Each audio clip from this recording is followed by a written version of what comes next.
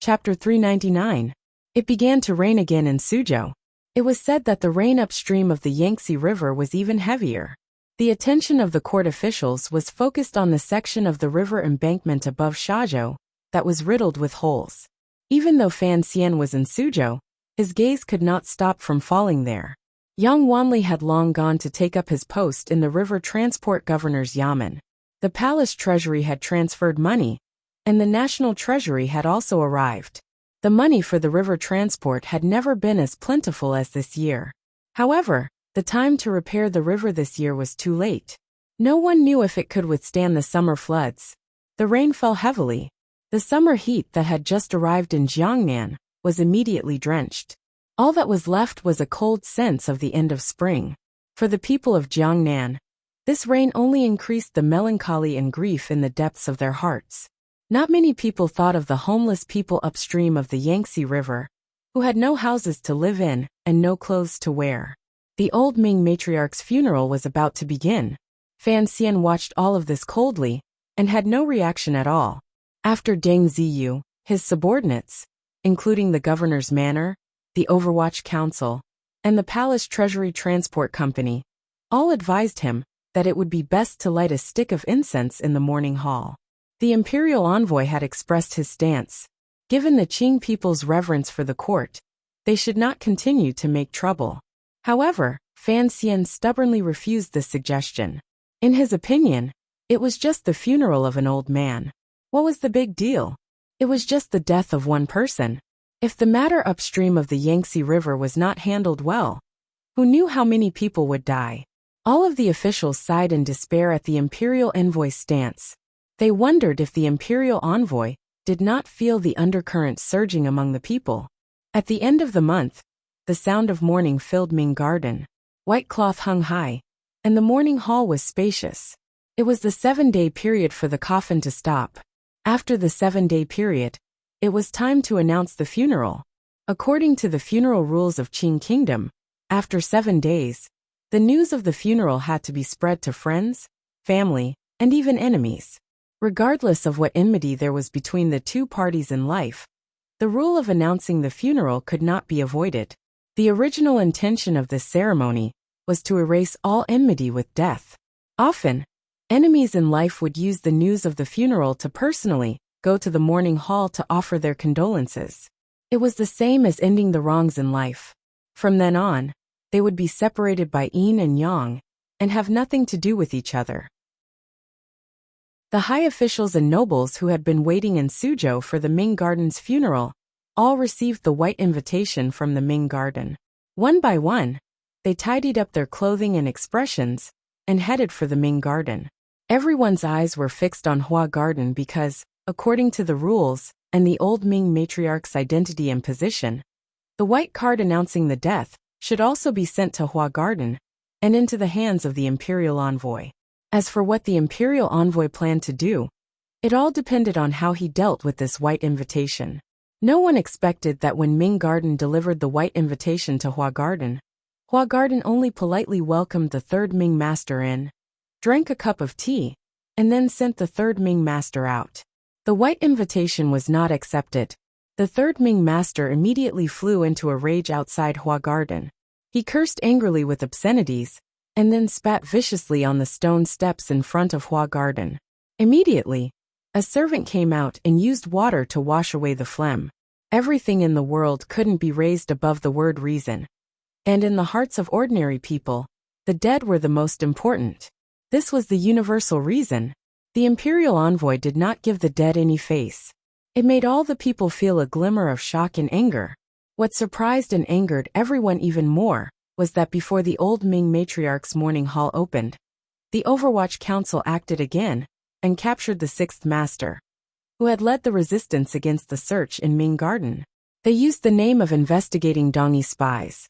Thus, not only the Suzhou government, but even the governor's manor could not say much. After the Overwatch Council secretly captured the sixth master, they immediately sent him to the custody of the Shazhou Navy and did not hand him over to the local authorities. No one knew if there was anyone taking the lead, but from the second day onwards, there was an endless stream of people gathering in front of Hua Garden. They cursed loudly and shouted incomprehensible slogans, such as severely punishing the true culprit and releasing the innocent. What was even more headache-inducing was that the Jiangnan students and scholars had also joined in. Young students were hot-blooded. Furthermore, Sir Fan Jr.'s recent actions made these students feel disillusioned with their idols. They were furious and clamored loudly and bitterly. Hua Garden was as calm as usual.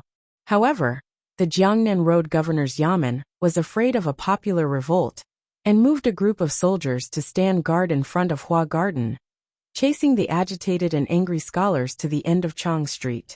That afternoon, under heavy guard, Governor Xueqing passed through the agitated crowd with great difficulty and entered Hua Garden. In the study, he and Fan Xian argued for a long time. In the end, no one could convince the other. In the end, Xueqing helplessly asked, "If we incite the people to surround the garden and not leave, where will the court's face go?" Fan Xian coldly said, "Surrounding the prince with evil intentions. If you still don't move your troops, I will." Xueqing was startled. Only now did he remember that there was still a third prince living in Ming Garden.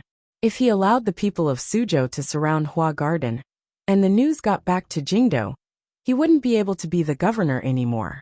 The leading scholars would probably have to pay with their lives. As the Jiangnan governor, he did not dare to allow such a terrifying thing to happen within his jurisdiction. After thinking for a moment, he sincerely asked, "What should we do?" Given Governor Xueqing's shrewdness and experience, taking care of a few hot-blooded scholars was a small problem. Most importantly, he understood that this was clearly an atmosphere Fan Xian had purposely created. Without knowing what Fan Xian's true intentions were, there was no need for him to forcefully interfere and sink himself into this mess. Fan Xian glanced at him and said, "They are all hot-blooded young people. I don't want to make things difficult for them. However, this continuous rain will make it cold at night. Their hot-blooded hearts will also go cold, so naturally they will disperse." Xueqing's brows furrowed slightly. "And if they don't disperse?" Fan Xian smiled coldly. "Righteous indignation cannot be eaten. If they don't disperse at night, then it means that some of the people surrounding the garden are not acting out of righteous indignation, but have other goals. The goal those people hiding in the dark wanted to achieve was simple. They didn't need to incite a civil revolt. They just needed to make the people's reactions bigger and have the matter travel back to Jingdou.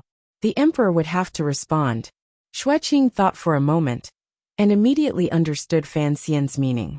He said, "Should the governor's manor take action in this matter?" Fan Xian shook his head.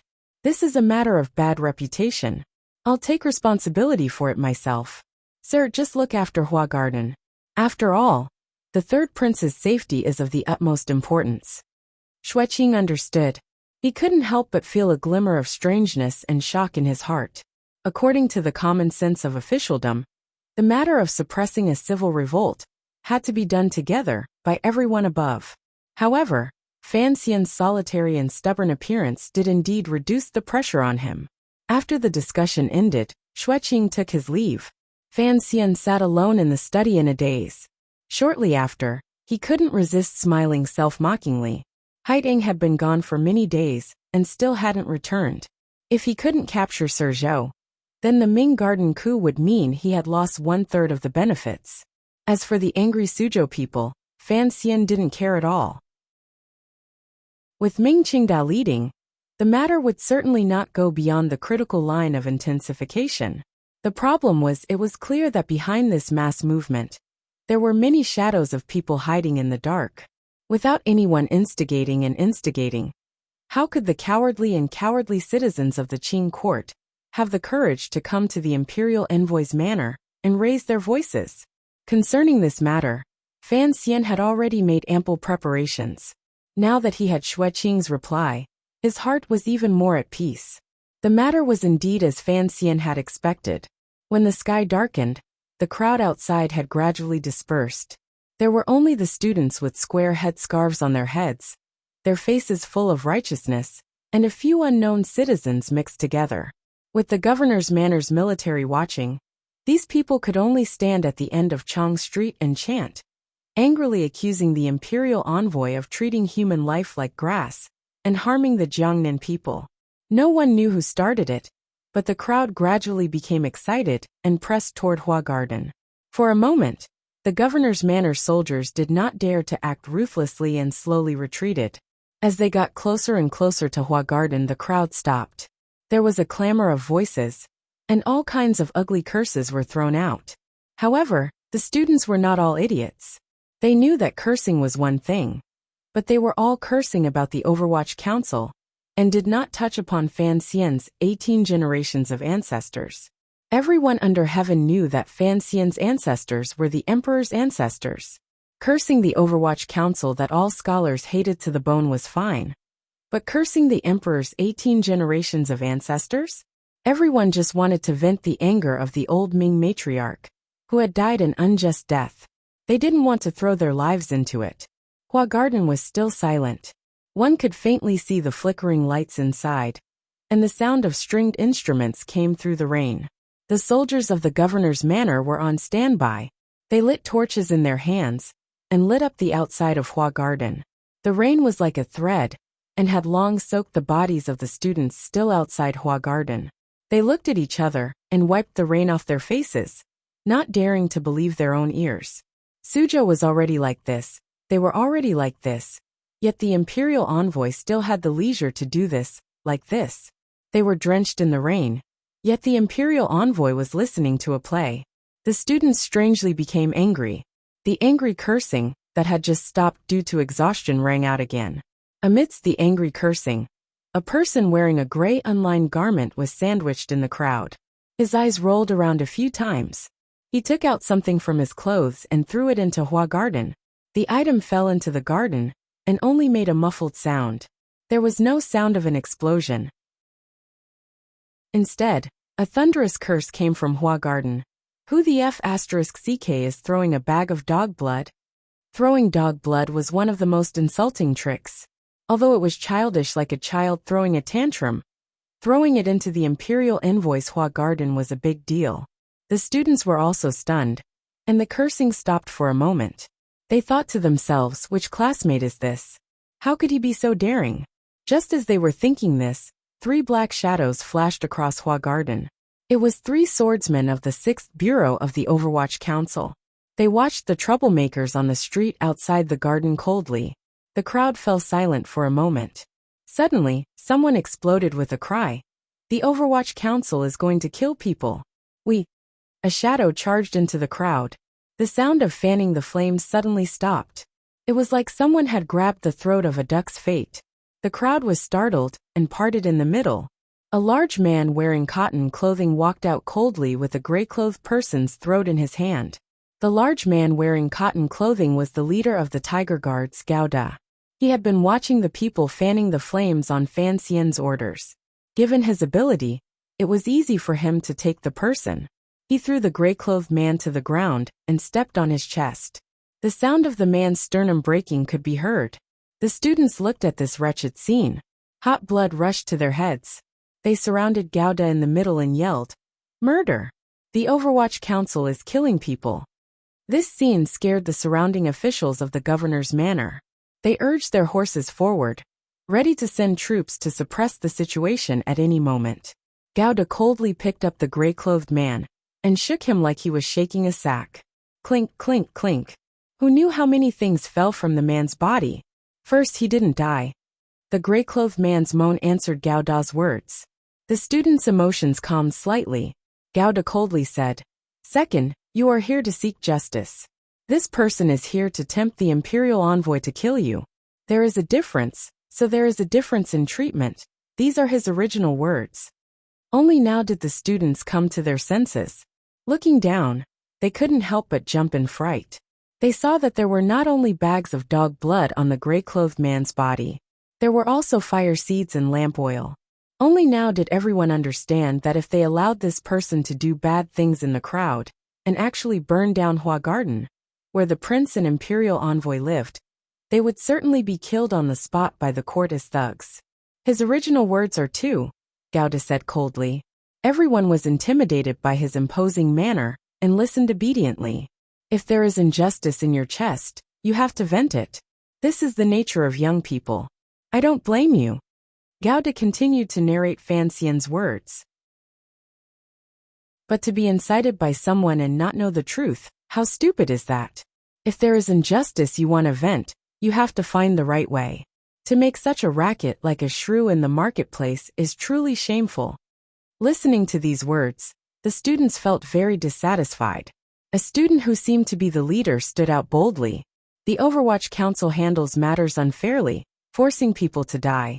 I once went to the Suzhou government to make a report, but officials protect each other. Furthermore, the Suzhou government fears the power of the Overwatch Council and does not accept the complaint. Dare I ask the Imperial Envoy, what other way can I vent my anger? Gao De glanced at that person coldly. Sir, since you have the courage to gather outside the garden to make trouble, do you have the courage to enter the garden to discuss matters? The students immediately began to make a ruckus. Some said they couldn't enter, others said they had to enter. There were many different opinions. In the end, they all focused their gazes on the student who had stood out earlier. This student was a student of Jiangnan Road's White Deer Academy. His name was Fang Tingshi. He came from a poor background, but was very knowledgeable. He had always been deeply admired by his peers, and was the hidden leader of the students. Fang Tingshi thought for a moment and gritted his teeth. From his clothes, he took out the letters of blood from tens of thousands of people he had collected. Raising them above his head, he said, I am willing to enter the garden to debate with you. Gao De glanced at him expressionlessly.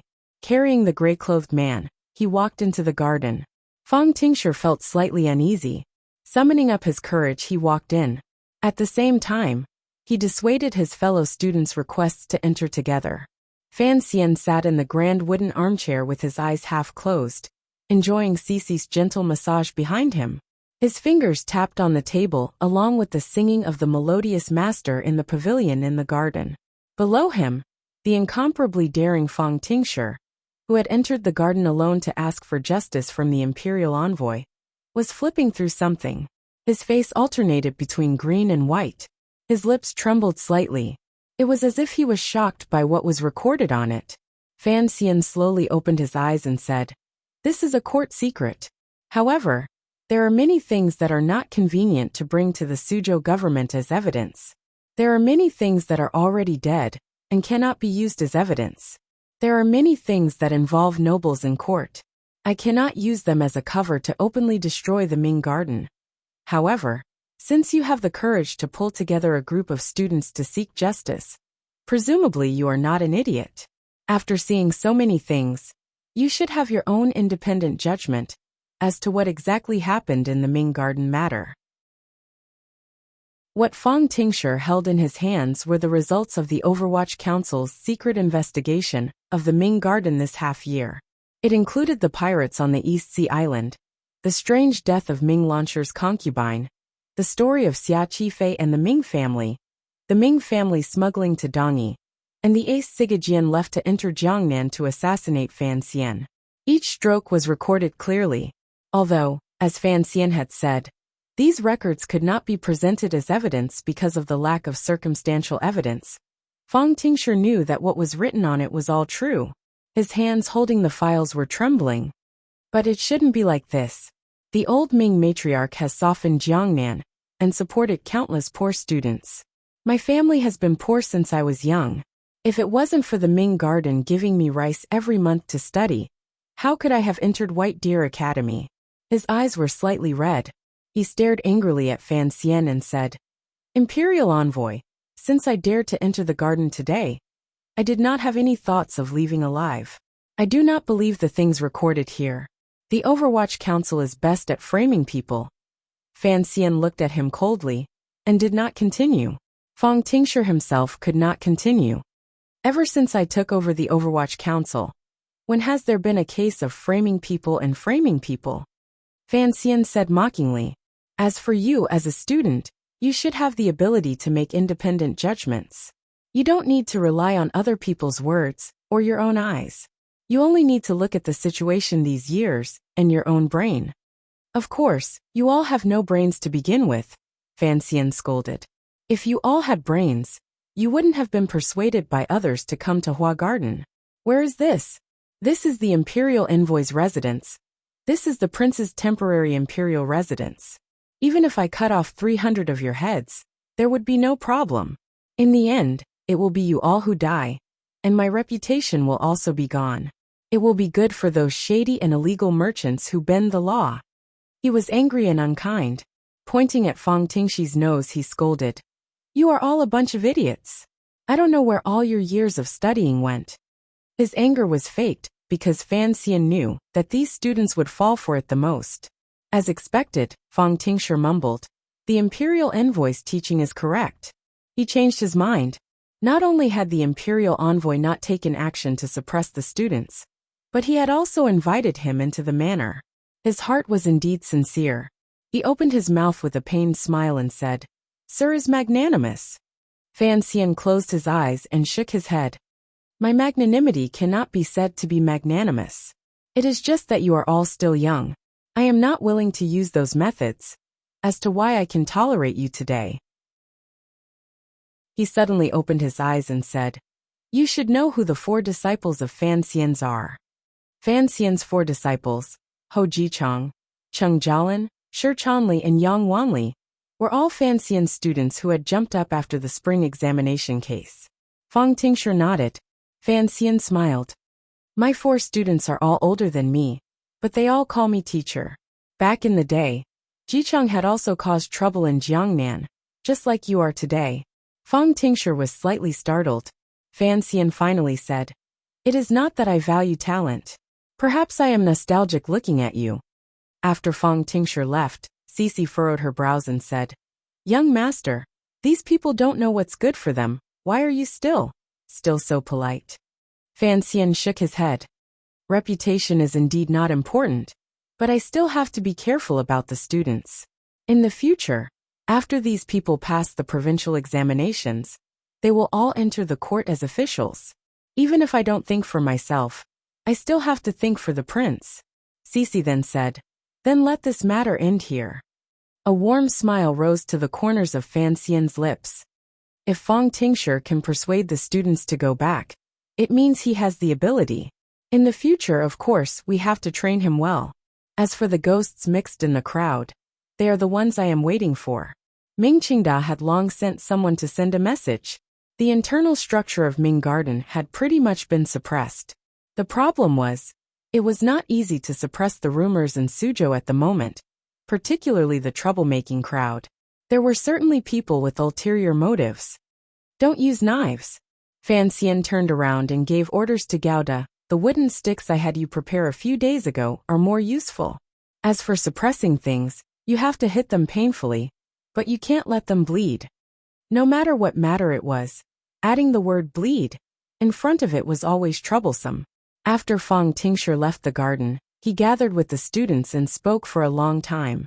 Unfortunately, he was unable to convince everyone. On the contrary, some of the students suspected that he was afraid of the power of the court. There were also some sarcastic words in the crowd that provoked him. After Fang Tingxi's anger, he was ashamed. For a moment, he didn't know what to do. He could only take his friends and leave Ming Garden first.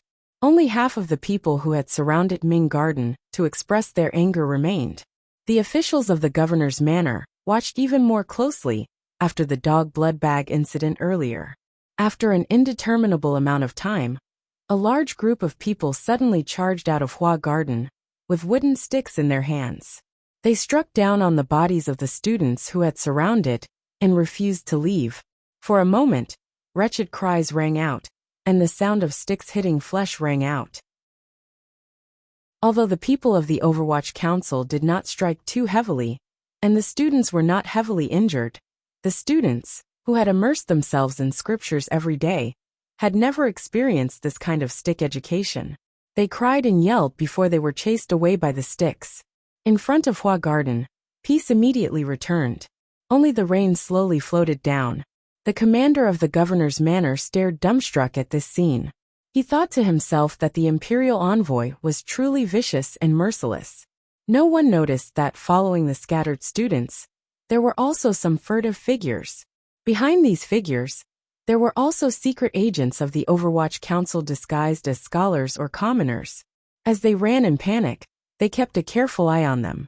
Fan Xian stepped on the ladder and held the third prince's hand as they climbed to the top of Hua Garden's wall. Looking at this scene, he couldn't resist laughing and said, "According to the standard pattern, today we should have some gang members disguised as people with lofty ideals who are loyal to the emperor and love the people to beat up these students." The third prince asked curiously, "Sir, why didn't you do this today?" Fan Xian laughingly scolded, "You want to use the Jiangnan water bandits? Now everyone knows that Xia Qifei is one of us. What need is there for that extra face? I'm still sick." To be continued. If you want to know what happens next, please log on to www.cmfu.com. More chapters. Support the author. Support original reading. Chapter 400. So high-spirited. Fan Xian had one foot on the railing of the top floor of the Suzhou branch of Baiyue brothel. He held a fan in his other hand and fanned himself. The cold rain at the end of spring had stopped. The summer heat had gone and returned. In an instant the temperature in the air rose. He narrowed his eyes and looked at the funeral procession passing through the main street. He listened to the babbling of morning music and couldn't resist smiling. Ming Qingdao indeed had a way. On the surface, he appeared mournful, angry, and absolutely irreconcilable with Fan Xian. He had actually allowed the old Ming matriarch's burial ceremony to pass through the city. It was very ostentatious along the way. Along the way, there were citizens who had set up small tables and placed fruits in worship. There were also some beggars who had received benefits who were kowtowing to the slowly moving coffin. The sound of morning music was actually sometimes pleasant to listen to, at least in Fan Xian's ears. He waved his fan and couldn't resist sighing again.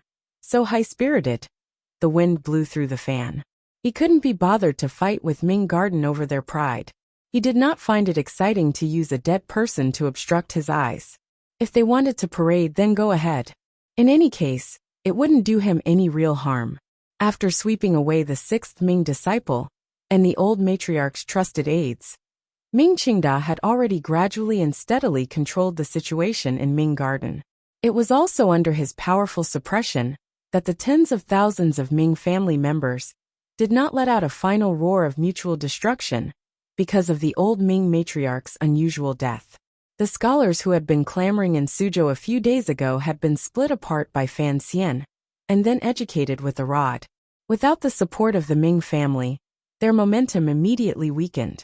Just as Fan Xian had expected, the so-called righteous indignation could not last long. Of course, Fan Xian knew that if he wanted to suppress the voices of revenge within the Ming family, it would certainly be hard on Ming Qingda. However, this matter had been caused by Ming Qingda. If he didn't want Fan Xian to fly into a rage, he had to swallow all this hard work, difficulty, and anger. What truly made Fan Xian happy was that the crows scattered among the crowd a few days ago had already sent back news. He didn't know if it was because of the Ming family's sudden silence that the elders of the Juanshan conference had no time to react. At least in the Jiangnan area, some of the officials of the Juanshan conference had made some rather stupid responses, such as inciting the citizens to cause trouble. Relying on the Overwatch Council's secret investigation in this matter, and the people Ming Qingda had secretly sold to Hua Garden, the Overwatch Council had already set their sights on a manor downstream of the Yangtze River. It was a stronghold the Juanshan Conference had set up in Jiangnan. Perhaps it was just an unremarkable manor, and was not very important to the Juanshan Conference. But Fan Xian needed to get rid of it to express his stance. While he was in Jiangnan, your Juanshan Conference had better behave for the time being. If you don't behave, I'll shut you up. The Black Knights could not enter Ming Garden, because the Emperor did not like to see the Overwatch Council's martial power overly involved in local government affairs. However, for such a mysterious organization as the Juanshan Conference that even faintly resisted imperial power, the Qing Emperor probably did not care what methods Fan Xian used. Governor Xue Qing of Jiangnan Road also did not oppose Fan Xian's plan. After all, there was not enough time to ask Jingdou. Today was the day the old Ming matriarch was being buried. It was also the day the 500 Black Knights stealthily crossed the Yangtze River to wash a certain place in blood. The funeral procession had already passed through the long street under the Baoyue brothel. Fan Xian noticed that a few nobles had already carefully backed out of the procession. These Jiangnan people did not want to offend the Ming family, but they also did not want to give the imperial envoy too much face. Thus, they sent the procession to the city gates and turned back on their own. So high-spirited and vigorous, with great power in hand, what need was there to fear the hearts of the people? Although Fan Xian did not get carried away, he had begun to feel in the depths of his heart that power was truly like a drug. No wonder Shizha had a saying, Xiaolong had paraphrased it, and it was commonly seen on the forums. Absolute so-and-so brought absolute so-and-so. However, Fan Xian knew that he did not need to be corrupt. He thought without shame that his mental realm was still relatively high, so he couldn't resist sighing for the third time. In the story, there should be someone asking, "Sir, why?" It was a pity that Wang Qinian still had another half a year before he could return to the Qing kingdom. Beside him, Deng Ziyu deliberated for a long time with a strange expression before choking out.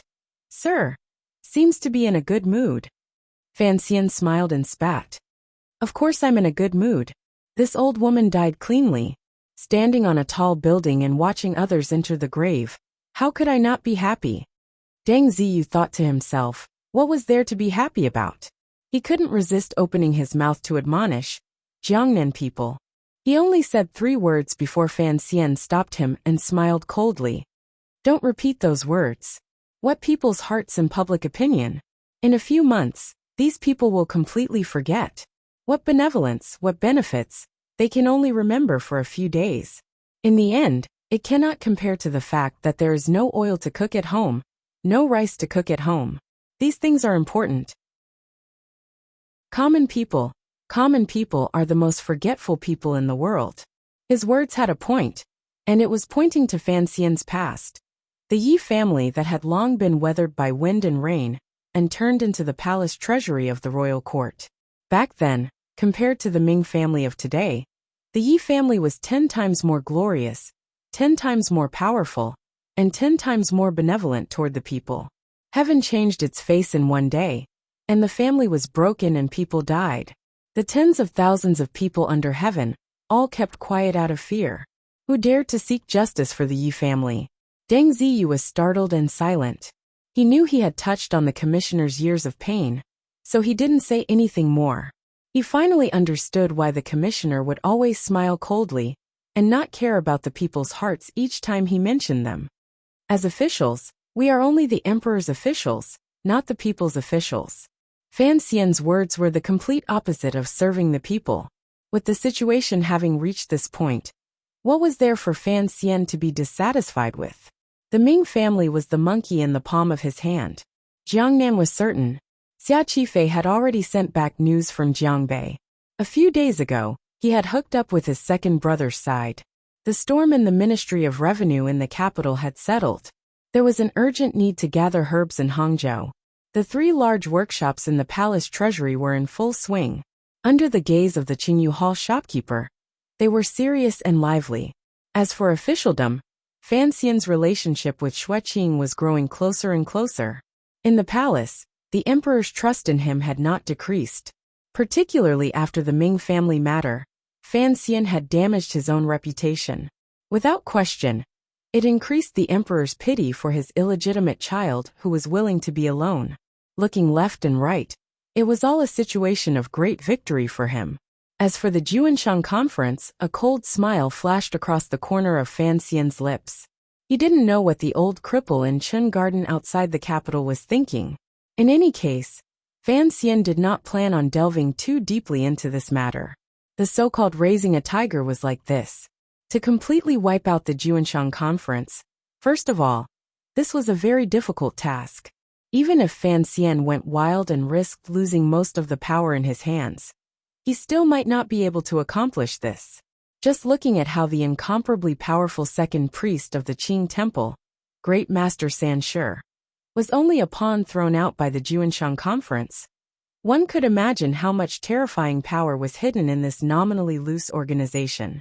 Even if, with the help of his father and the old cripple, the whole family put their lives on the line and successfully overturned the Juanshang Conference, Jiangnan would be settled, and the monarch's power was stable. The emperor would not allow Fan Xian to lead troops into battle. Then, what else could Fan Xian do? At such a young age, would he stay in that dark and gloomy room in the Overwatch Council and retire? Fan Xian did not want to become a second Chen Pingping, so he would not rush to resolve and extinguish certain conflicts. On the contrary, he hoped that these conflicts would slowly blossom in a situation he could control, like a poisonous flower. Of course, he did not think that today, in the Baoyu brothel, his thoughts and the old cripple's thoughts were actually the same. The old and the young were both working hard in secret for a goal that could not be announced. The only regret was that these two people did not seem to be willing to communicate with each other. Perhaps they did not want to implicate each other? Not delving into the Juanshang Conference did not mean they wouldn't deal with it. The Juanshang Conference had tricked Fan Xian a few times in Jiangnan. He had to settle this debt. At this moment, the Black Knights were advancing silently on the mountain path. After a few months of planning, the only small hole was the Juanshang Conference accountant Mr. Zhou. This person had not been silenced. Furthermore, under the surveillance of both Ming Qingda and himself, he was still able to escape without a sound. This meant that this person was certainly an important character in the Juanshang Conference. Perhaps he knew the true inside story of the Juanshang Conference. However, Haiding still had not returned. A faint worry rose between Fan Xian's brows. Mr. Zhou must be under the protection of a very powerful figure. He left the railing and sat back down at the table. He ordered Deng Ziyu, contact the governor's manor and send out a wanted poster. His voice was very low. The Ming family has already sent someone to deliver housekeeper Zhou's portrait. Give it to the governor's manor, and have both sides investigate together. Deng Ziyu shivered. He knew that Sir Zhou did not have any good ideas, so he could only begin to use the power of the government to try and force them in the open. As for that portrait, he knew that it was drawn by the old Ming matriarch's personal serving girl. Fan Xian sighed and said, "If we can capture that Mr. Zhou alive, don't you think this matter would be a bit too wonderful?" It is indeed a wonderful thought. The top floor of Baoyu brothel was empty. Only Fan Xian's table had people sitting at it. At this moment, on the other side of the railing, at that table, two more people suddenly appeared. Furthermore, they followed up Fan Xian's words with extreme coldness. Countless sounds of metal being unsheathed rang out in the top floor. It was very severe. With Gaudo in the lead, the 7 tiger guards gripped their strangely shaped long knives tightly in their hands and formed the shape of a mountain, firmly protecting Fan Xian behind them.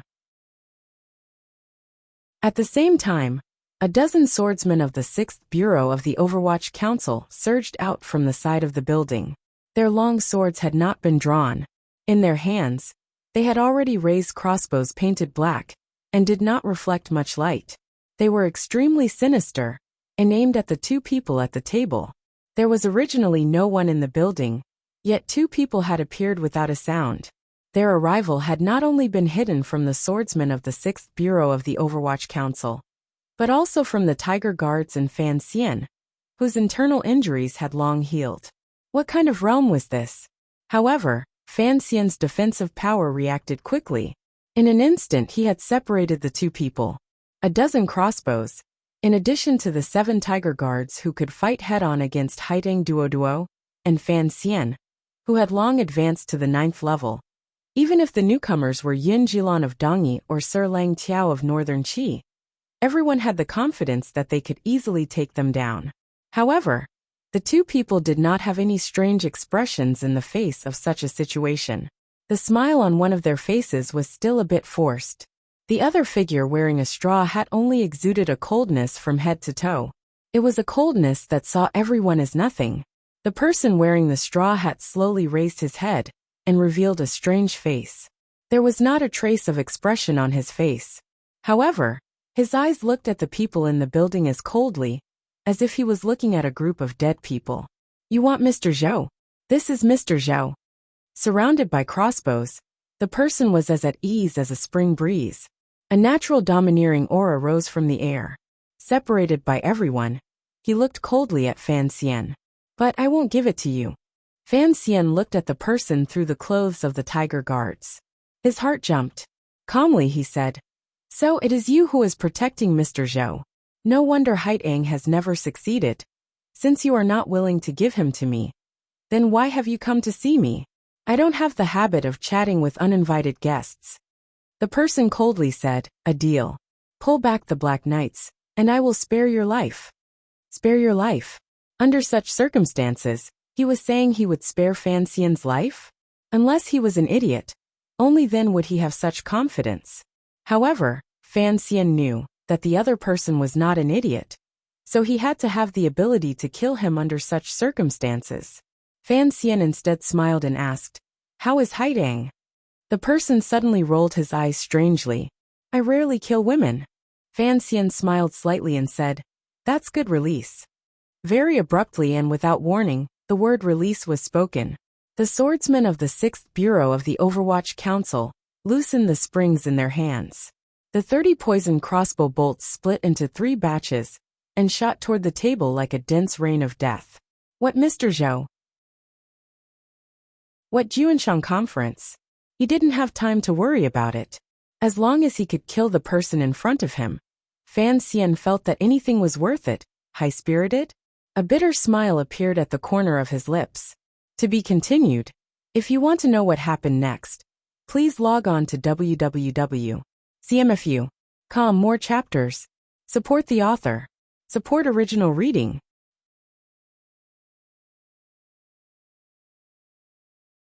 Chapter 401. Separated by less than 10 feet, the speed of the 30 poison crossbow bolts was terrifying. The power attached to them was also shocking. No one could imagine that someone could dodge such a concentrated and sudden attack. Even if the person sitting at the table was a god, he would not be able to dodge.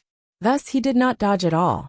Without seeing how he moved, a pair of chopsticks disappeared from the bamboo container on the table. He caught this pair of chopsticks firmly in his hands, and then waved them freely in the air. It was as if he was catching a few delicacies from nothingness to eat. The tips of the weak bamboo chopsticks whistled through the air. It was as if it was not a pair of chopsticks, but an ancient divine weapon, imbued with endless xinqi.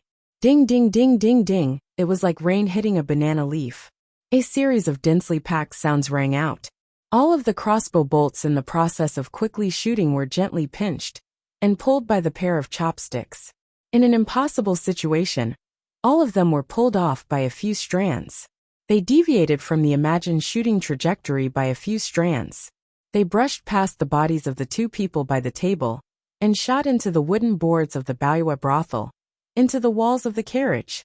The crossbow bolts shot into the wood. Only the tails of the bolts trembled slightly. In an instant, the 30 crossbow bolts made it seem as if wild grass had grown on the floor. But they could not harm the person at all. The swordsmen of the 6th Bureau of the Overwatch Council looked at the scene in front of them and felt a chill surge into their hearts and take over their entire bodies. To be able to use only a pair of chopsticks to pull out such a fast crossbow bolt at such a short distance, this kind of speed, this kind of vision, this kind of power, this kind of... The other party was not human. The other party was certainly not human. The Overwatch Council was the strongest organization in the Qing court. The officials of the Overwatch Council were the most determined people in the Qing kingdom. But in the end they were still human. When they discovered that the enemy they faced seemed to have left the realm of human, they still felt fear and a kind of helplessness. The crossbow bolts of the 3rd Bureau only fired 3 times in a row. It was already too late to reload. Furthermore, the hands of all the swordsmen of the 6th Bureau were trembling. They looked incredulously at the table and the person beside it. It was as if they had forgotten their next step. As the group of crossbow bolts flew over, the 7 tiger guards were like 7 fierce tigers coming down the mountain. Under the cover of the crossbow bolts, they held long knives in their hands and turned into 7 streaks of snow-white light as they chopped toward the table. The light of the knife was still in the air when Fan Xian, who was behind the tiger guards, shouted, "Retreat!" With this shout, he stood up and leaped into the air. With the order to retreat, the other 6 tiger guards, with the exception of Gao Da, forcefully reversed their jinqi. In the air, they held their sabers horizontally across their chests in an extremely awkward manner. 4 feet above the table, they forcefully steadied their bodies. With the tip of their toes, they retreated as ordered. Gao Da's kung fu was the strongest, and his reaction was the fastest. As the sharp edge of the mountain, he had already reached the table. Facing the mysterious person wearing the bamboo hat, he felt a slight chill in his heart, but he could no longer retreat. He could only let out a roar and circulate the jinqi in his body to its peak. He crossed his hands and slashed down with his saber.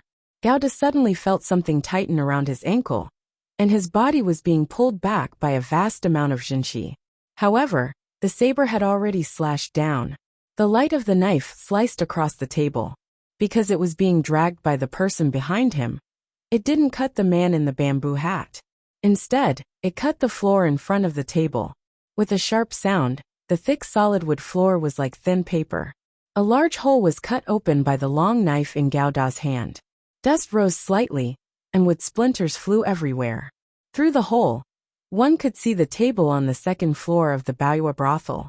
Just as Gao Da struck, the man in the bamboo hat gently placed the pair of chopsticks in his hands on the table. It was only then that everyone noticed there was a sword beside the leg of the table. It was a very plain sword that did not give off a sharp light. It was wrapped in a thick coarse cloth. Then the pair of chopsticks landed on the table. The ordinary sword suddenly gave off a bright light. With a clang, the hilt of the sword trembled without any wind. It jumped up excitedly and tore through the coarse cloth binding the scabbard. It forcefully pulled out half of the snow-white blade.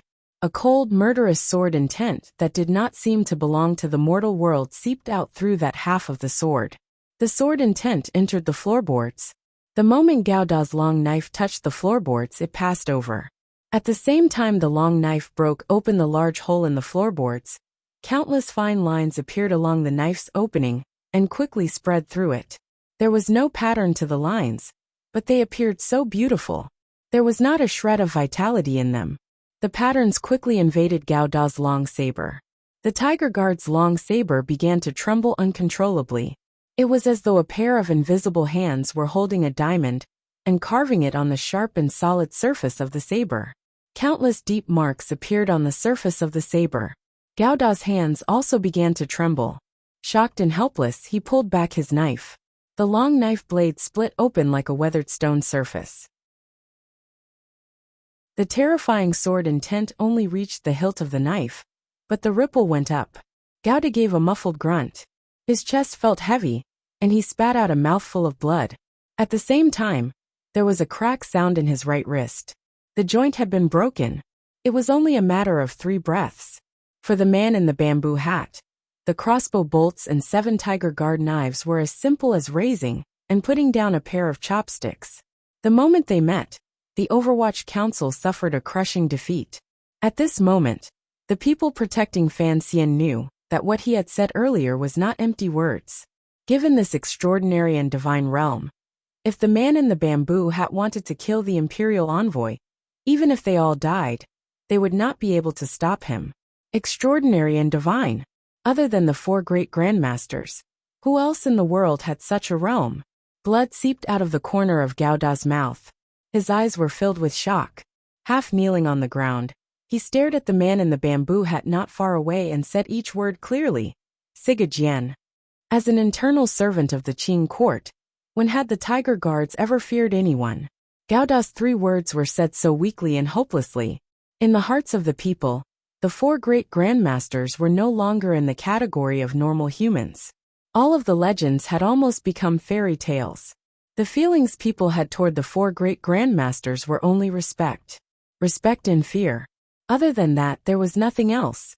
No one dared to attack the 4 great grandmasters. Even if it was someone who wanted to commit suicide, no one would choose this path. Gao Da stared at the man in the bamboo hat with wide eyes.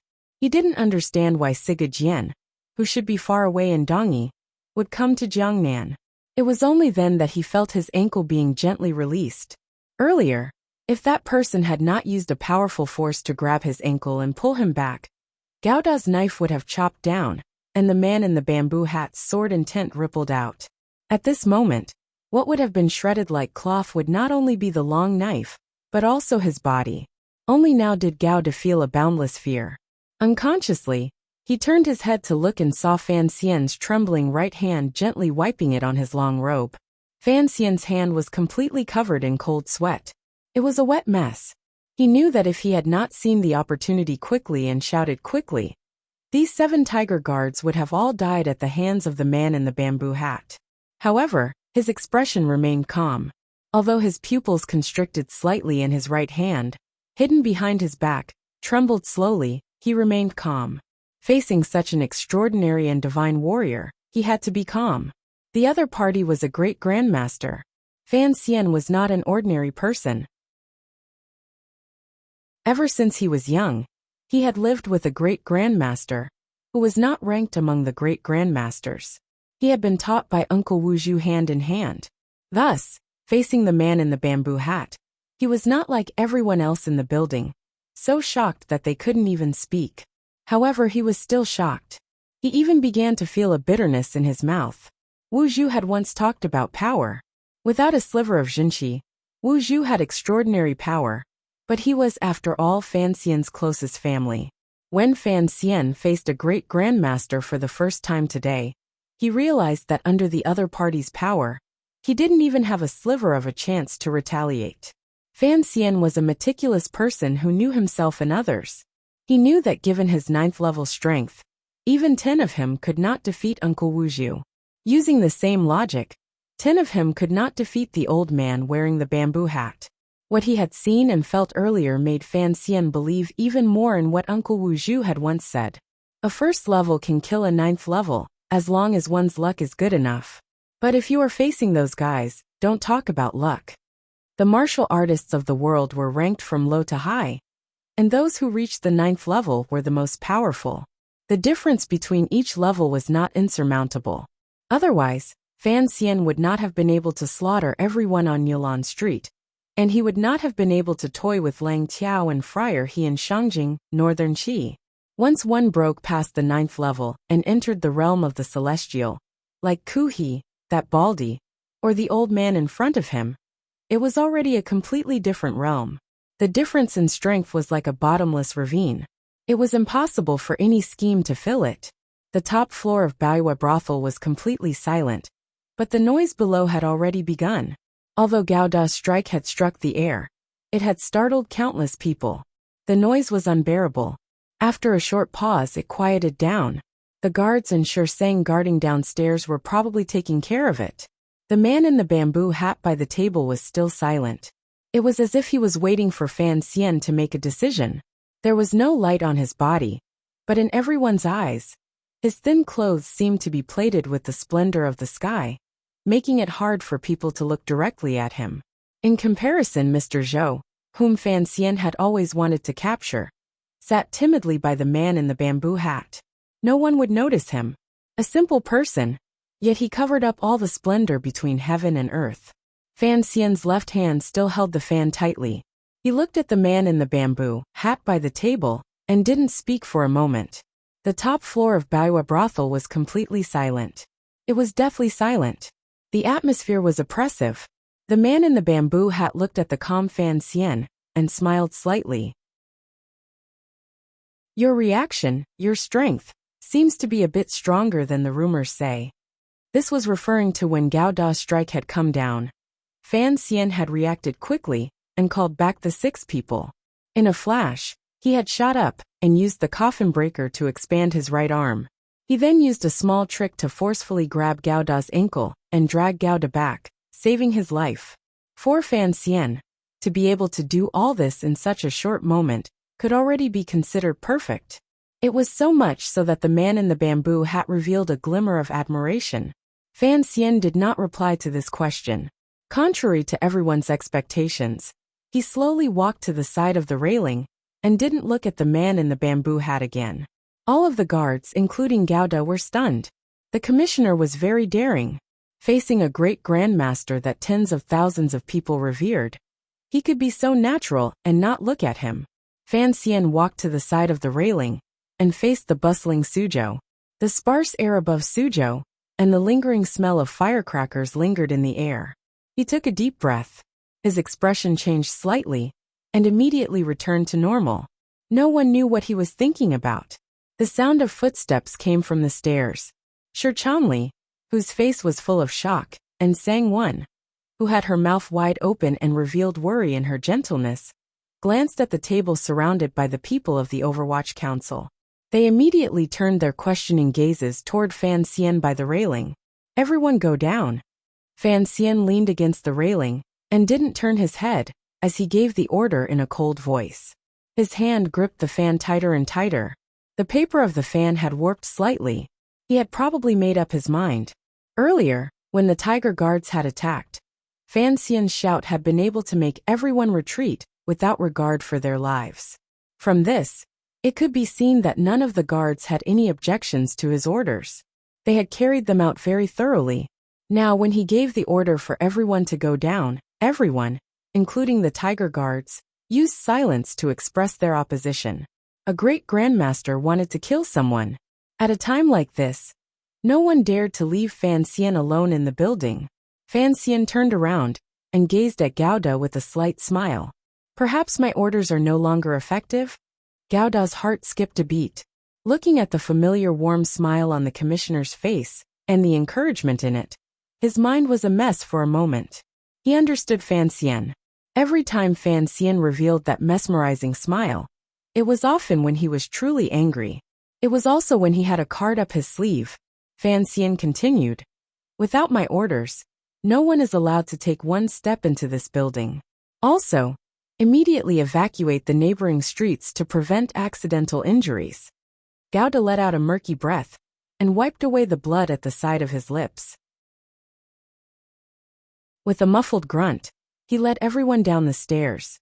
Along the way, he also pushed down Shirchanli, who was standing at the top of the stairs and unwilling to go down. When Fan Xian's personal guards came down the stairs, they saw a scene that they would remember deeply. It was a scene that made them incomparably terrified at the time. Step by step, Fan Xian slowly walked toward the table. He wore that strange smile on his face as the deformed fan in his hand opened again. As he fanned himself, he walked toward the table. His walk was very steady and free. In reality, walking from that table to this table was only a distance of 10 steps. However, these 10 steps made Fan Xian feel as if he had walked through the gates of hell. Strangely, the closer he got to the table the man in the bamboo hat was at, the calmer Fan Xian's heart became. Walking to the side of the table, Fan Xian stared into the eyes of the man in the bamboo hat. He looked directly at him rudely, as if he was not at all afraid that the man could kill him with a casual raise of his hand. The man in the bamboo had also seemed to feel that the Jiangnan Road Imperial Envoy was rather daring, and looked back at him with a slight smile. Gouda went down the stairs and immediately rearranged the defenses.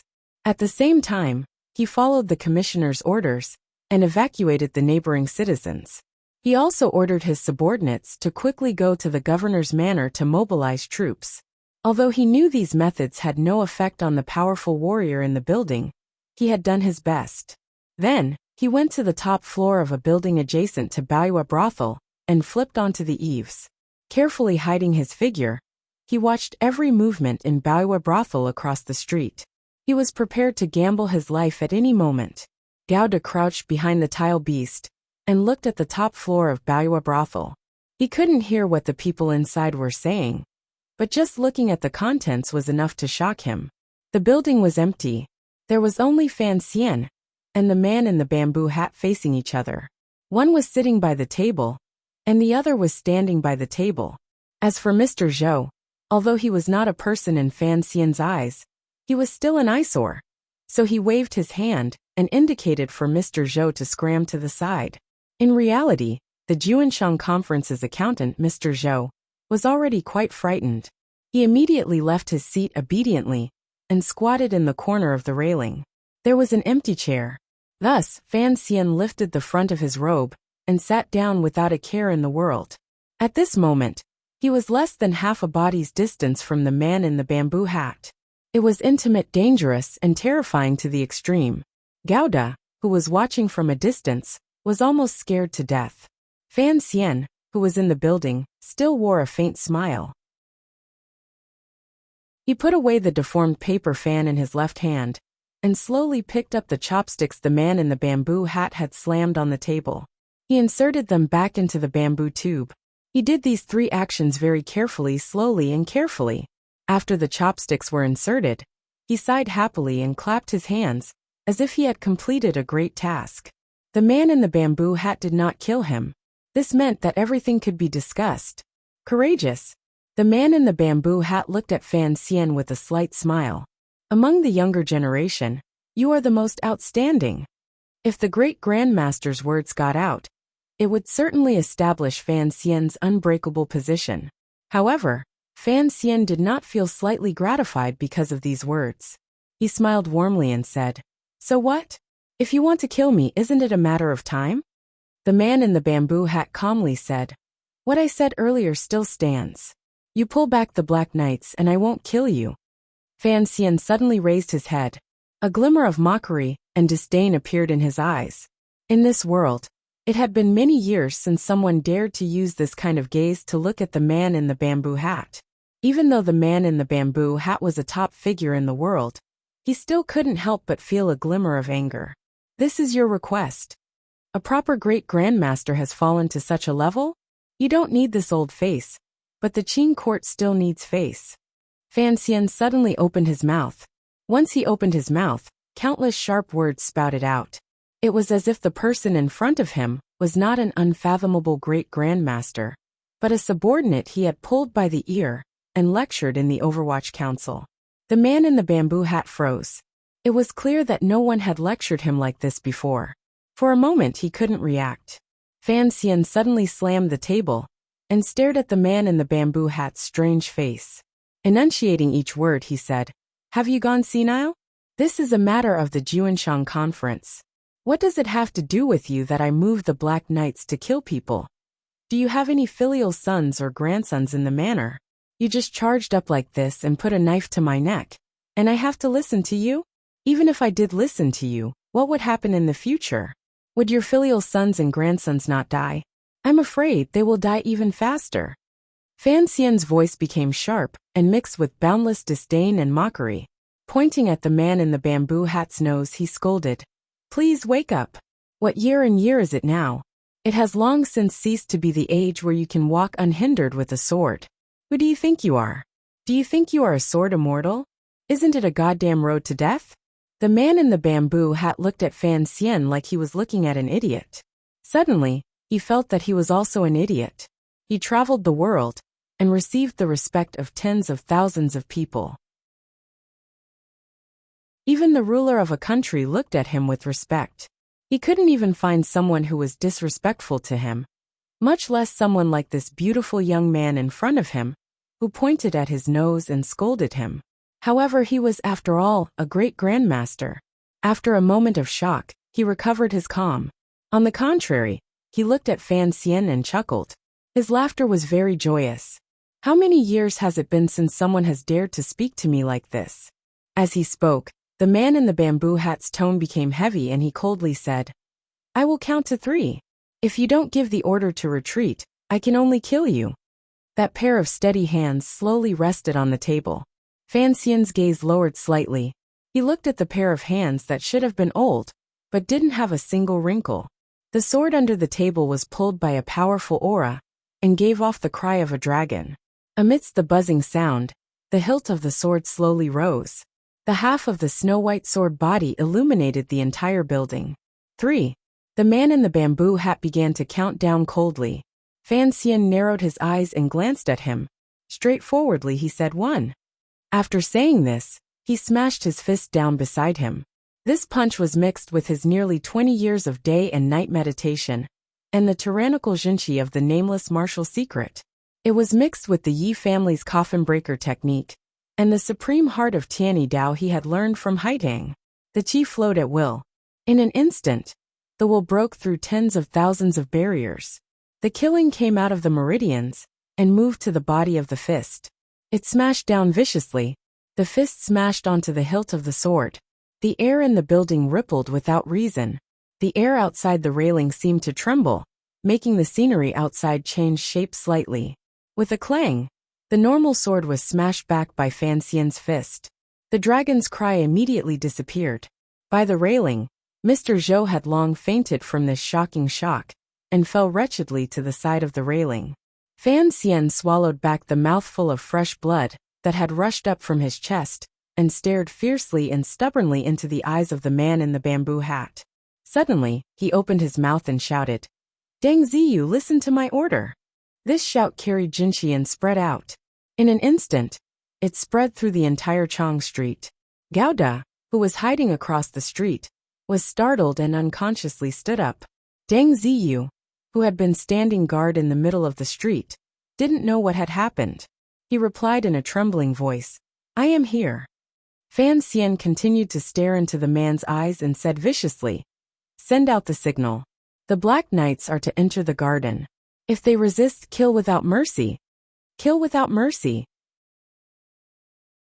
After an indeterminable amount of time, the man in the bamboo hat's complicated sigh rang out in the quiet top floor of Baoyue brothel. "You are right. I should not have entered the world again. However, the people you want to kill, and the people you want to capture are people I care about. What about that?" The man in the bamboo hat gently gripped the hilt of the sword by the table, and flipped his hand to lift it. In a quiet voice he said, "I will take the sword and leave Dong Mountain." The power of the sword gradually increased. It would be a lie to say that Fan Xian was not afraid. It would be even more false to say that he was not nervous. However, he used his valiant state of mind to control every muscle on his face. He stared fixedly at the man in the bamboo hat's face, and said one thing. "You don't dare to kill me." A moment of silence. "Why wouldn't I dare to kill you? Because you are not that idiot Sigajian." Fan Xian gripped the broken fan on the table tightly again and said, "Of the 4 great grandmasters, as long as it is not that heartless idiot Sigajian, no one dares to kill me." The man in the bamboo hat's hand continued to hold the hilt of the sword steadily. Fan Xian believed that as long as the man pulled out this sword, his head would certainly be separated from his body. Thus, he forcefully suppressed the glimmer of fear in the depths of his heart and said, word by word, "That is why I do not understand why you would appear here. In my heart, you should be that noble man who rides half a broken boat and lightly sings to the world, free and at ease, his sleeves not stained by the drifting clouds. Not a martial man whose heart has been disturbed by matters and made such a stupid move." There was a strange light in the man's eyes. Fan Xian didn't know if his eyes were playing tricks on him, but he saw a glimmer of admiration in the man's eyes. The waves only bloom for a moment, but compared to a millennial stone, it is not much different. "Sir is the same." Fan Xian stared fiercely at the man and said, "If you were Yi Luyan, how would you dare to kill me?" To be continued. If you want to know what happened afterwards, please log on to www.cmfu.com. More chapters. Support the author. Support original reading.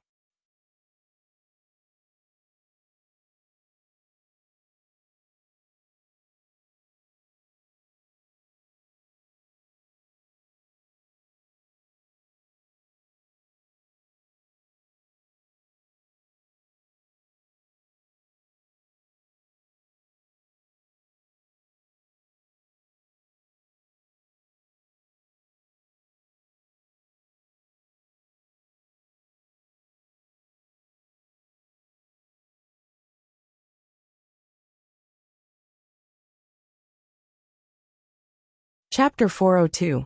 The first and only time Fan Xian saw Yi Luyan was when he was 12 years old. That year, he lay on the precipice with a strange light in his eyes. He gazed at the half of a lonely boat below the precipice, the tens of thousands of holes in the sand, the 2 exceptional people, and the battle between powerful warriors that disappeared with a touch. One was the great grandmaster of the Qing kingdom, Yi Luyan, and the other was his uncle. The 12-year-old Fan Xian had just completed his tyrannical scroll, so his insight could not be considered exceptional. Thus, he only sighed in admiration at the power of the battle, and did not stop to understand its essence. On the contrary, it was during these years that he would occasionally think back to that time and scene. Only then would he gradually find something beautiful, shocking, and learnable from his memories. The more he thought back, the more he admired Uncle Wu Zhu and Yi Luyun's exceptional methods. Sometimes, he would even feel that the figure of Yi Luyan, riding the half of a lonely boat across the ocean, still floated in his mind, and that ancient song still echoed in his ears. He had never thought that this great grandmaster of the Qing kingdom, a figure revered by tens of thousands of people, would be at the top of a brothel and become the person he had to face. Fan Xian was the person most afraid of death in this world, so he had once made a full understanding and analysis of the enemies he could face alone. He calculated and weighed his own strength and background. In this world, the person he feared the most should be Dongyi's Siga Jian. The most unfathomable should be Northern Qi's Ku He. The most troublesome were, of course, the people in the royal palace. Although Siga Jian was an idiot and could kill him without a care, everyone knew that idiots did not like to go out to unfamiliar places. The unfathomable ascetic master Ku He, who liked to eat human flesh, was finally beaten down to the mundane world after his beloved Uncle Wu Zhu personally acted. A person who could be injured was not that scary. As for the people in the Qing royal palace, they were all related, so he temporarily did not have to consider them. The people Fan Xian truly feared were all great grandmaster level figures. From this, it could be seen that this person was either overly confident or somewhat arrogant. Speaking of which, given his strength and the blind uncle, he truly only had to consider these people. Of the four great grandmasters, only Fan Xian was not worried about Yi Luyan. On one hand, the memories of his youth were too deep. He always felt that this ancestor of the Yi family was quite a beautiful person who traveled the world all year round. He was a real person with a bright and cheerful temperament. He should not be involved in the boring struggles of the world. Secondly, the situation of the Yi family in Jingdou made Fan Xian's sharp eyes see clearly that Yi Luyan was a man of affection. Otherwise, the emperor would not have been able to maintain the balance between the two sides. The Yin fire of the Hanging Temple had burned the Yi family to the ground. Despite such a despicable method, Yi Luyan was able to endure and not return to the capital. Naturally, the happiness and safety of the Yi family and the continuation of the Yi family were more important than anything else. If Yi Luyan continued to stay in Jingdou and affect the balance of power, the emperor would not actually do anything to the Yi family. This was something that could not be announced, but it was a natural tacit understanding between the imperial power and Yi Luyan's extraordinary martial power. Thus, Fan Xian could not understand why Yi Luyan would make a move because of the Juanshan conference and would so decisively come in front of him and use his life to threaten him. If this was not stupid, then what was? Even if the Black Knights were to retreat this time, did the emperor not know of the connection between the Yi family and the Juanshan conference? Wasn't this balance still broken? If he came, then so be it.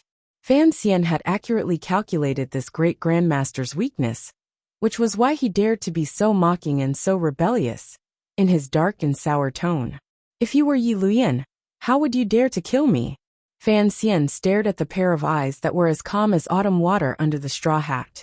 It was as if he wanted to see the true purpose of this great grandmaster's sudden visit to Suzhou. In the depths of his heart, he had even prepared himself if Yi Luyan immediately asked, "Why wouldn't I dare to kill you?"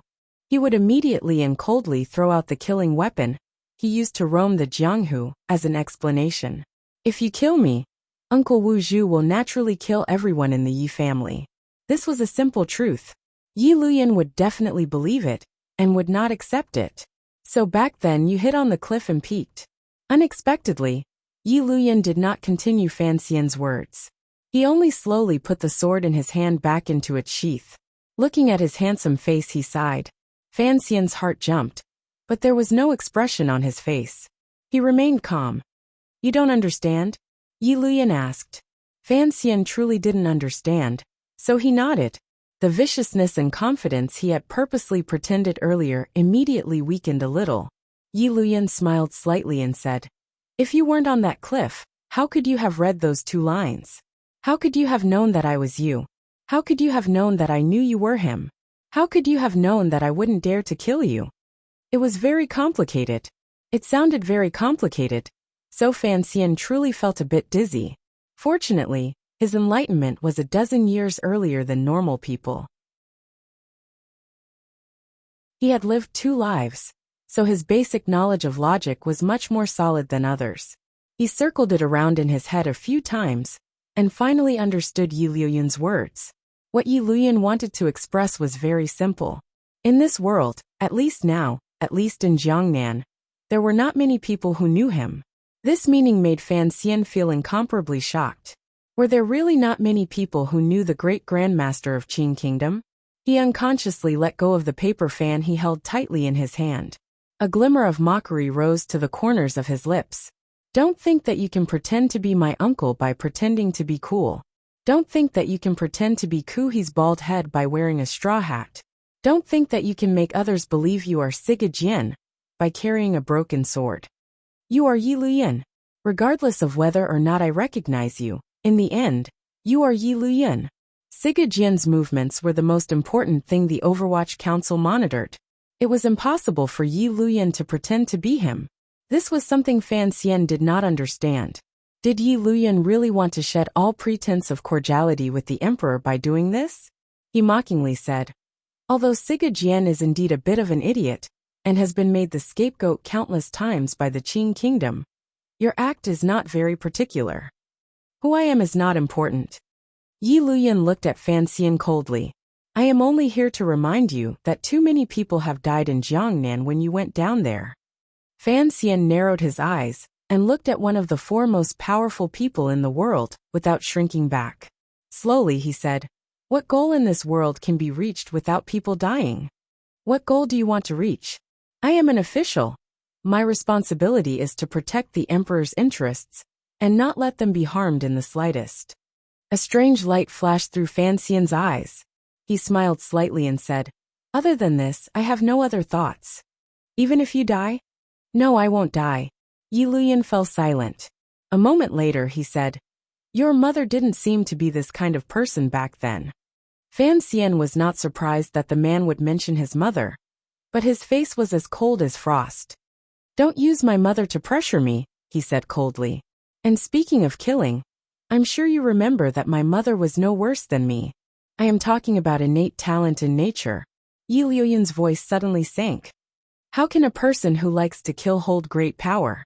The atmosphere in the building, which had slightly eased because of the reminiscing of the past, immediately became icy cold and tense again.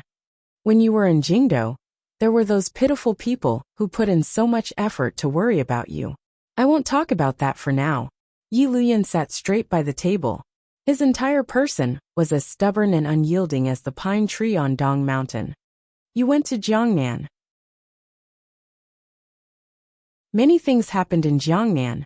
How many people died because of your skillful hands? Fan Xian narrowed his eyes. He was incomparably angry. Lowering his voice, he said, could it be that if I didn't go to Jiangnan, the people in Jiangnan wouldn't have died?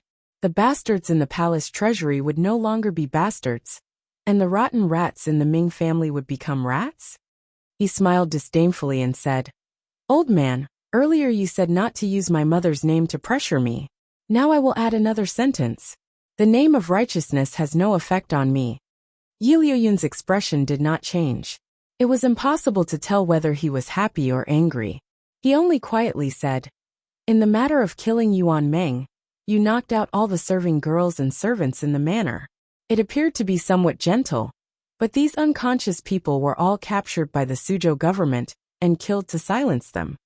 He looked gently into Fan Xian's eyes and continued, when you left, you should have guessed that under the pressure of the Overwatch Council, those innocent people could only die. If you don't kill the innocent will die because of you. I only need to bear the responsibility I should bear. Fan Xian used the shameless words of a coach from his previous life lightly to reply, but a great shock surged in his heart. Of course, it was not because those innocent people had died because of him, although this made his heart dim slightly. This great shock came from Yi Luoyun's words. His words seemed to faintly reveal that he clearly knew the details of him entering the manor to kill people. Fan Xian stared into Yi Luoyun's eyes. He didn't know just how much this great grandmaster knew, If he knew that he had already learned the Siga sword, then it would be terrible. This was one of Fan Xian's secrets. Once the Emperor and Jingdo found out, the entire Overwatch Council would be trampled to the ground because of the Shadow and Hanging Temple matter. The other party could completely use this to threaten him. Looking at Yi Liuyun's expression, it seemed that he did not know the details. But why did Yi Liuyun not mention anything else but the unimportant Yuan Meng? A harsh light flashed through Fan Xian's eyes. He immediately recovered his calm and gave up on the thought of silencing him. Today's situation was different from the past. In the past he was the knife, and the people were the meat. Today he was the one struggling for his life on the chopping block. Wanting to kill the man in the bamboo hat in front of him, while Uncle Wu Zhu was recovering from his injuries, was an impossible task. Thus, Fan Xian slammed the table and roared, "To accomplish great things, one must not bother with trifles. If we don't strike like lightning, and let Jiangnan be like before, how many people will the Ming family kill? How many more people will those pirates kill? Will you fill in the hole in the national treasury for me?"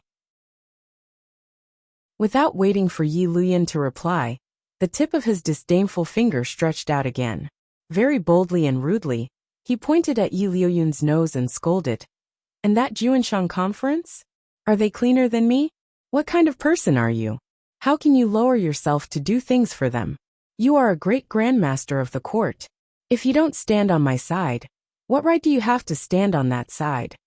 The last sentence cleverly turned and went straight for the heart. Yi Liuyun furrowed his brows slightly and slowly said, "The Juanshan conference is not what you think it is. Of course I understand. You are a great grandmaster high above, but in the end, you are still a person. You need to enjoy. Walk the world. Wandering the world is happy, but if you are exposed to the sun and rain, where is the feeling of being at ease? Every time you go to a province or a land, if there is someone who responds, serves, and worships you, naturally you are happy. To be able to use the entire world to worship you, other than that Juanshan conference, who else can do it?"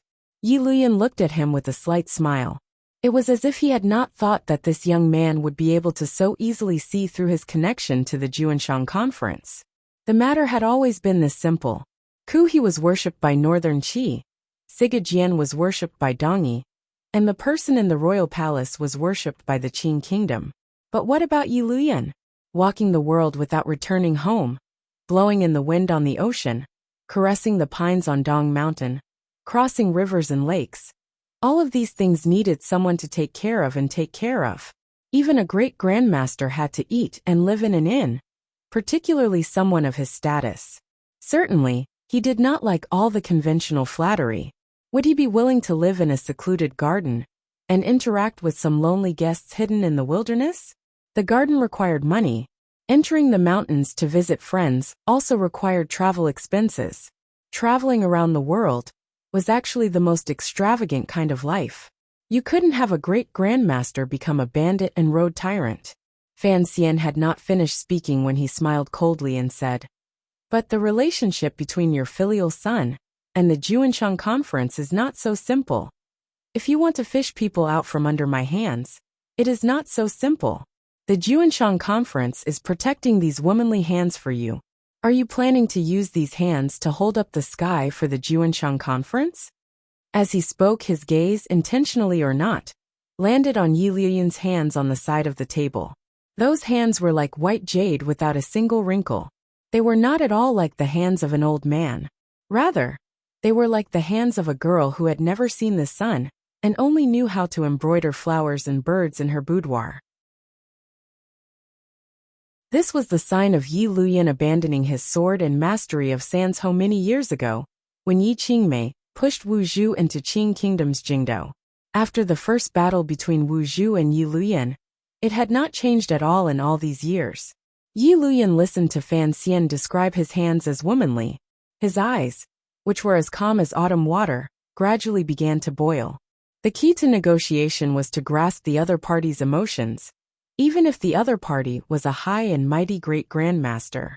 Thus, when Fan Xian discovered that the true anger in Yi Liuyun's heart was about to explode, he immediately changed the topic and slowly said, There should still be some time before the Black Knight's act. If you truly care about your filial son and grandson in the garden, shouldn't you give Mr. Zhou to me? Yi Luyan gazed at him with a not-quite-there smile. It was as if he was mocking him, or looking at an ignorant child. At this time, you are willing to accept my conditions? Fan Xian lowered his eyelids slightly, but his heart gave a thump. He had originally thought that since Yi Luyan was not afraid of the hardship of sneaking the Juanshan Conference account master to Baoyue brothel, he had the intention of using Mr. Zhou to exchange for the Yi family descendant in the Juanshan Conference. Did the other party not have this intention at all? I have never accepted any conditions under coercion.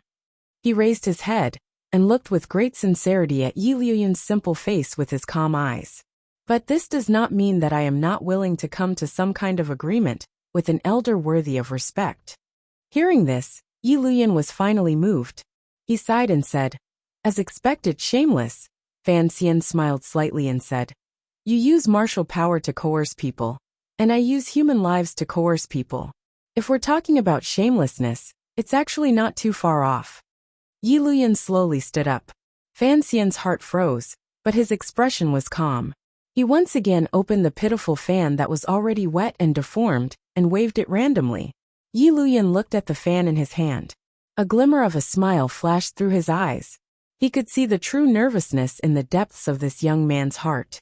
"Don't think that you understand everything, and that you can control everything," Yi Luyan said.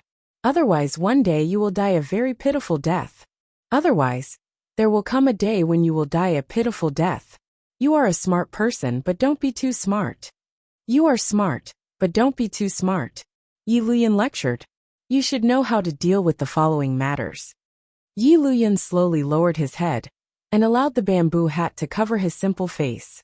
Holding the long sword tied in rough cloth, he walked to the side of the railing and turned his hand to grab Mr. Zhou by the collar. Fan Xian finally felt a glimmer of helplessness and bewilderment. If the great Yi Luyan had not come to deliver Count Zhou to him, why would he condescend to talk with him for so long? Yi Luyan turned his head. The mist in his eyes gradually grew. A faint but terrifying killing intent shocked Fan Xian's body. In the end he slowly said, "I am carrying a sword, not pretending to be that idiot Siga Jian.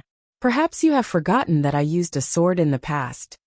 As he spoke, he slowly pulled out his sword. The snow-white edge did not reflect a glimmer of light. It was as if all of the light had been sucked into the steady and pure white palm. Fan Xian's eyelids twitched. He gathered his thoughts and desperately bit the tip of his tongue. The pain made him a little more awake. In a moment of life and death, all schemes and battles of wits were fake. He anxiously forced out all of the surging tyrannical Jinqi from the snowy mountain behind him. Channeling it to his fists, he struck forward. It struck the table. Accompanied by a strange scream, Fan Xian's entire body was shaken by his own domineering fists. His body twisted in the air, like a dog in a sorry state. Frightened and miserable, he turned into a black line and rushed out of the building at a speed that was very admirable. Fan Xian swept onto the long street. His entire body floated in the air, but his eyes were filled with shock. Even at this moment, he could still feel the fierce and murderous sword intent chasing after him. It was as if it could cut him in half at any moment. He twisted his body, flicked his leg, opened his mouth and spat out blood. Suddenly, he sped up again and somersaulted 3 times in the air. The tip of his foot kicked the green banner on the opposite building. Using the force of the soft bounce, he turned into a wisp of smoke and landed on the street. The 6 Tiger Guards and Overwatch Council swordsmen had long charged over and protected him firmly in the center. Layer upon layer, they fearlessly acted as a human shield. In an instant, Fan Xian felt that he was surrounded by people. He could not see what was happening outside. A glimmer of emotion flashed through him. His entire body once again entered its most sensitive state, ready to escape at any moment. However, there was a strange silence on Chang Street. Fan Xian did not move rashly. He hid behind the guards. After an indeterminable amount of time, he finally felt something was strange. He ordered his subordinates to open up a small crack. Yi Luyan was no longer in Baoyue brothel. Following the crack that his nervous subordinates revealed, Fan Xian looked at the end of Suzhou's Chang Street. A cloth-clothed man wearing a straw hat was carrying a person and slowly walking toward the city gate. Although he was walking slowly, it seemed that each step of the other person covered dozens of feet as he gradually moved farther away. Fan Xian swallowed and moistened his burning throat. With a face full of confusion, he wormed his way out of the crowd and stood on Chang Street, staring in a daze at Yi Liuyun's back in the distance. Gao De had already come down from the opposite building. Seeing the commissioner safe and sound, he was overjoyed. In a trembling voice he asked, "Sir, are you all right?" Fan Xian hid his slightly trembling hands behind his back and forced himself to be calm. What could be wrong? As he spoke, he watched Yi Liuyun's back disappear into the city gate. At this moment, no one noticed that other than the opening Gao De had made, there were gradually new changes on the top floor of Baoyue brothel. Beside the table that Fan Xian's fists had shattered, a hole suddenly appeared in the thick layer of red paint that was about half the height of a person on the thick pillar. The fan that Fan Xian had thrown down when he fled had disappeared. The hole in the paint split open even more like a wretched wound. The skin was flipping outwards, revealing the wood inside. However, the solid wood inside also slowly split open. The crack was so deep that the bottom couldn't be seen. It seemed to have already pierced through this thick pillar. It was not just this pillar. All of the wooden pillars, railings, carriage walls, decorations, and flower tables on the top floor of Baoyue brothel began to show cracks along the height of a person. The cracks gradually spread, gradually stretched, and gradually connected into one. It was as if an ink line had been drawn along that area in an instant by the work of the uncanny. However, this line was not drawn with ink. It was drawn with a sword. With a crisp crack, the first to fall was the flower pot rack placed in the corner of the top floor of Baoyue brothel. The flower pot landed on the floor and shattered into pieces. Then there was a loud crash. The long street had long been cleared. There was only Fan Xian and the dozens of trusted subordinates surrounding him. Hearing the sound, these people unconsciously raised their heads to look to the upper right. Everyone, including Fan Xian, was dumbstruck. Everyone's eyes were filled with shock and terror. Everyone's mouths were wide open, revealing teeth that were either perfectly white, full of tea stains, or missing a few teeth. They did not react at all when the dust and gravel that gradually filled the air blew into their mouths. Baoyue brothel had collapsed. More accurately, it should be the top floor of Baoyue brothel had collapsed. More accurately, half of the top floor of Baoyue brothel, at this moment, was neatly and tidily collapsing according to a perfect design, sending dust flying into the air. The dust gradually settled. Everyone could see clearly that it was as if the top floor of Baoyue brothel had been split open from the middle by a heavenly sword. The top had completely caved in, leaving only half of the neatly arranged wooden boards and decorations. The break was very neat and smooth. It truly was as if a large sword had split it open from the middle. Of course, at this moment, everyone knew that this had indeed been split open by a person using a sword. The feeling they had at the beginning resurfaced in everyone's hearts. This person was not a person. Fan Xian was the first person on the long street to close his mouth. He looked at the city gate that had long disappeared, without a trace of people. He then turned his head to glance at his own half-broken building. He couldn't resist slapping his face heavily to convince himself that this was truly what had happened. When the people of the Overwatch Council and Tiger Guards came back to their senses, the gaze they turned to Fan Xian was somewhat strange.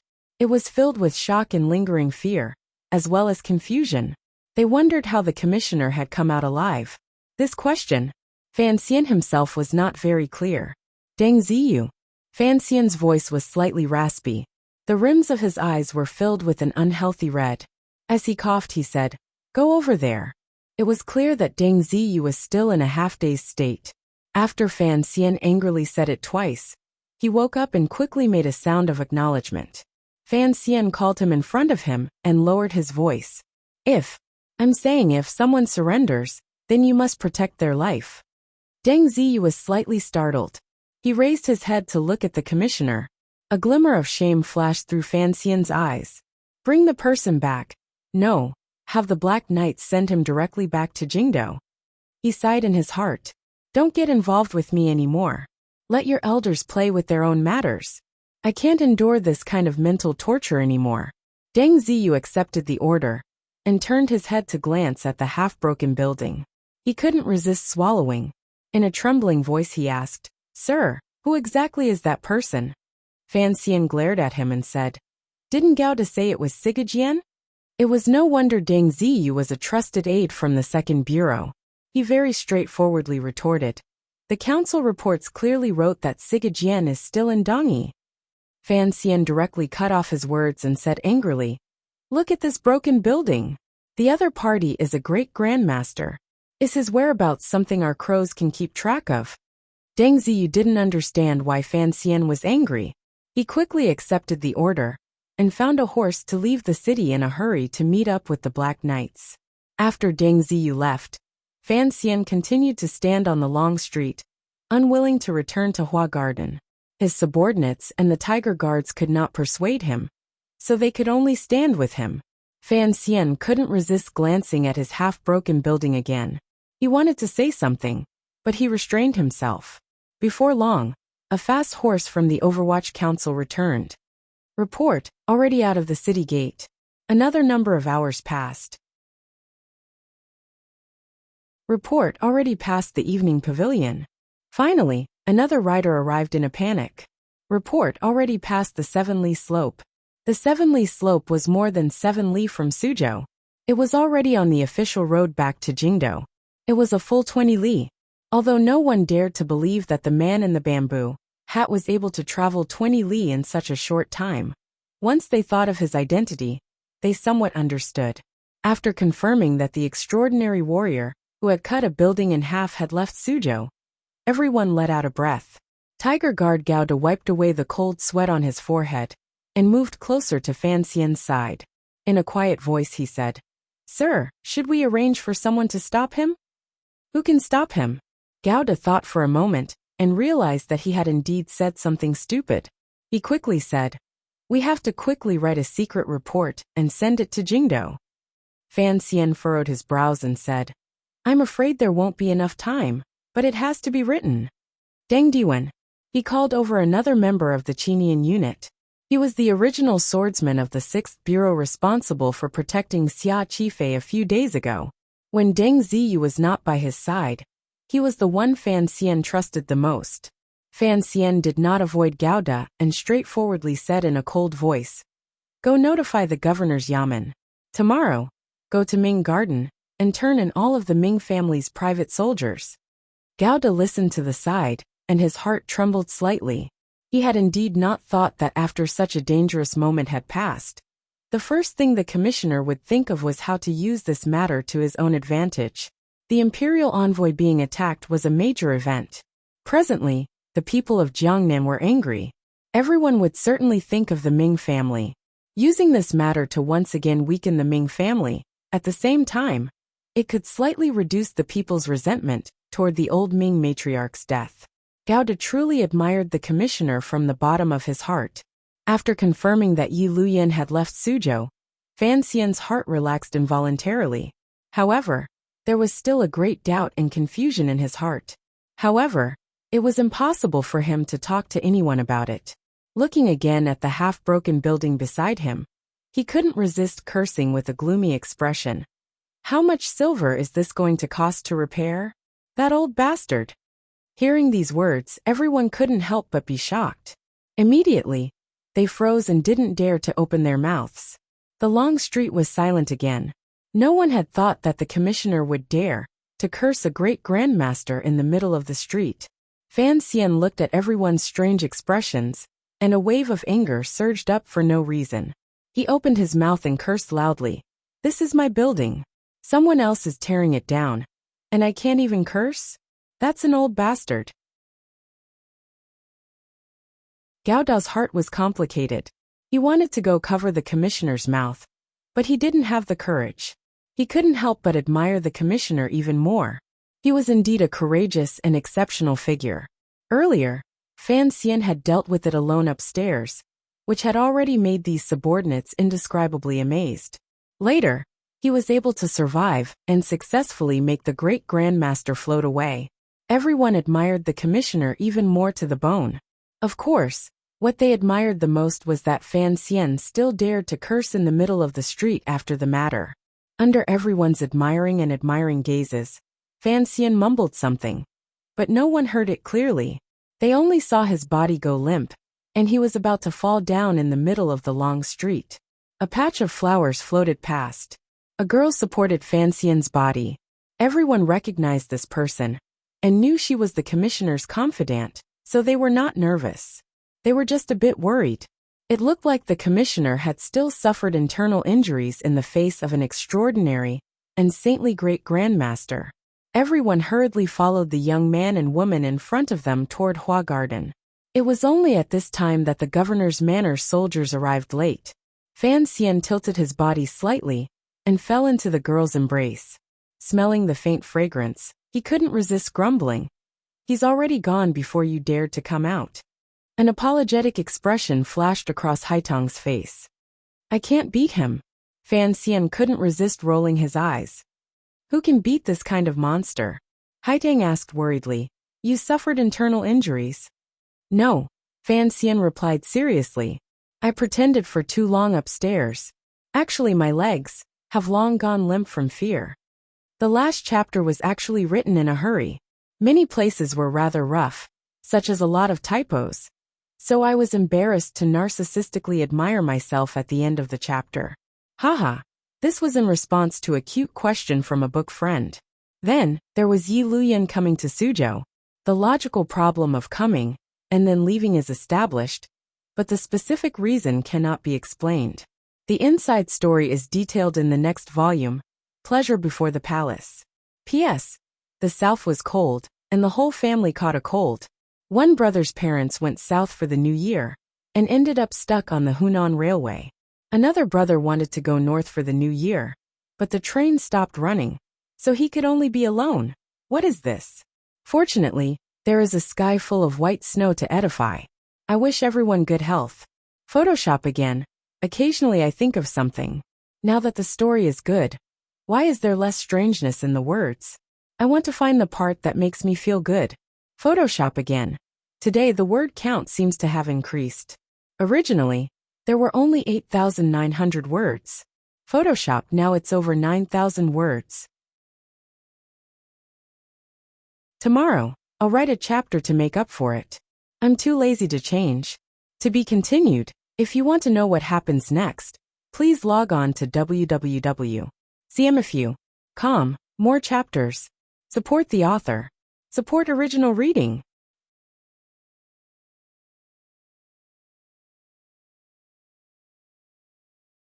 Chapter 403. In front of a valley about 20 li from Suzhou City, a manor without any special features was quietly waiting for dusk to descend. With the arrival of dusk, the night gradually fell. 400 black horses held coins in their mouths and cloths under their hooves as they quietly surrounded the manor like the grim reaper of the night. What followed was a bloody battle. The black knights outside the garden shot fire arrows into the garden, and the people inside were lighting their own fires. Smoke signals rose, lives were lost, and the garden was destroyed. The Black Knights were the 5th Bureau of the Overwatch Council. It was the most powerful department, but there was no one in the Yamen. They always waited outside Jingdo for Chen Pingping's transfer. It was not until later that the Overwatch Council gained a young commissioner that the Black Knights split into two. 1,000 followed Fan Xian. From this, one could see how much Chen Pingping valued Fan Xian. Last year, when Fan Xian went on a diplomatic mission to northern Qi, the Black Knights had escorted him all the way to the border. Furthermore, at Wudu, they had successfully annihilated the army that Shang Shanhu had sent to rescue Xiaoan. The Black Knights who had been on standby in Jiangbei finally had a place to use their skills today.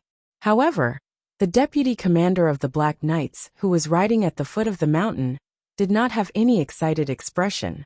To them this was just a simple task. The commander of these 400 Black Knights was the deputy commander of the 5th Bureau, surnamed Jing Wuming.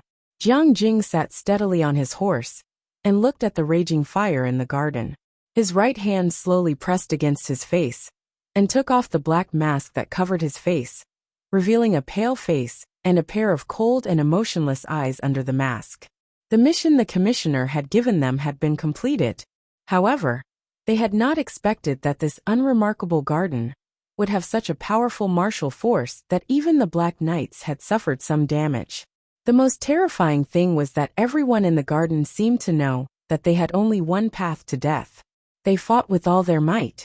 Not a single person surrendered. Jiang Jing did not know who was in the garden. He was only carrying out the commissioner's orders. Furthermore, the people in the garden had set fire themselves. Some evidence that could not see the light of day had probably long been destroyed. He grabbed the rope, and the horse's hooves clattered as it slowly approached the burning garden. The cavalrymen under him were treating the wounded and cleaning up the scene. His eyes were filled with killing intent as he watched all of this. Suddenly his eyelids twitched.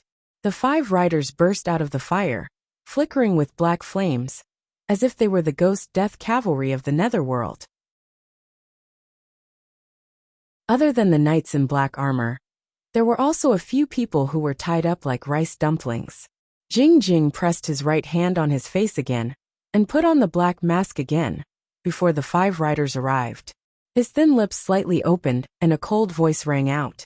He was a little surprised and a little surprised. Alive. The 5 riders rode to his side and reported, "These 5 people are hiding in the well and have surrendered." Even though Jiang Jing was cold, there was an additional unexpected joy in his heart. The corners of his lips twitched and revealed a cold smile. The commissioner should be happy. With this garden's desperate resistance and the plan to burn indiscriminately, it was indeed not easy to capture them alive. Jiang Jing looked at the 5 captives tied up on the horse and felt a little strange in his heart. Back to Suzhou. The surface of the black mask reflected the golden flames. It looked extraordinarily colorful and had a chilling aura. Under the mask, Jiang Jing coldly gave the order. Outside the garden, the neighing of horses tore through the silence of the dark night in the valley. The horses' hooves clattered slightly before they formed up again. In unison, they became 3 black torrents and circled around the burning manor. They swept diagonally across the road at the foot of the mountain and disappeared into the night. Not long after the Black Knights left the mountain like ghosts and entered the plains, they ran into Deng Ziyu and his group, who had come to receive orders, and received the commissioner's latest order. Jiang Jing was silent for a moment, and arranged for a small group of riders to escort the captives to Jingdou. The remaining hundreds of night death gods did not enter the city. Instead, they quietly found a place to cross the river and returned to the camp in Jiangbei. After Deng Ziyu reported back to Hua Garden, Fan Xian only nodded his head to indicate he understood. In his study, he finished writing a secret memorial to the emperor and handed it to a subordinate in the council to quickly send it back to Jingdou. Then, he went alone to the main hall of Hua Garden. Bright lanterns hung high in the main hall, illuminating it brightly. In particular, the chest of snowflake silver was lying quietly in the chest, reflecting an alluring light. Fan Xian glanced at the chest of silver and shook his head. Sighing, he sat on a chair beside the chest and thought to himself that silver was indeed very useful. 138,880 taels of silver were neatly stacked up in the chest. Fan Xian couldn't resist glancing at it again and sighed again. In the end, he gave up on the thought in his heart. Facing Yi Luyan, that feeling of helplessness and powerlessness actually made Fan Xian angry. Of course, he did not feel any unnecessary self-pity or humiliation. Not being able to defeat a great grandmaster was a matter of justice. However, he knew that no matter how his life developed in the future, there would come a day when he would face a great grandmaster. Even if it wasn't Yi Luyan, Siga Jian, or that person in the palace, he would still have to face them head-on. However, Yi Luyan had cut the building in half with one strike, and that powerful aura that filled the heaven and earth. It all made Fan Xian clearly realize that the current him was completely helpless against someone of the great grandmaster level. It was the same logic as the Ming family being completely helpless against him. A great grandmaster was too powerful. So powerful that he could ignore the encirclement of normal martial power. No wonder the emperor had always been lukewarm toward the Yi family. No wonder he was able to support that pair of orphans and widows. No wonder an idiot like Siga Jian could protect Dongyi. Fan Xian thought to himself inside. He began to miss his dear uncle Wu Zhu. Immediately he overturned his thoughts. He only had one life. He couldn't always rely on his uncle to resolve his worries and remove difficulties. Particularly, Wu Zhu couldn't have any advantage when facing these great grandmasters. From the depths of his heart, Fan Xian didn't want Uncle Wu Zhu to take risks. Then, how could he kill a great grandmaster? Under the company of a chest of silver and a hall full of lights, Fan Xian sank into deep thought. In an instant, he had already simulated many scenarios and themes in his mind. What kind of place of certain death and certain killing opportunity would he have to create in order to kill a great grandmaster on the spot? His palm unconsciously patted the chest. Suddenly he stood up and yelled in a loud voice, "Meeting! Meeting!" As he yelled, he walked toward the back of the hall. The commissioner had called for a meeting, so no one dared to slight it. The upper-level officials the Overwatch Council had placed in Hua Garden, all of the members of the Qinian unit, and the 7 Tiger Guards all gathered in the conference hall. Fan Xian's but had just landed on the chair when he couldn't resist laughing and scolding. "Help Sir Lin back to play." He glared at the third prince, who had come to watch the spectacle, and De Bao, who had run in at some point, and had the serving girls help these two back. Glancing at the number of people present, he shook his head and said, "Invite Shi Chanli and Sang Wen over as well." The subordinate accepted the order and left. In a moment, Shi Chanli and Sang Wen also arrived in the hall. Shi Chanli often helped his teacher handle some affairs, so he was not unfamiliar with this kind of meeting situation. On the contrary, Sang Wen's gentle face was filled with hesitation and shock. She thought the imperial envoy was discussing the important matters of court. What was she, a singer, doing here? The theme of today's meeting is very simple. Everyone open your minds. If you have any strange ideas, be bold and say them. Fan Xian rubbed his temples and said with a headache, "I really can't think of anything by myself." Tiger Guard Gauda glanced at him and saw the commissioner's worry, but he didn't know what he was worried about. In a low voice he said, "Sir, please give your orders."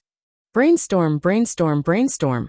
Fan Xian forced a smile and said, "Everyone come and help come up with ideas." Everyone looked at him curiously, not knowing what ideas he wanted them to come up with.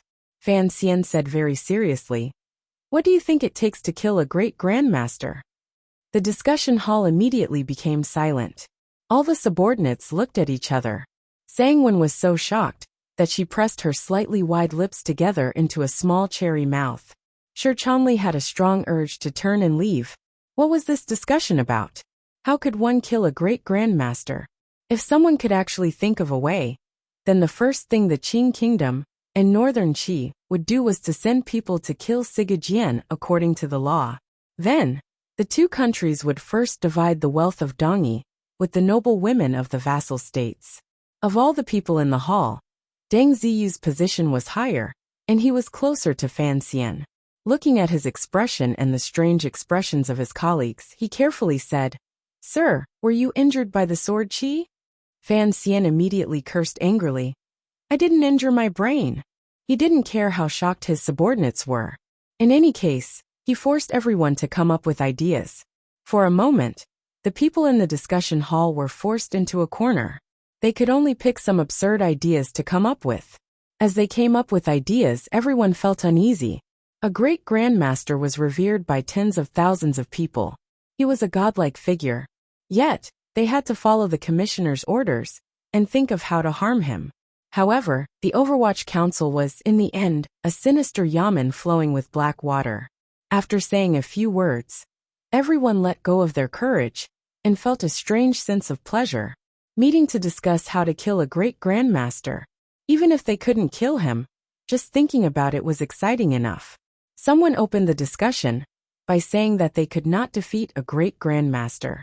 If they wanted to defeat him, first of all, they had to weaken his power and increase their own. They suggested using poison. Someone immediately retorted that a great grandmaster's martial power had reached perfection. Once poison entered the body, it would immediately turn into a puddle of snow water and be useless. Someone suggested that they should choose a medicine that stimulated the body's inherent qualities. It was not an external poison, but it could move the body's emotions or energy in a short time. Naturally, it would weaken afterward. Fan Xian coldly interrupted. That's an aphrodisiac. Someone else said that if one wanted to take a person's life, one had to first disturb their will. If one wanted to kill someone, one had to first make them crazy. They should construct some special scene to intensify the great grandmaster's emotions and make his mind sink into confusion. Fan Xian nodded with great approval. In his heart, he was cursing Ouyang Feng's craziness. Deng Ziyu thought for a while and suddenly slapped the table. In reality, it's not difficult. As long as we think of a way to set up a trap so that the opponent can't escape easily, we can use the 6th Bureau's crossbow camps to surround him and release them in order, without stopping or resting. We can exhaust his true strength. Even if we have to use tens of thousands of crossbow arrows, we have to weaken the opponent's body and chi. Then we can use the 5th Bureau's Black Knights to charge.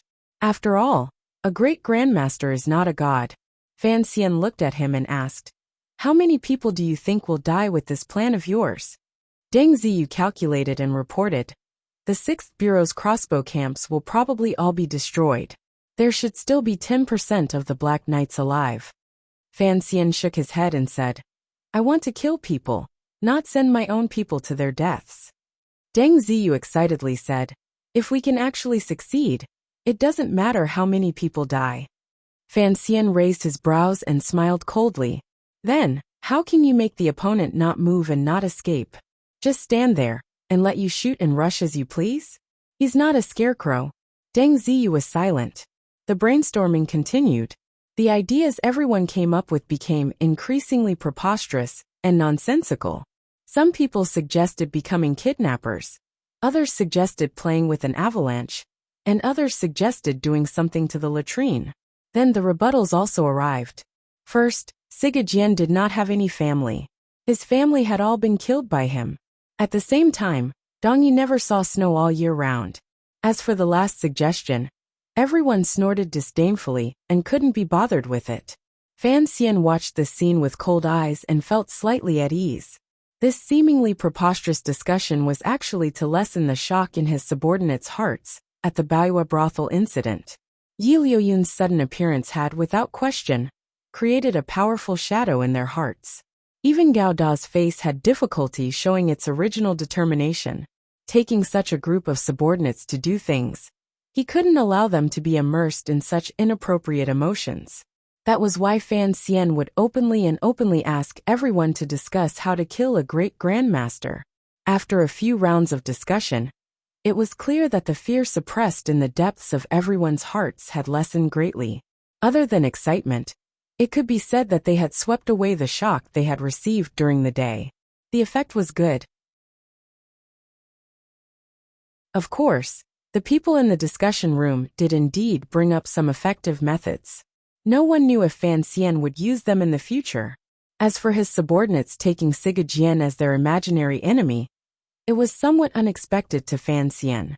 The people of the Qing kingdom would never think of dealing with Yi Luyan, because they were in the honeymoon period with Northern Qi, because of Fan Xian's relationship with Haitang, and because the young lady of the Fan family had now become Master Ku He's last disciple. The subordinates would not blindly discuss how to kill Ku He in front of the commissioner. It was that pitiful Sigajian again. The discussion lasted until the candles were extinguished. After everyone dispersed, they continued to whisper among themselves in the garden. They were excited by the commissioner's daring action and couldn't help themselves. Fan Xian shook his head and called Sangwen over. Baowa brothel is half destroyed. It will take at least half a month to repair. What arrangements have been made for the girls in the brothel? When they first went to evacuate the neighborhood, the guests in Baiwa brothel had all left. The girls had also been evacuated to a safe area. It was not until now that Fan Xian had the leisure to worry about his brothel business. Sangwen replied respectfully and cautiously, "The girls have been temporarily placed in other brothels. The bosses are very easy to talk to and have all taken them. However, staying in other brothels for a long time is not a good thing. Fan Xian nodded. In all of Suzhou, there was no one who didn't look at his face. Those brothel bosses were probably more than happy to help take in their own girls. Then, let Shi Chonli take the lead on the matter of recultivation. You can rest for a while. Fan Xian suddenly thought of something and raised his brows. A glimmer of ruthlessness appeared on his handsome face. Put away all of the detailed bills. When I return to the capital next year, I will find someone to collect on them. Sangwon made a sound of acknowledgement. Fan Xian asked, You don't have to live outside. Hua Garden is big.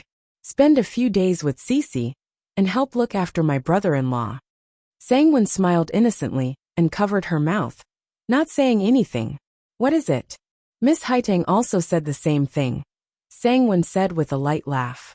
Those two girls have also been brought to the garden. Fan Xian was startled. Only now did he understand that she was talking about the two leading ladies of Baoyue brothel, Liang Diandian and Ma Suo. He couldn't help but be surprised at Haitang's meticulousness. Liang Diandian had not officially opened her cards, so it was indeed not appropriate for her to live in another brothel. As for Ma Suo, that was the great prince's mistress. He had to take good care of her. To be continued. If you want to know what happened next, please log on to www.cmfu.com. More chapters. Support the author.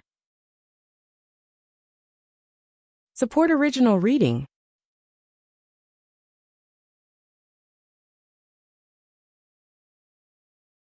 Chapter 404. Taking Sangwon with him into the back garden, Fan Xian raised his head to take a look. He saw the birds and swallows in the garden, green and red everywhere in harmony. It was the height of spring and approaching the height of summer. There was a cool breeze, and a crescent moon hung in the sky. There were lanterns hanging under the fake mountains and green trees.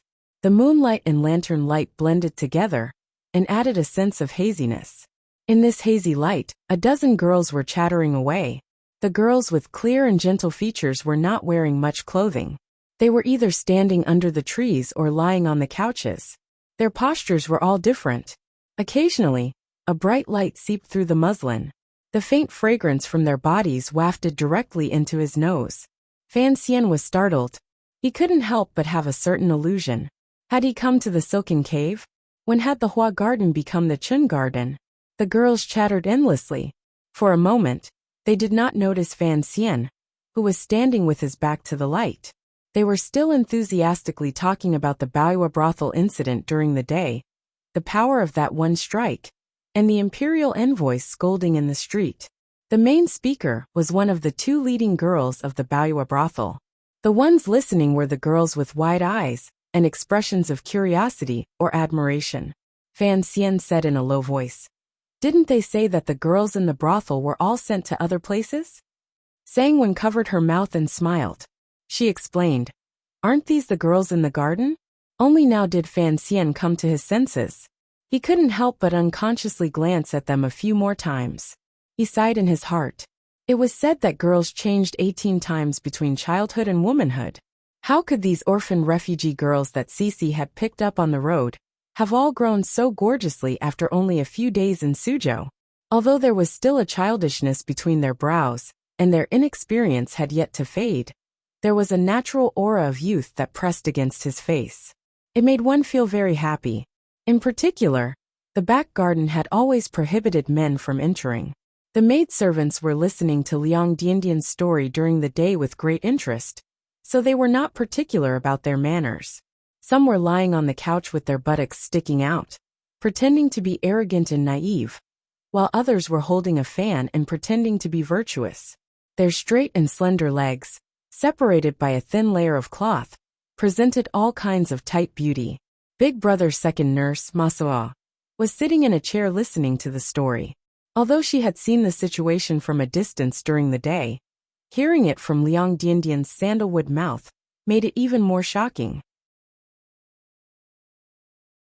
However, Liang Diandian had not personally seen the inside story of the brothel, so her description of Fan Xian, his defeat in the face of danger, and his extraordinary courage, was a bit exaggerated. She successfully created the image of a perfect young man that the kingdom of Qing should not have. The eyes of the girls in the garden all began to heat up and become bashful. They loved the imperial envoy to death, but they couldn't open their mouths, they didn't dare. Even Ma Suasua tilted her head slightly to look in front of the pool. A strange expression appeared in her eyes. Fan Xian swallowed. He knew that if he continued to watch, he would make many mistakes in life.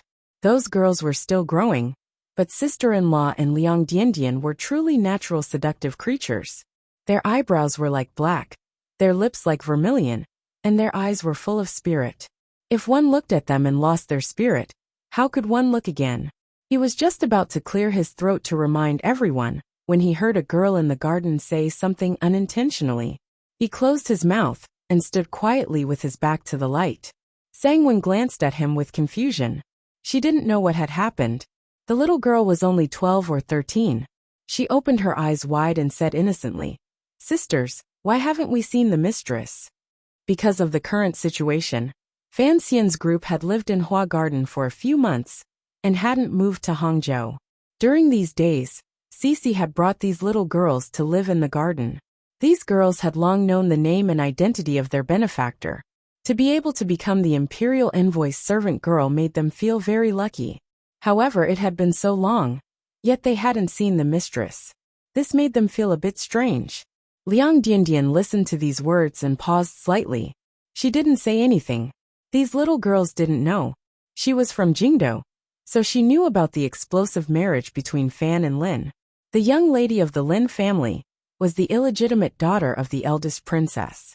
This matter had gradually changed from a secret, known only to the nobility of the court, to a rumor circulating among the people. Although it had not been proven, not many people didn't believe it. Everyone under heaven knew that Sir Fan Jr. and Xingyang had long become like fire and water. This matter. A girl spat and scolded. What right do we have to discuss the matters of the master's family? If Cici hears it, be careful of your mouth. The girl in front of her laughed foolishly and said, He actually, she just wanted to see what kind of fairy-like appearance the mistress is worthy of the young master. In their hearts, Fan Xian was a top-notch figure.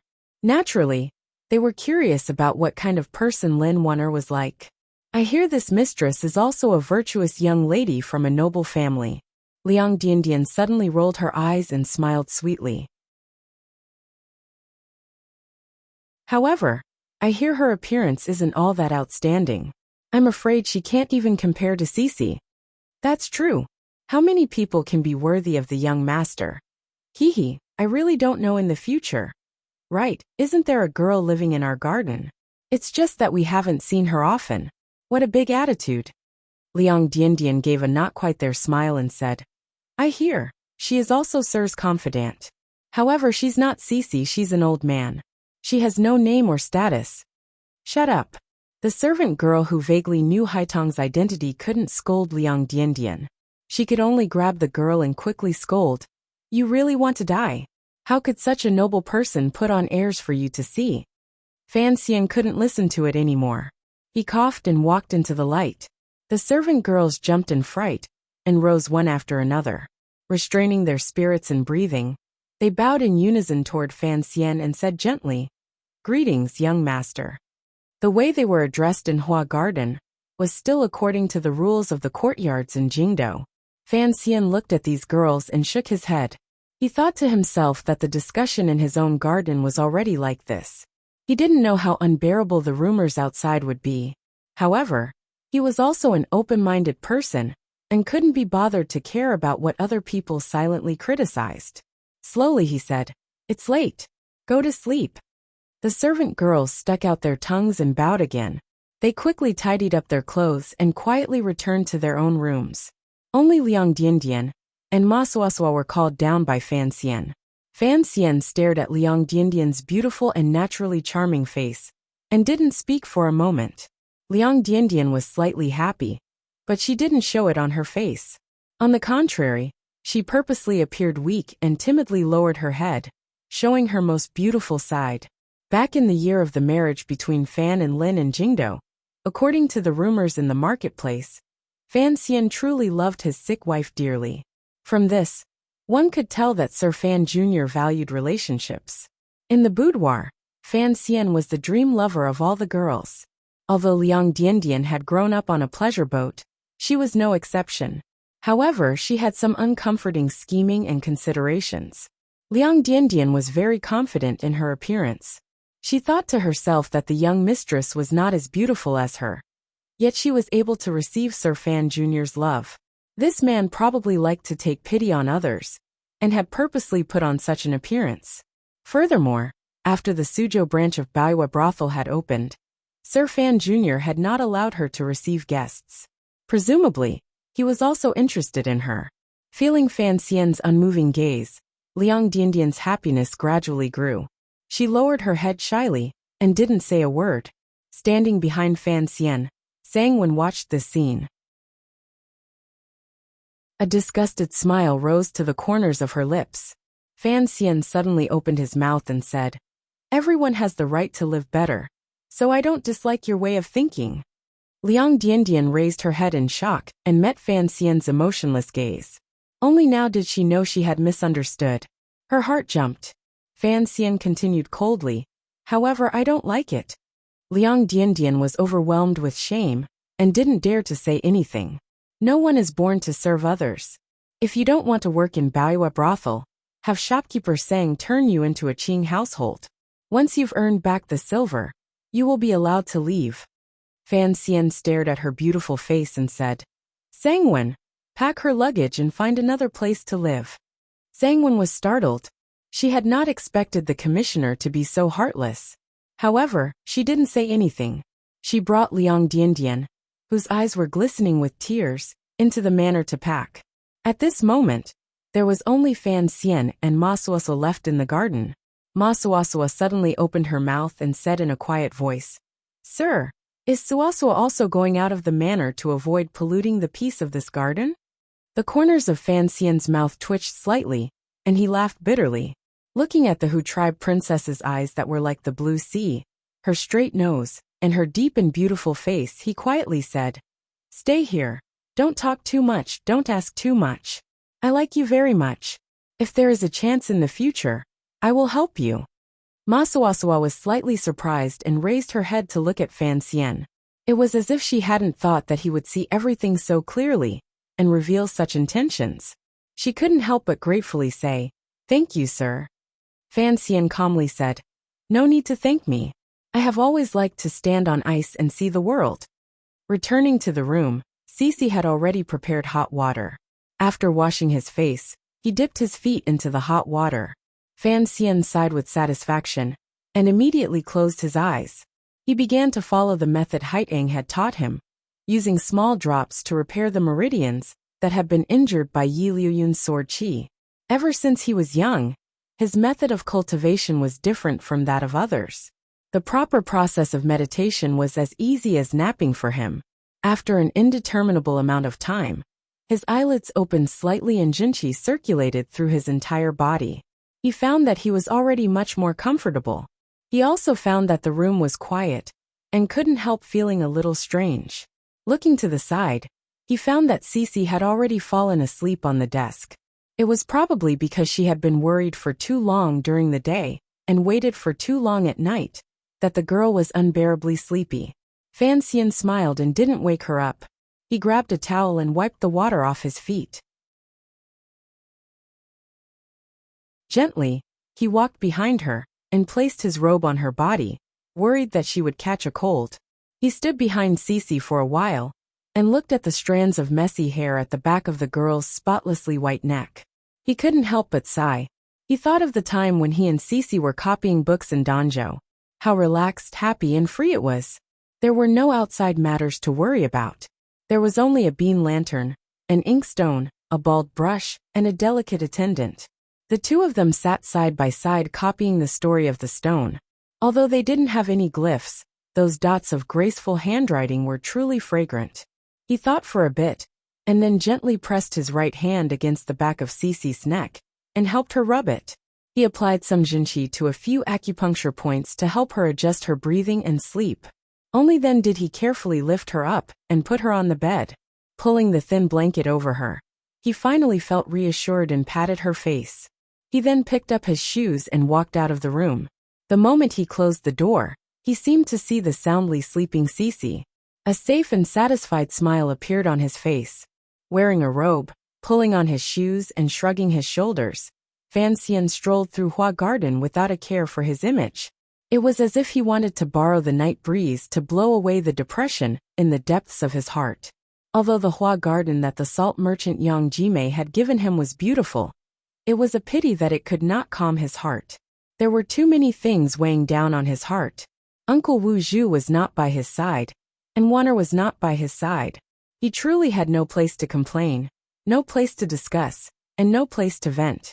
No one knew why he had done things in such a hurry in Jiangnan, and why he did not care about anything in order to turn things around, including his friends, his subordinates, his enemies, and his family.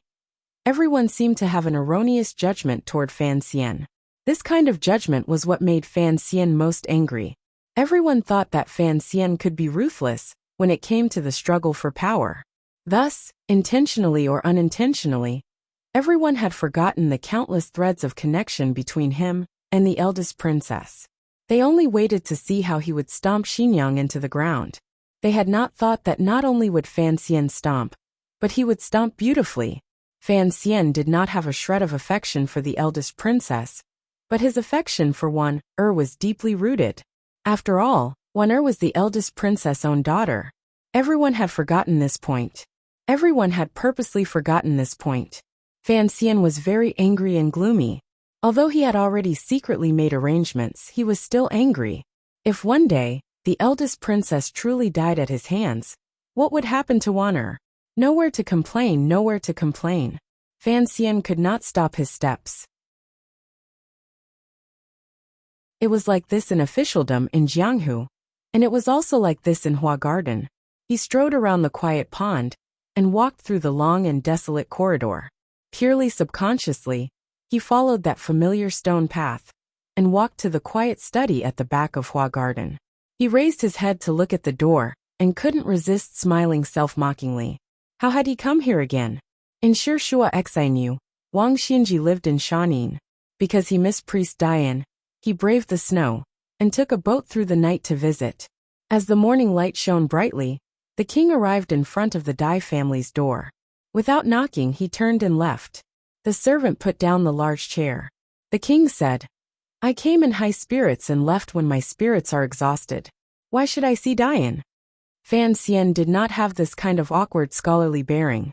He also did not like to play tacit. He was even more ashamed of teacher Su and Fan Xian's affectation. Since he had come, he knew that he was already used to coming to find her to discuss things when he faced true difficulties in his state of mind. He wanted to find a way, at least a way to calm his heart. Thus, he walked up the stone steps and gently pushed the door under the moon. The study was not bolted. During this half year, she had lived there quietly, alone in a secluded part of Hua Garden. Haiding had long woken up when he arrived at the door. She had already sat up on the bed. She wore a flowery robe and sat at the head of the bed, looking at him with a not quite there smile. There was no light in the study. Only the faint moonlight from outside seeped in. Given their realms, they could clearly see everything in the room and the expression on each other's faces. The night was a bit cold. Fan Xian rubbed his hands and turned to close the door. He tugged on his shoes and walked to the side of Haitong's bed. Without a trace of politeness, he lifted a corner of the brocade quilt and burrowed in. Sitting on the other side of the bed, he looked at Haitong across the bed. The quilt was very warm. There was no fragrance. There was only a clean and warm feeling. Haitong looked at this scoundrel and helplessly said, "You have to know that I have thought about it. I am still going to marry in the future." Fan Xian's feet rubbed against the cotton cloth on the bed and sighed comfortably. He was also surprised and disappointed that he hadn't touched Haitong's feet. It looked like the girl across from him was sitting cross-legged. He said, "I am the adulterer." He then smiled and said, "You are the whore." "Of course," he said with a smile. "This is what people say." Haitong glared at him. Fan Xian said, "There is only one thing that I will not be satisfied with even if I die. Although I am born a bit better than others, I do not have the intention to seduce you." "What? How can you insist that we have an affair? Duo, I cannot accept this. Today, I have already tarnished my reputation. It is not that I say a word of regret. In any case, it is like this. Why don't we have another reason? These words were said with hidden bitterness. Hiding only sighed. Although this section wasn't printed, Cece copied it 2 days ago and showed it to me. Why do you have to use the same words Qingwen said in the 77th verse to ridicule me? I am not second master Bao. And you are not a pretty servant girl. Yi Luyan has not hurt you to the point of death. You are pretending to be resentful. But who knows what you are angry about in your heart? Fan Xian shook his head with a self-mocking smile, and didn't speak for a moment. The study that had been converted into a bedroom sank into silence. I don't like to play around, Fan Xian said quietly. You probably don't understand what I mean, but I really do like to stay with you and talk. Haitang's bright eyes glowed in the dark night. But right now, we are indeed very intimate, Fan Xian said with a slight smile. I had originally wanted to pour out the bitterness in my heart, but I didn't expect that I would suddenly have a thought and find another bitter matter. Everyone will marry someone. Fan Xian half leaned against the foot of the bed and closed his eyes slightly. But why is it that when I think of you marrying someone else in the future, my heart is so unhappy? The smile in Haitang's eyes gradually became more and more like the moon in the water, and the strands of moon in the water gradually leaking out of the bamboo basket. Her hands gently pulled at the corner of the blanket and covered her chest. Looking at Fan Xian's face, she slowly said, "Then, how about marrying you? I had a lot of fun writing this chapter. Men, I would like to thank Sean for the youthful video that you provided. It is the last day of the month. As usual, I ask for monthly votes. Rules. To be continued. If you want to know what happens next, please log on to www.cmfu.com. More chapters. Support the author. Support original reading."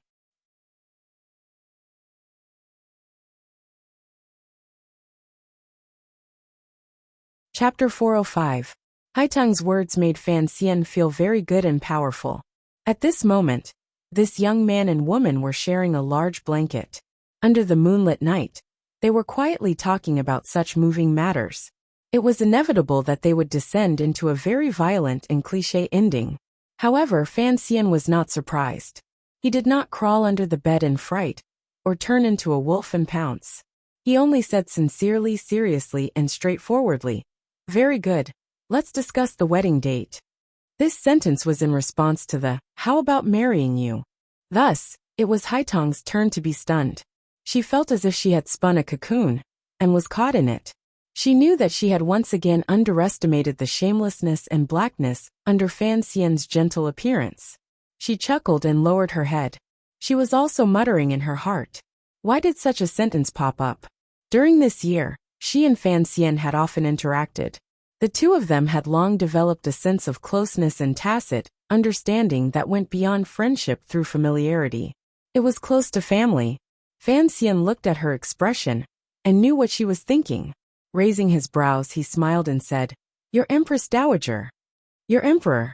Haitang raised her face and continued with a smile. "Your Baldy." Fan Xian continued with a serious expression. Haitang tilted her head slightly. "Your identity." "And your identity," Fan Xian said with a slight smile. These few sentences without a head or tail had already clearly laid out the obstacles and problems that lay between the two of them. When a man and a woman interacted, it was important to be of one heart. Although the two of them did not say sweet words of love, with the moonlight as proof, they could see through each other's thoughts. There were countless mediocre people in the world of mortals. It was rare to find a confidant who would easily pass it up and let it go. The problem was, the Qing Emperor certainly did not want Fan Xian to have such a powerful foreign aid from northern Qi's Tianidao while he had such great power. Furthermore, the northern Qi Empress Dowager had been urgently searching for a young and handsome man of equal status for Haitang this year. She could not let Haitang handle it herself. Fan Xian and Haitang's status in their respective countries meant that if the two of them broke out of their current situation and openly stood shoulder to shoulder, they would face unimaginable pressure. The Qing kingdom's side was easier to handle, even if the Qing emperor did not like Fan Xian receiving foreign aid.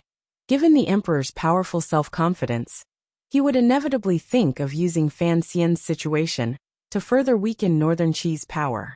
Fan Xian could use this reason to convince his father, who he was not very close to. In the eyes of the Qing people, Fan Xian marrying Haitang was a joyous matter that brought face to the Qing people. Who wouldn't want to take advantage of something? The resistance from Northern Qi must be great. Regardless of whether or not Northern Qi's self-proclaimed orthodox subjects could accept it, the pride of their country, Saintess Haitang, a Tianmai warrior, being married to the southern barbarians they despised deep down, including the Empress Dowager and Ku He, would all prevent this from happening. The two sides could discuss the exchange of students, but the Northern Qi people were clearly at a disadvantage when it came to marrying off girls. How could they be willing to do that? As for the little emperor, even Fan Xian admired his methods and didn't have any extravagant hopes that he would let go.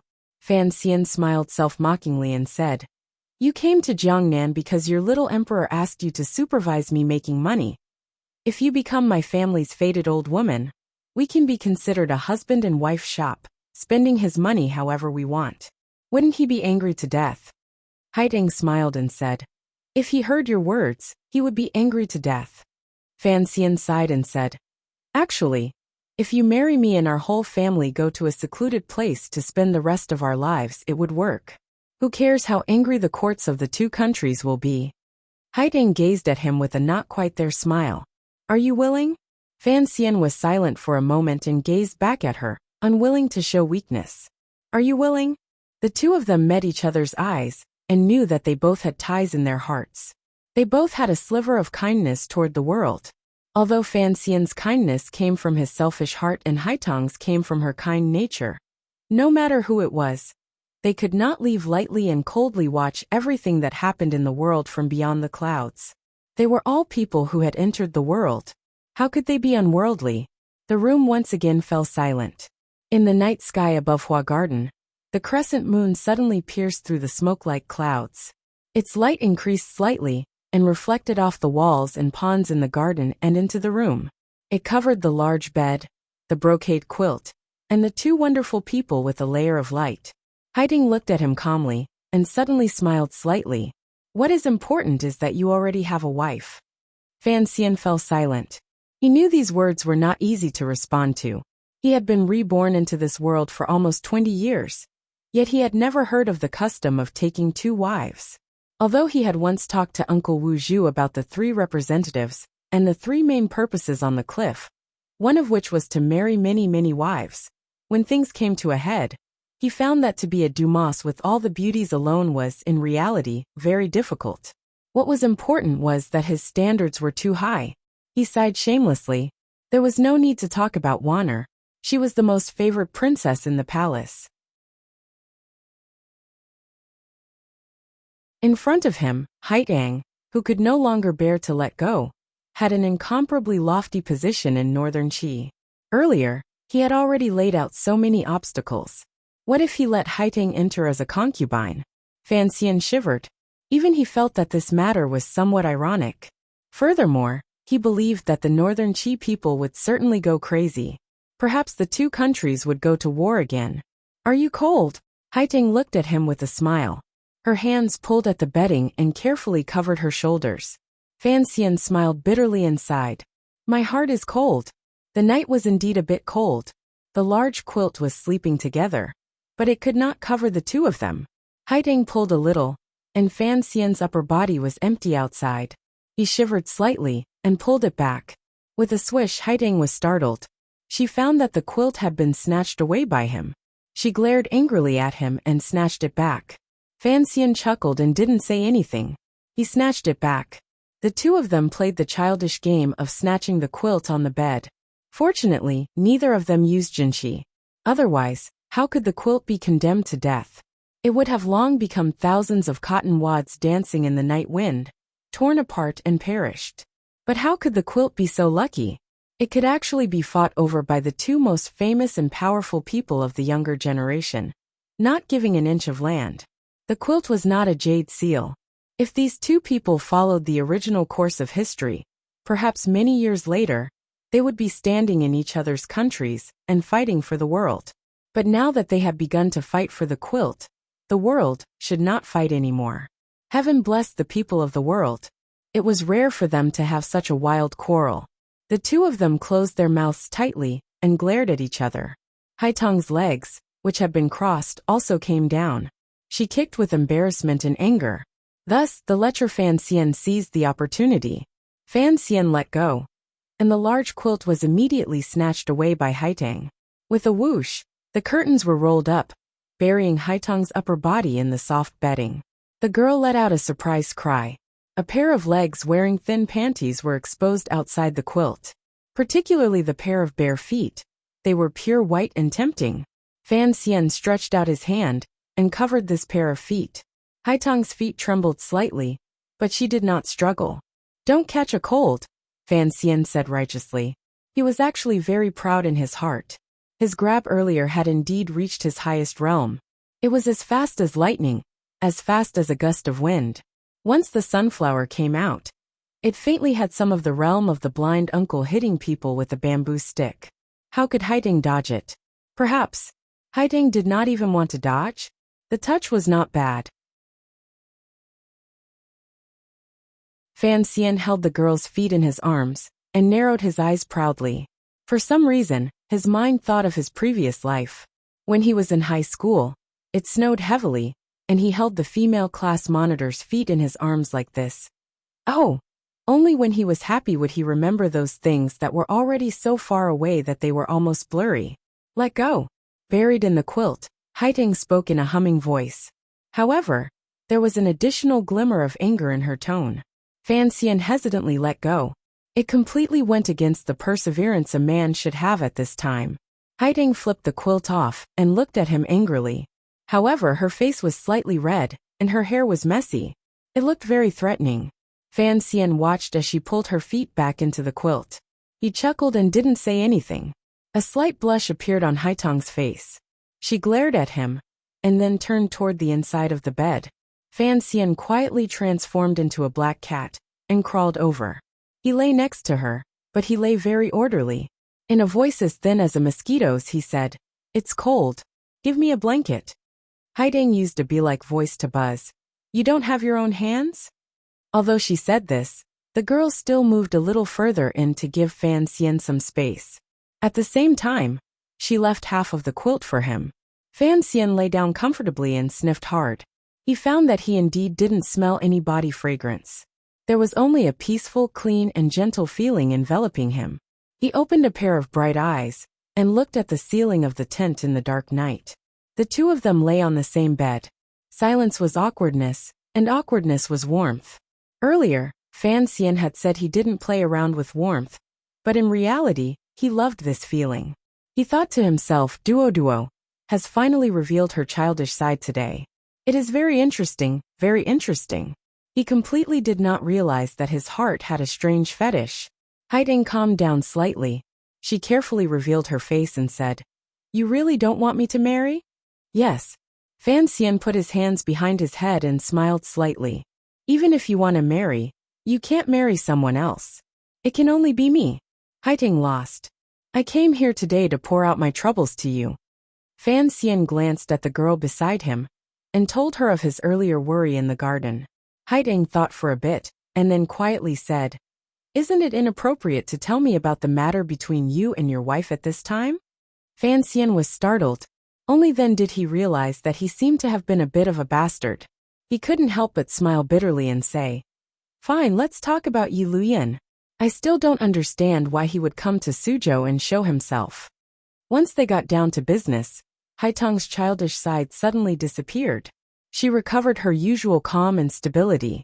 Turning around, she began to discuss and analyze with Fan Xian.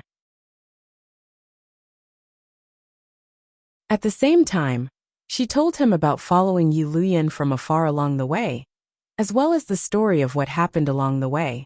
The two of them talked back and forth, but still couldn't come to a conclusion. It was Haitong who suddenly said lightly, "There is one possibility. I wonder if you've thought about it." "What is it?" Fan Xian asked curiously. Perhaps the emperor had long known of the Yi family's connection to the Juancheng conference. So Yi Luyan was not worried about the emperor knowing he had acted, Haiteng said seriously. Fan Xian thought for a while, and then shook his head. It still doesn't make sense. After talking about Yi Luyan, what did they talk about? The old manor in Jingdo Lin Wan? Naturally, this was a question that was not convenient to talk about in bed. Fan Xian would more or less feel guilty. No matter how open Haiteng's heart was, she was not an ignorant and senseless wooden person. Lying like this, their breaths intertwined, their body heat invaded, and their occasional contact, although it was not truly ecstatic, it still made the temperature in the blankets slowly rise. Let's talk about the temple, Fan Xian said lightly, perhaps having made up his mind. A glimmer of gentleness and emotion flashed through Haiteng's eyes. She smiled slightly and said, by West Lake in Hangzhou, you said you only talked about worldly affairs. The temple is my business, Fan Xian smiled and said. In the future, it is also your business. For some reason, the warmth and trust in these words warmed Haiteng. Even if she was the northern Qi Saint girl, able to enter and leave the palace without any hindrance, and had an outstanding status, where would she go to find a confidant, a true friend, someone who could treat her as an equal and treat her without any ill feelings? Wu? Haiteng got up slightly and gestured in the air with her finger. One up, one down, one up, one down. She drew a few semicircles. Her brows were furrowed tightly. Then what does the symbol on the temple mean? Fan Xian had already described in detail what Xiaowen had told her in the cave. Only, out of consideration for the girl's feelings, he hid the matter of Master Ku He eating human flesh. Haiteng listened quietly the entire time. When she recounted Xiaowen's past in Northern Wei, a complicated emotion occasionally flashed through her eyes. In the end, she was puzzled by those symbols, so she opened her mouth to ask. How would I know? Fan Xian said with a headache. It looks like one day, I will have to go to the temple to take a look. Determination gradually appeared in Haiteng's bright, limpid eyes. I want to go. Fan Xian smiled. I know how tempting this is for you. So you have to promise me, you can't sneak off by yourself. He pointed at his head and said, Xiaowen's route back in the day was hidden here. Who was the girl who ran out of the temple? Haiteng asked. In reality, she had already faintly guessed. Although the answer did not surprise her, it still made her sigh uncontrollably. My mother. Fan Xian spoke very proudly. Thus, the conversation began to turn back to the Yi family. Occasionally, they would talk about the blind uncle's elegance. The more she listened to the details, the stronger the longing in Haiteng's eyes became. Back then, what kind of era was that? The girl sighed. The 4 great grandmasters all appeared in that era. Other than that, there were your mother and the blind uncle, 2 dazzling figures. Fan Xian joked. In a few days you'll have to call me Granny.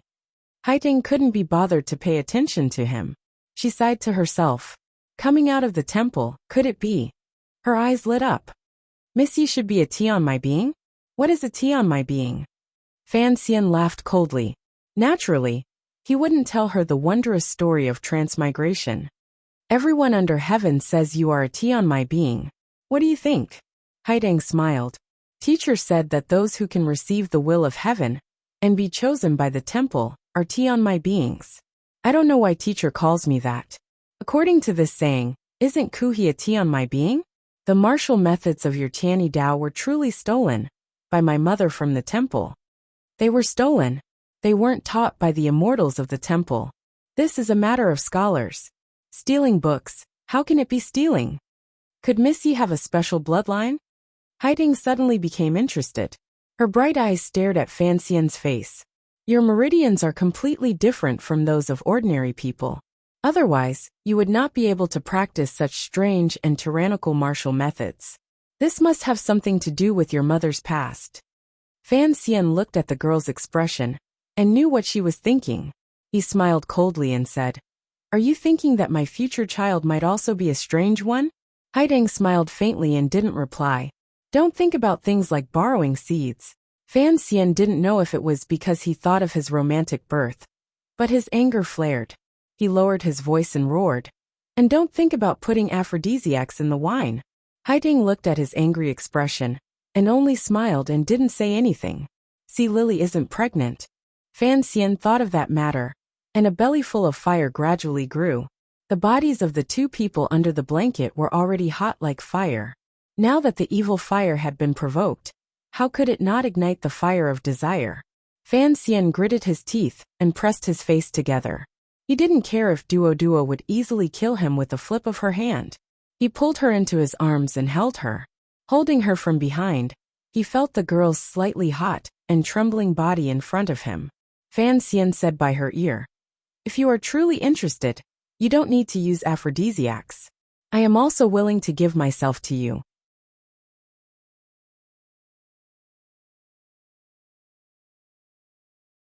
Walking out of the boudoir early in the morning, what did this mean? Fan Xian smiled slightly and gazed at the serving girl and warmly said, "Morning." He then walked to the front garden. Along the way, he saw the serving girls and subordinates and warmly said, "Morning." For a moment, the people in the garden did not understand. They thought, when did Sir Fan become so cultured and refined? How could his mood be so good that it made one's hair stand on end? Immediately, the shocking news gradually spread through the mouths of the servants throughout Hua Garden. Immediately after, it reached the ears of Fan Xian's subordinates. Cece's mouth was wide open as she listened to the news. Although she knew it would happen sooner or later, she still felt it was a bit sudden. In particular, she suddenly felt that the letter in her hand had become somewhat heavy. Last night, she had slept deeply, and had forgotten to give this letter to the young master. She was the head serving girl of the old Danzhou manor. All her thoughts were on Fan Xian. She quickly asked the serving girl, "Where is the young master right now?" "In the front hall?" By the time Fan Xian had tidied up and was sitting in the front hall preparing to discuss matters, a few members of the Qinian unit, including Deng Ziyu, as well as Gao Da and the 7 Tiger Guards, already knew the biggest news of the day in Hua Garden. The strong and powerful warriors looked at Fan Xian with respect on their faces. To be able to eat the northern Qi Saint girl, not only did it require courage, it also required great martial arts. Deng Ziyu was the only one with a worried expression. He was highly regarded in the old manor in Jingdo, and Lin Wen'er was very good at managing her subordinates. She never hesitated to reward Fan Xian's personal guards. Furthermore, her personality was close and likable, so she was greatly respected and loved by the servants in the old manor. He suddenly felt that the situation was not good.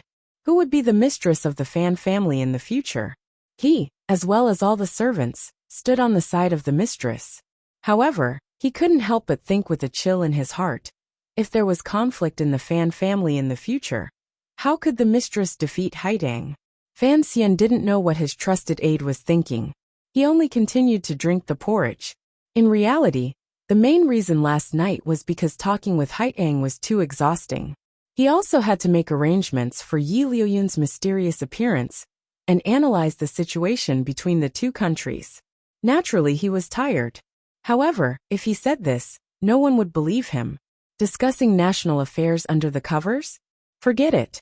At this time, Cece finally rushed to the front hall and handed over the letter in her hand. Fan Xian looked at the handwriting on the letter and paused. When he tore open the letter and read, his mouth immediately opened slightly. The porridge almost flowed out. He thought to himself that this old woman was shameless and lowly for eating porridge. He was indeed a bit shameless and lowly, but he wasn't ready yet. Was he going to be tortured? He stood up and gazed at Deng Ziyu. With a long sigh, he said, "Find a few people to go to Shazhou. They have to be capable and meticulous." Deng Ziyu said strangely, "The Suzhou matter is not settled yet." Fan Xian said with a pained expression, "Go pick someone up." "Pick who up?" "Your mistress." Wen'er was coming. Fan Xian was happy, however. The number of happy things had suddenly increased. It seemed to be a bit troublesome. "My fellow countrymen, I know I was wrong. Today is only the last day of the month. I have indeed been muddle-headed. However, very good. On the last day, I'll ask for monthly votes. I'll work hard to get monthly votes. Although the 4th and 5th votes are all the same, It doesn't stop me from looking good. Today's chapter is about romance. But there is a hidden meaning within. I have to be careful. At the end of the month, everyone is relaxing. Also, don't talk about stud horses. Who says I'm not a stud horse? My novel is a stud horse novel. Didn't the introduction say that when I write novels, I am indeed a very stubborn person? I will only continue to write in the direction I should write. That's all. Please understand. My dream is to become Dumas and earn big money. To be continued. If you want to know what happens next, please go to www.cmfu.com. There are more chapters.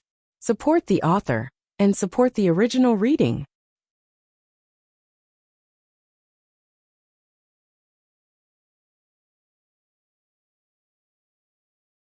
Chapter 406.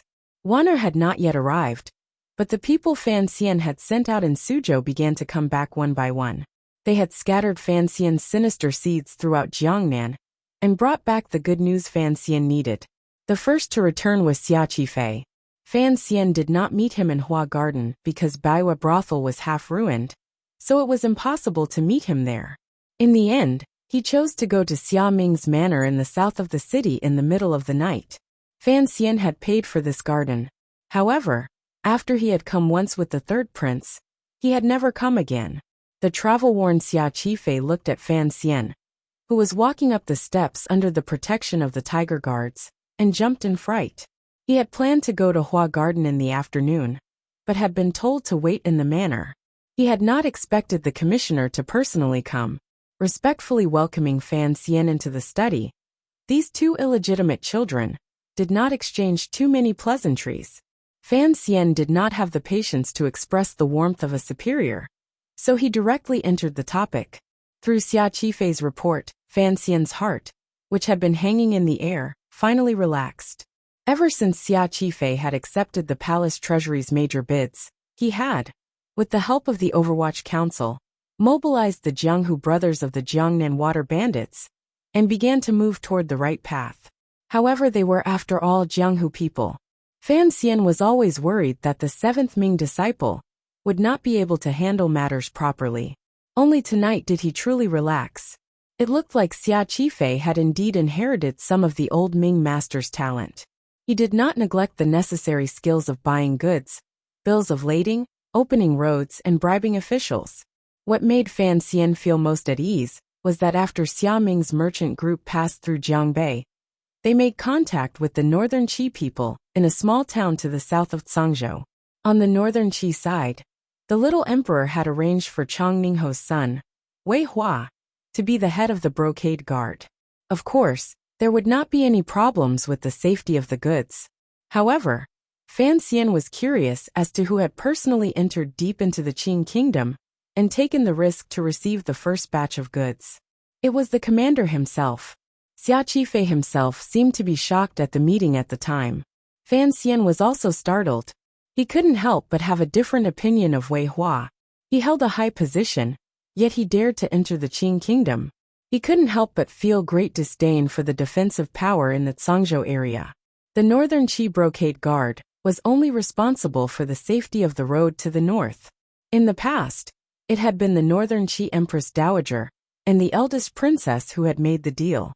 After doing it for so many years, they were already familiar with it. Now it was the little emperor and Fan Xian making the deal.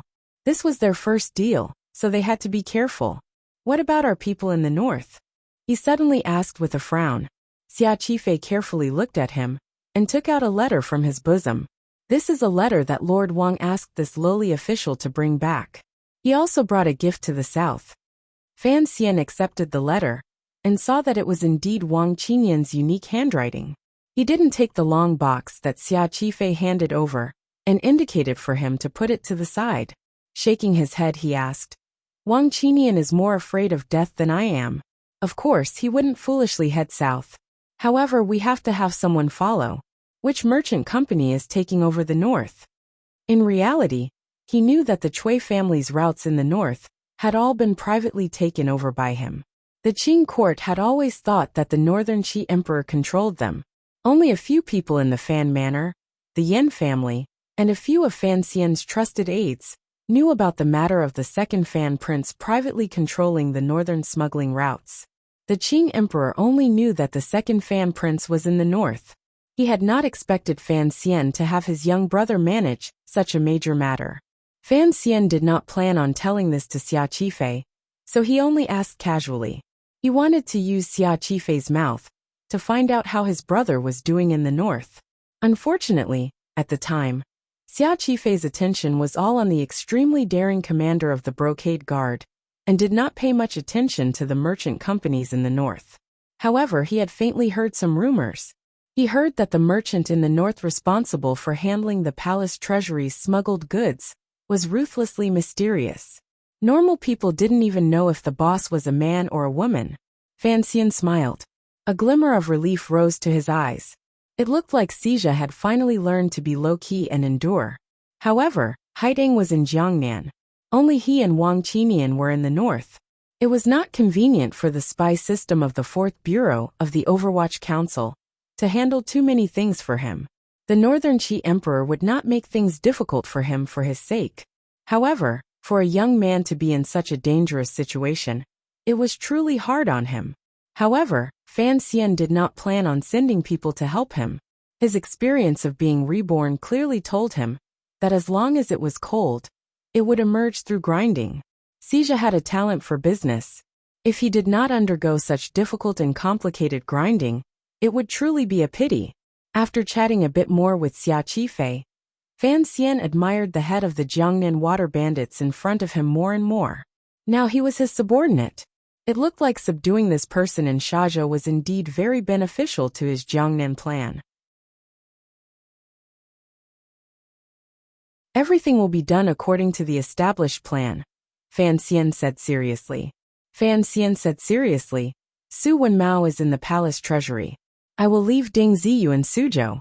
Deputy Ma Jia will handle the matter of transferring goods from the palace treasury. As for the matter of accounts, if you find it difficult to sort it out, listen to the opinions of those old officials.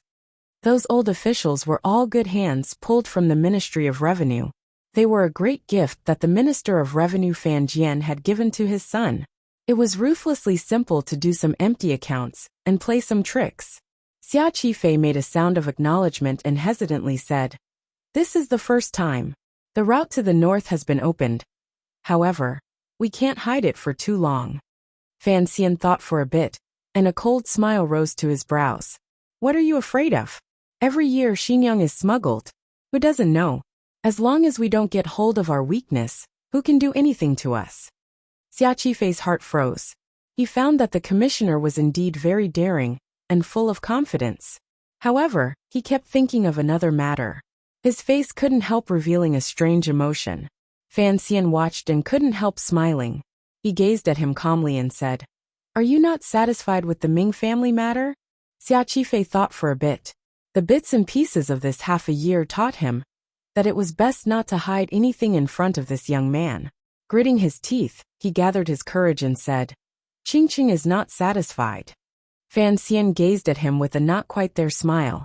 The old Ming matriarch is already dead. Xia Qifei was silent. When the Ming garden was in chaos, he had been following orders to the north to deliver goods, so he had not participated in this matter. Along the way, he had received the news. He had also seen the scene of the Jiangnan people wearing mourning. He couldn't help smiling bitterly and saying, Although she died, it was still a glorious death. Fan Xian quietly said, Do you know how the old Ming matriarch died? Xia Qifei raised his head in shock and gazed at Fan Xian, thinking, Did you not help me force her to death? Suddenly his mind moved. He thought of how the hearts of the Jiangnan people were slightly chaotic and then calm, and how the Ming garden was unusually quiet after the funeral. He couldn't help but think of a terrifying possibility. Ming Qingda? He asked in disbelief. Fan Xian nodded his head coldly. I won't hide this from you. It is a small matter for the emperor to take over the Ming family, but it is a difficult matter for him to take over the Ming family peacefully. The present situation is something I have plotted with great difficulty. Don't destroy it. Xia Qifei immediately understood everything. So the commissioner and Ming Qingda had a secret agreement. He couldn't help but feel a mix of emotions in his heart. He also faintly felt fear. Would he become a useless abandoned pawn?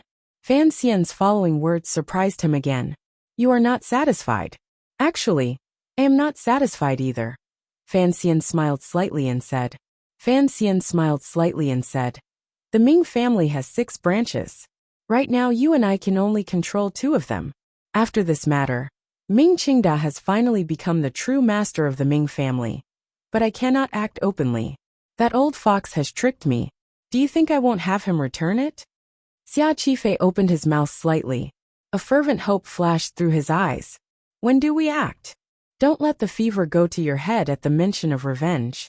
Fan Xian seemed to be lecturing him. It was also like he was narrating some great distant and personal cause.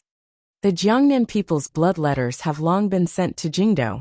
The emperor's edict to scold me should arrive in a few days. Fan Xian continued. At this time, I will not act against Ming Qingdao again. I don't understand. Xia Qifei thought of something and said doubtfully. What benefit does Ming Qingda gain by doing this?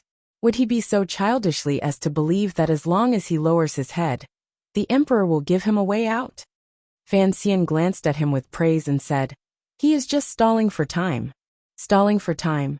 Correct. Fan Xian sighed. Using his mother's life in exchange for a year's time.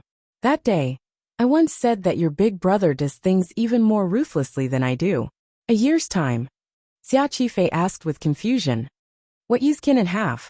Naturally, Fan Xian would not tell him about the seemingly calm, but unusually dangerous situation in Jingdou.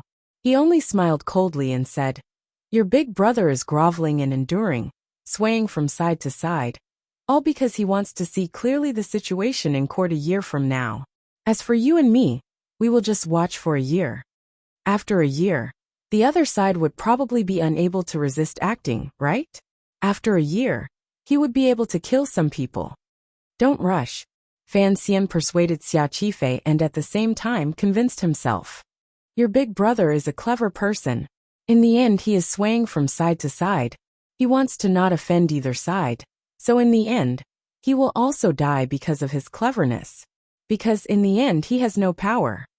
As Fan Xian said this, he suddenly thought of the 3 sentences Yi Luyan had said to him, before his sword cut through half the building. Involuntarily his heart chilled. Could it be that the great grandmaster had seen further than him, and had already seen some danger that he had not? After the imperial envoy was attacked in Baiyue brothel, the Jiangnan governor, Xueqing, was furious. He immediately made a powerful response. All of the Ming Garden's private soldiers were disarmed.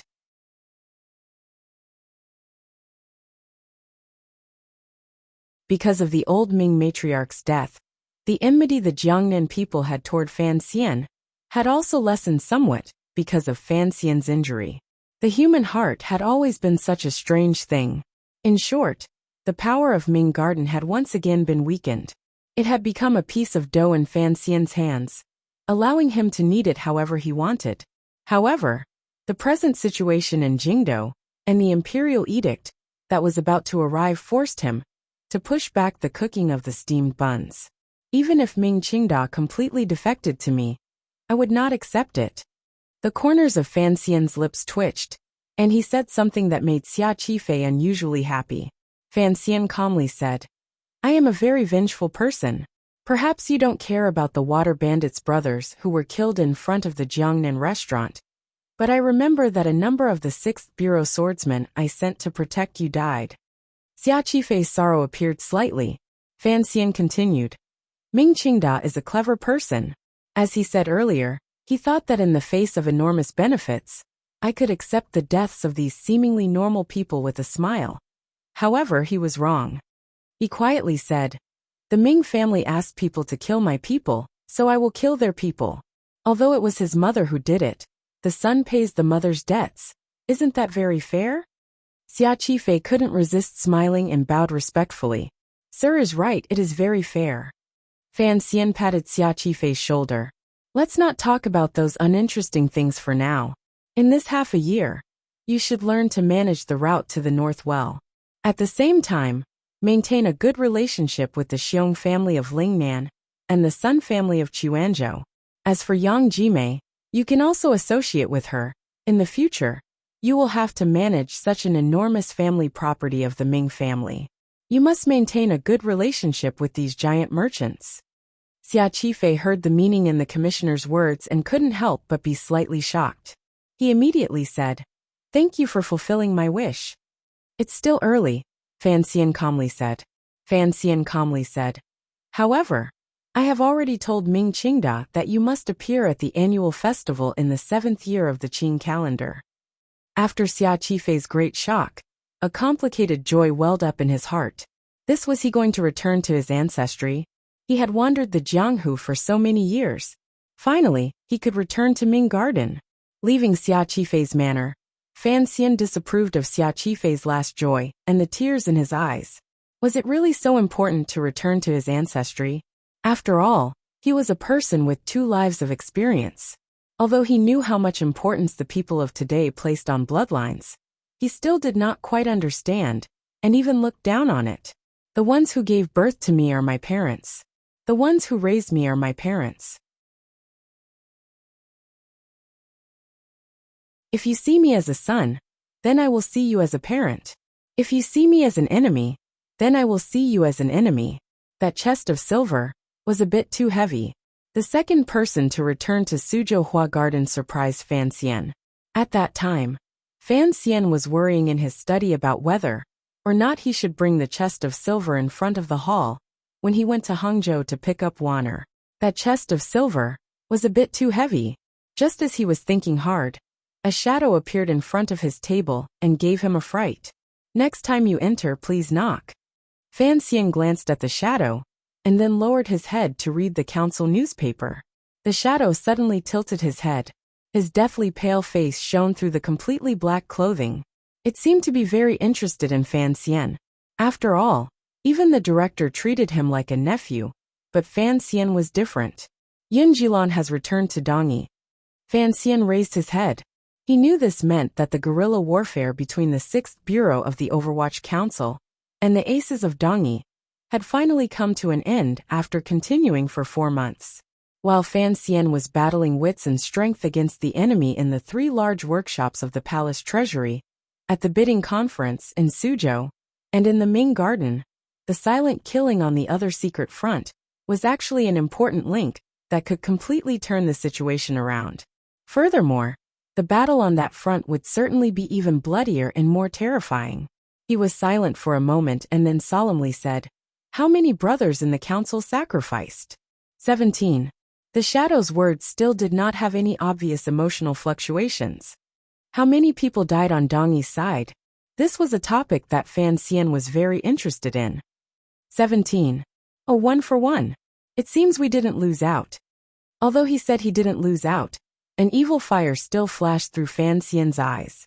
Gently tapping his finger on the surface of the table, he slowly said, "Remember this debt firmly. After some time we'll go and get it back."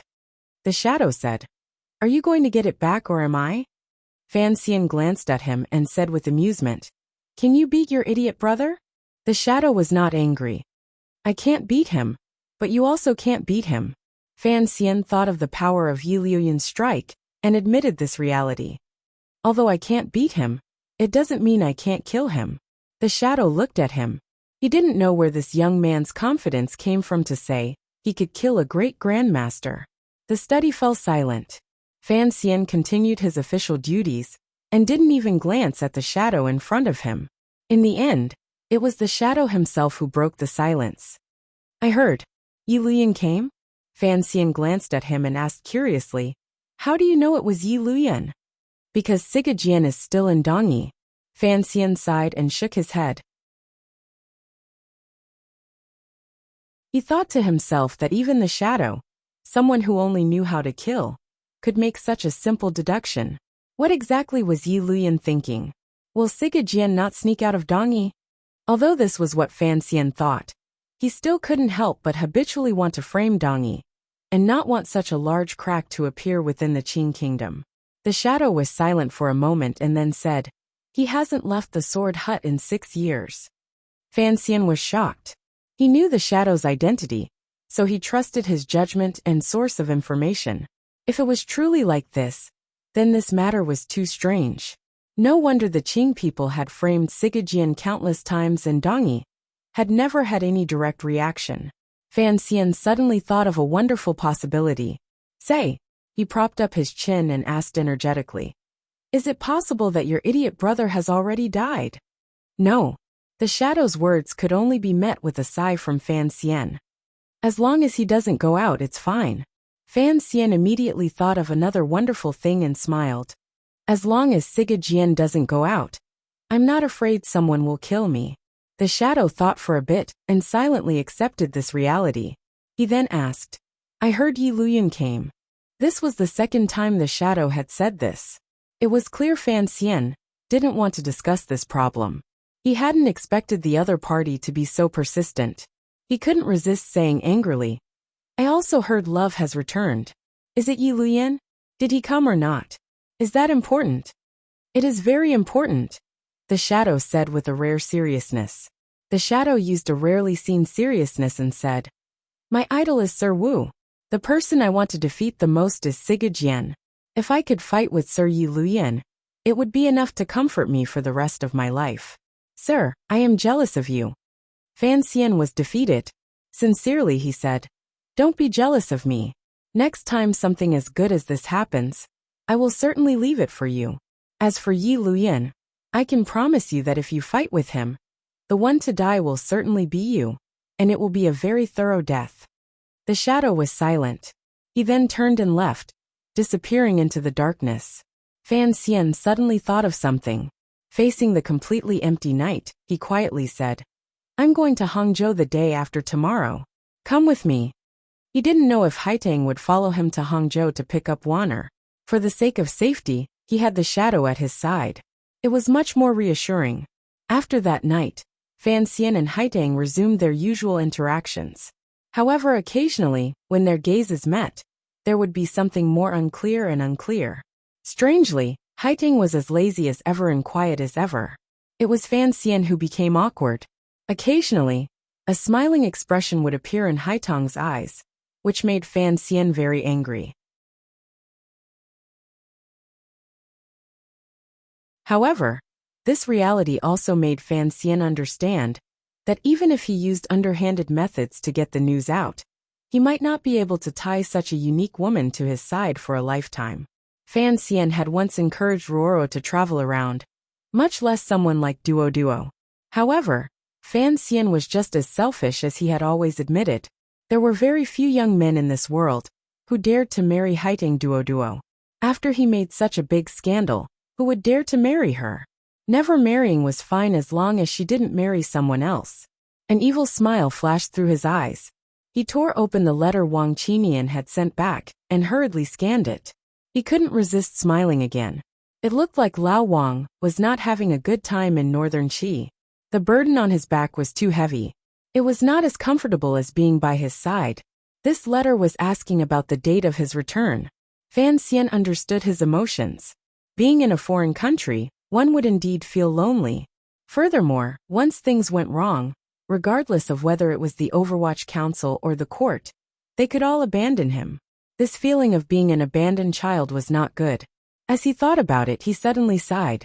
Tonight, he had first met Xia Qifei, then the Shadow, and even Wang Qinian, who was far away in the north. They were all capable subordinates of his. As for the first two brothers, they both carried a blood feud with them. They were the youngest members of their large clans, drifting about the world, unable to return to their homes. In fact, wasn't his own life experience the same? The gathering of abandoned children would, in the end, become exciting. On the first day of the month, I seriously canvassed for monthly votes.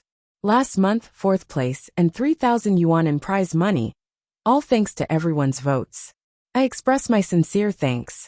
This month, I still have to seriously canvass for monthly votes.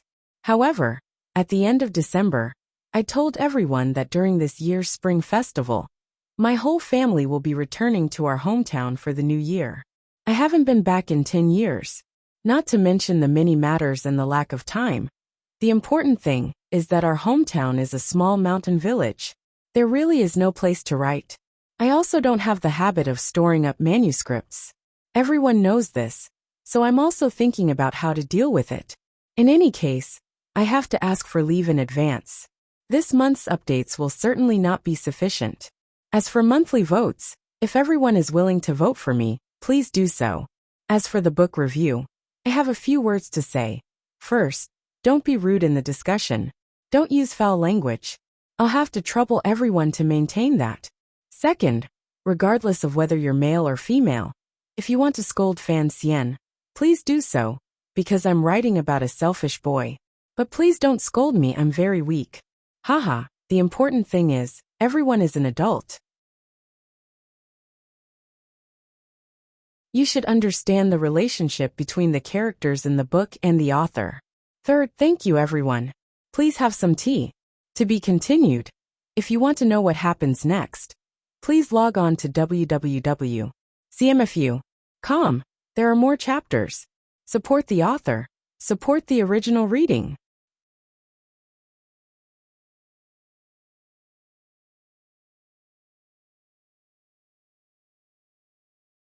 Chapter 407.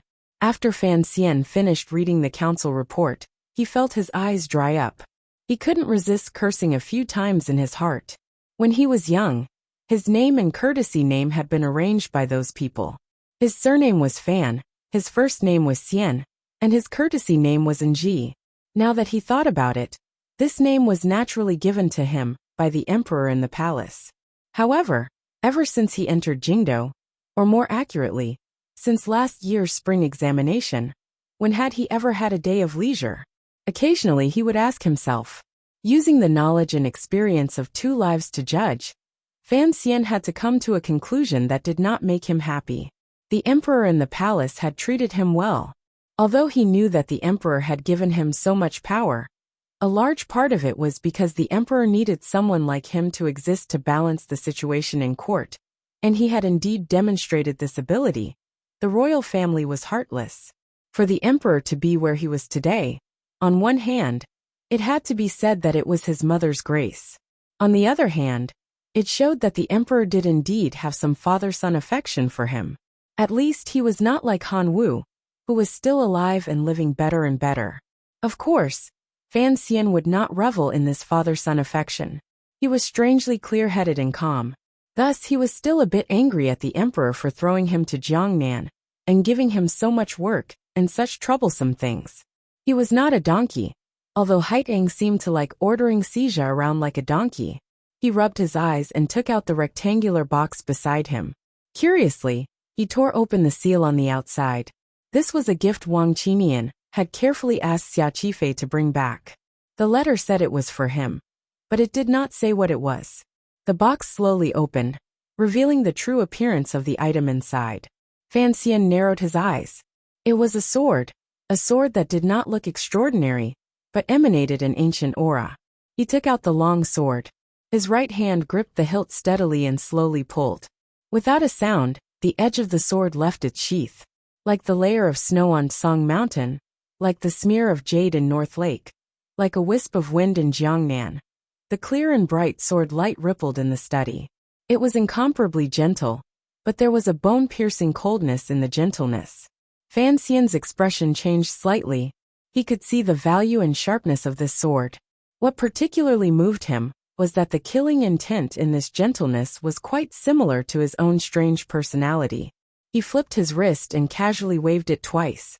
He felt that the weight of the sword was very suitable. The blade of the sword pierced through the air silently and brushed the candle 3 times. But the candle did not move at all.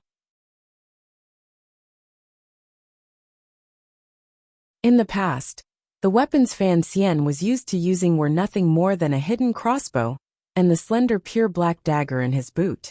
Although he was very efficient when killing people, in the end, he did not have a weapon that suited him, particularly if he was fighting a true ace head-on.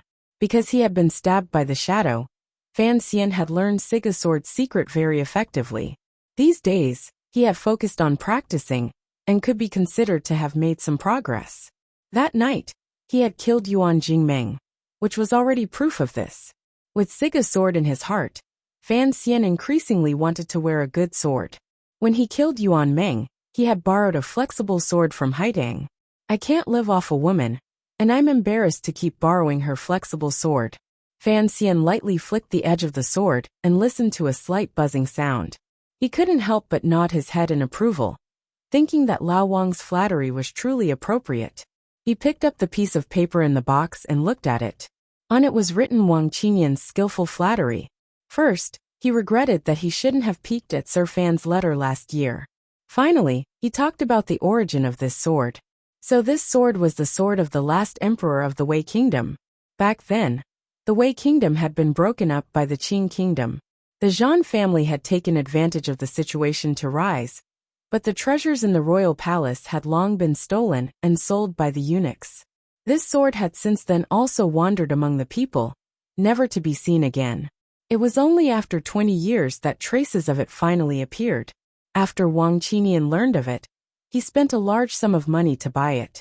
He then carefully made some external changes before sending it to Jiangnan. So it is this emperor's sword. Fan Xian looked at the sword and smiled, but he did not think much of it in his heart. If this sword truly had an imperial aura attached to it, the Northern Wei emperor would not have died back then. However, he immediately furrowed his brows. Wang Qinyan now knew that he was the emperor's illegitimate child. He had spent a large sum of money to buy the Wei emperor's sword, and had traveled thousands of li to give it to him. Was this purely flattery, or was he using this sword to hint at something? Fan Xian shook his head and sighed. He thought to himself, Wang Qinyan was such an old man with a wife and daughter. How could he be so daring? He was probably thinking too much. He felt a bit uncomfortable in his heart. It looked like he was the same as the emperor. They were both suspicious people in their bones. Fan Xian blew out the candle and left the study to sleep peacefully. He couldn't resist muttering, Zorro. The room door closed. The moonlight was still, and the candle had broken into 4 pieces. One was frozen on the table, and the other 3 were rolling restlessly. 3 days later, the angels from Jingdo finally arrived in Suzhou. The angels were not those eunuchs with wings. They were eunuchs responsible for helping the emperor send messages. They could not fly, so they could only ride horses. Naturally, they were slower. Hua Garden was tidied up. The courtyard was swept. The incense table was set up, and the related matters were prepared. With Fan Xian in the lead, the 3rd prince as his deputy, everyone in the Qinian unit of the Overwatch Council, as well as the 6th Bureau Guards and Tiger Guards, dozens of people stood obediently in front of the front yard, waiting for the arrival of the imperial edict. As the Northern Qi Saint girl, it was not convenient for Haitang to be present. She had long left. However, Fan Xian and his group waited for a long time and still did not see anyone come. Fan Xian was a bit annoyed. He called for someone to bring over a grand wooden chair. He sat in the corridor and had Cici peel melon seeds beside him while he chatted idly with the 3rd prince. Deng Ziyu's expression appeared awkward. He moved closer to his ear and said, Sir, be careful. We have to wait. His gaze flickered to the side. Fan Xian knew what he wanted to say. The subordinates of the Overwatch Council did not matter. The 3rd prince was now dead set on following him. However, his actions did indeed appear to be somewhat disrespectful of the emperor's authority. There were also 7 tiger guards beside him, as well as a few tiger guards responsible for the 3rd prince's safety, who knew whether or not there were people the emperor had sent to monitor him. Fan Xian narrowed his eyes and didn't say anything. During the trip to Northern Qi, as well as the trip to Jiangnan, Gouda and the others had actually followed him. The 2 sides had gotten along fairly well. At least, they had not dragged him down or done anything that made him uncomfortable. Thus, Fan Xian had purposely revealed his true side for them to see. In any case, these 7 people would probably be his personal bodyguards for the rest of his life. Then, he would use the endless small mistakes to have them get used to his future big mistakes. Sometimes, a person's heart could not be bought. It could only be seduced. It was like this between men and women. It was actually also like this between men. As for the tiger guards beside the 3rd prince, fortunately, Fan Xian didn't have to wait too long. Following the sound of a cannon salute from outside, a few palace guards took the lead and escorted a eunuch into the garden. Fan Xian had long stood up. Holding the third prince's hand, he went forward to greet them. He bowed deeply and quietly listened to the edict. The eunuch who came to announce the edict was Eunuch Yao. He was also an old acquaintance of Fan Xian's. The two of them exchanged glances. Eunuch Yao knew that this young master was anxious from waiting. His heart trembled. He quickly skipped over some of the procedures that could be skipped. He directly pulled open the bright yellow double damask edict and began to read it in a sharp voice. The contents of the imperial edict were not out of Fan Xian's expectations. Some of the sentences inside were even things that Fan Xian and the emperor had already discussed in secret letters. As the ruler of a country, he had to express shock and anger at the chaos in Jiangnan. The edict used seemingly harsh words to reprimand Fan Xian. However, in the edict, not a single word mentioned the Ming family. Fan Xian knelt on the ground. A glimmer of a smile flashed across the corners of his lips. This was as it should be. How could a mere Jiangnan noble family affect the heart of heaven? Although the matter this time could not be considered small, tens of thousands of people's blood letters had been sent to the capital, and a few rotten scholars were even going to file a lawsuit in Jingdo in front of the emperor. The emperor issuing an edict to reprimand Fan Xian could be considered giving the people of the world an explanation. However, in the imperial edict and the official documents of the court, they would never mention the Ming family and criticize Fan Xian for not handling matters carefully. As for what it was, the court did not say a word. This was what was called politics. It was just a few words of reprimand. Of course, it also fined Fan Xian a year's salary. There was no other punishment. Eunuch Yao's sharp voice stopped. Fan Xian and the others rose to give their thanks. They also asked about the emperor's health and other boring matters. Only then did Fan Xian accept the imperial edict with both hands and hand it to the official beside him to put away. Fine salary again? Fan Xian couldn't resist muttering. My old father, and I haven't had any income these years. Who's going to support the family? He and the third prince walked in first. Eunuch Yao, with his body hunched and a fawning smile, followed behind them with small quick steps. Lao Yao, you have to return the silver to me. Otherwise I can only eat porridge. Fan Xian smiled and scolded. Eunuch Yao put on a bashful face and hurried forward a few steps. Please spare me. Who doesn't know that you are the best at earning silver in the world? You've been in Jiangnan for less than half a year, and you've earned tens of millions of liang for the court. Why would you need my scraps of silver? As Eunuch Yao spoke, he silently and quickly glanced toward the third prince out of the corner of his eyes. Fan Xian's earlier joke could be said to be a big deal or a small one. In the past, the Fan family had indeed fed the eunuchs in the palace well. Of course, he knew that Fan Xian did not think much of his gains. However, this mischievous joke had been said in front of the third prince. Eunuch Yao knew that although the little prince was young, his heart was ruthless. He couldn't help but feel a bit afraid.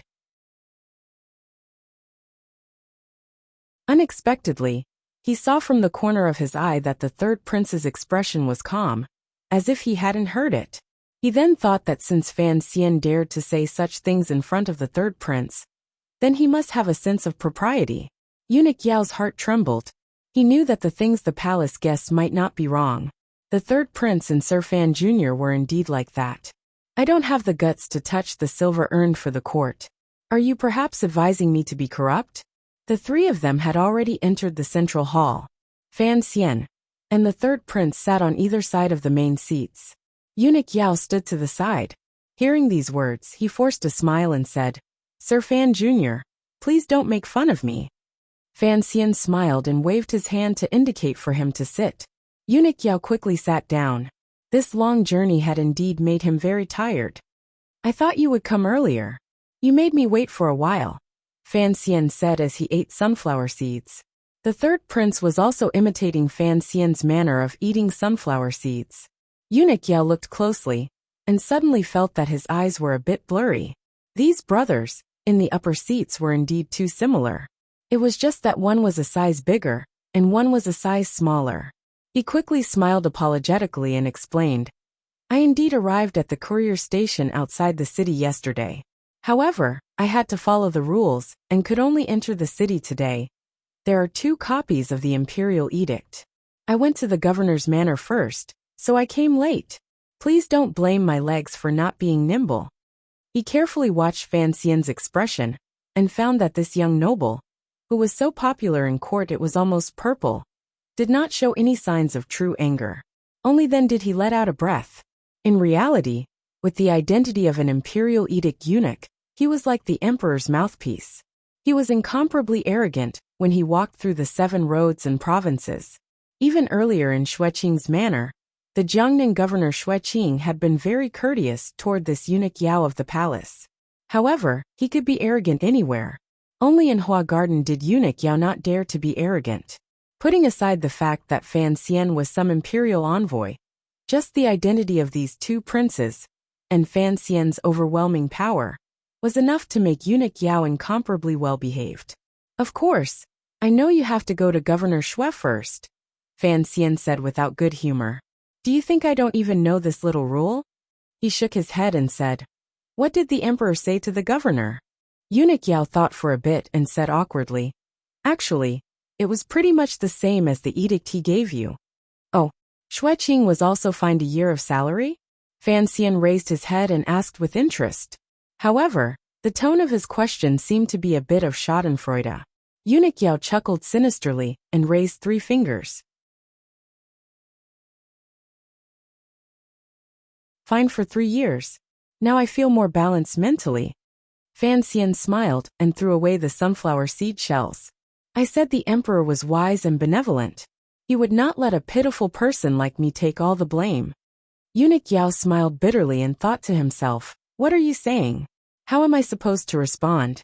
Fortunately, Fan Xian immediately changed the topic and asked, Why did they find an old man like you to come on such a long and arduous journey? Are there no young and capable eunuchs in the palace? At the time Lao Dai was training a few. As you know, after that incident, although he was recently transferred back from that pitiful place, this matter was delayed. This time, the imperial edict coming to Jiangnan was important, so I had to make a trip. Eunuch Yao sighed. Is Lao Dai doing well? Fan Xian asked. Eunuch Yao smiled. Thanks to your great fortune, these old brothers in the palace are doing pretty well. The Qing kingdom's palace was not the same as in history. Since the founding of the country, it had been very guarded against eunuchs.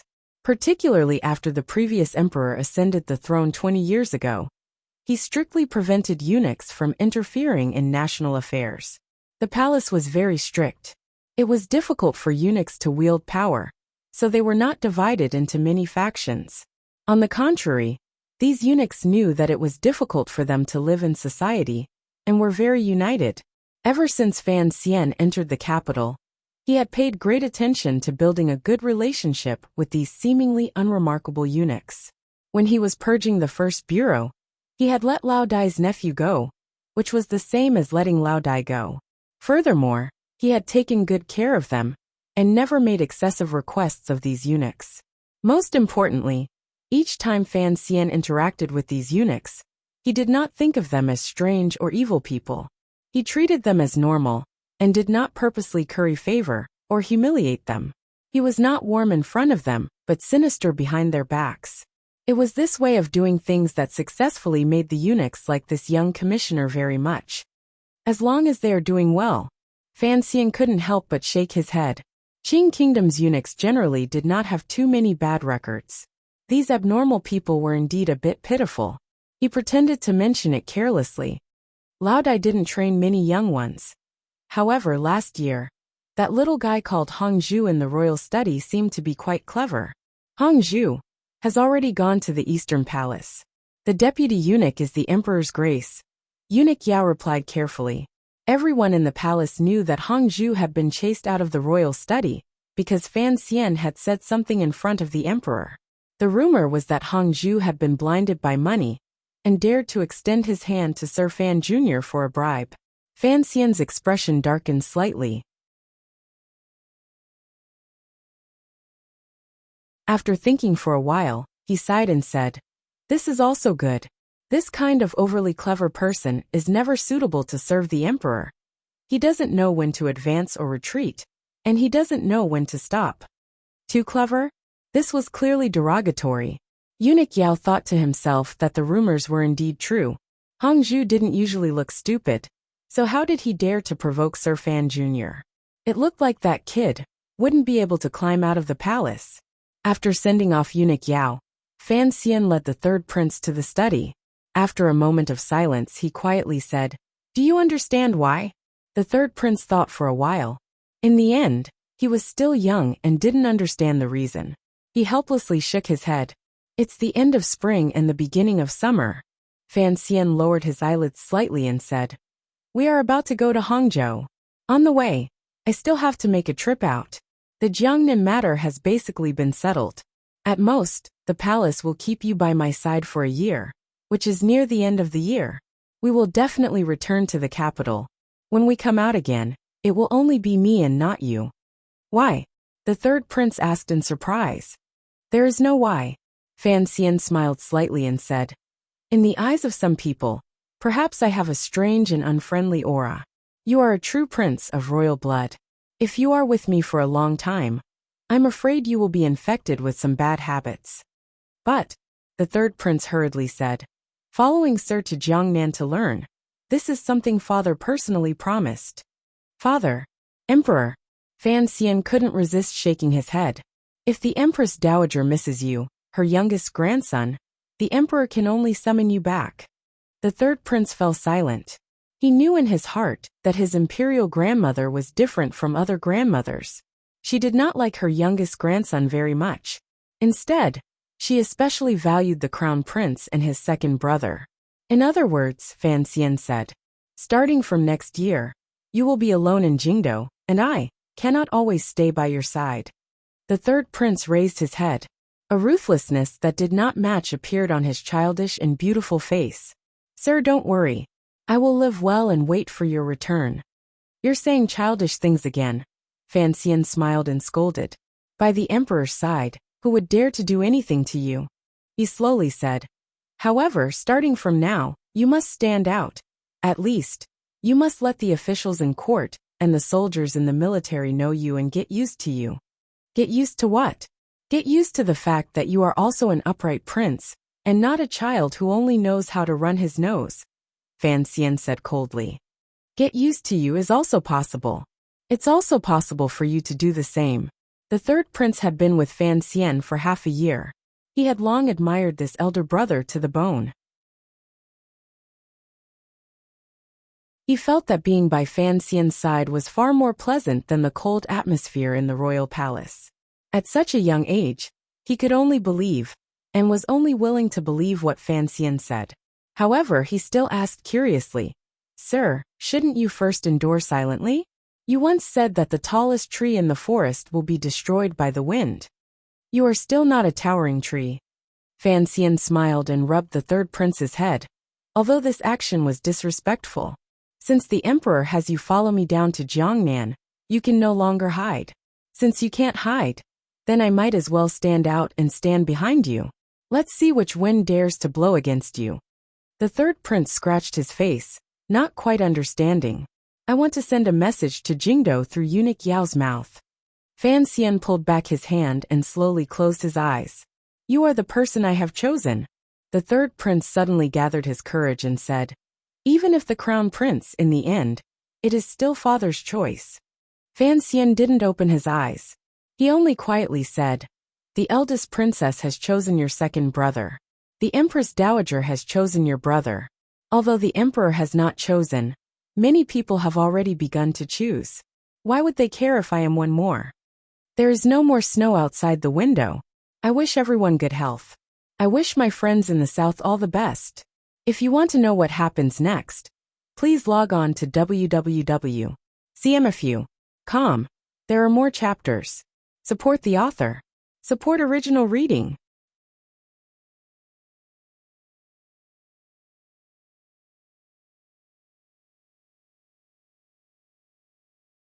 Chapter 408.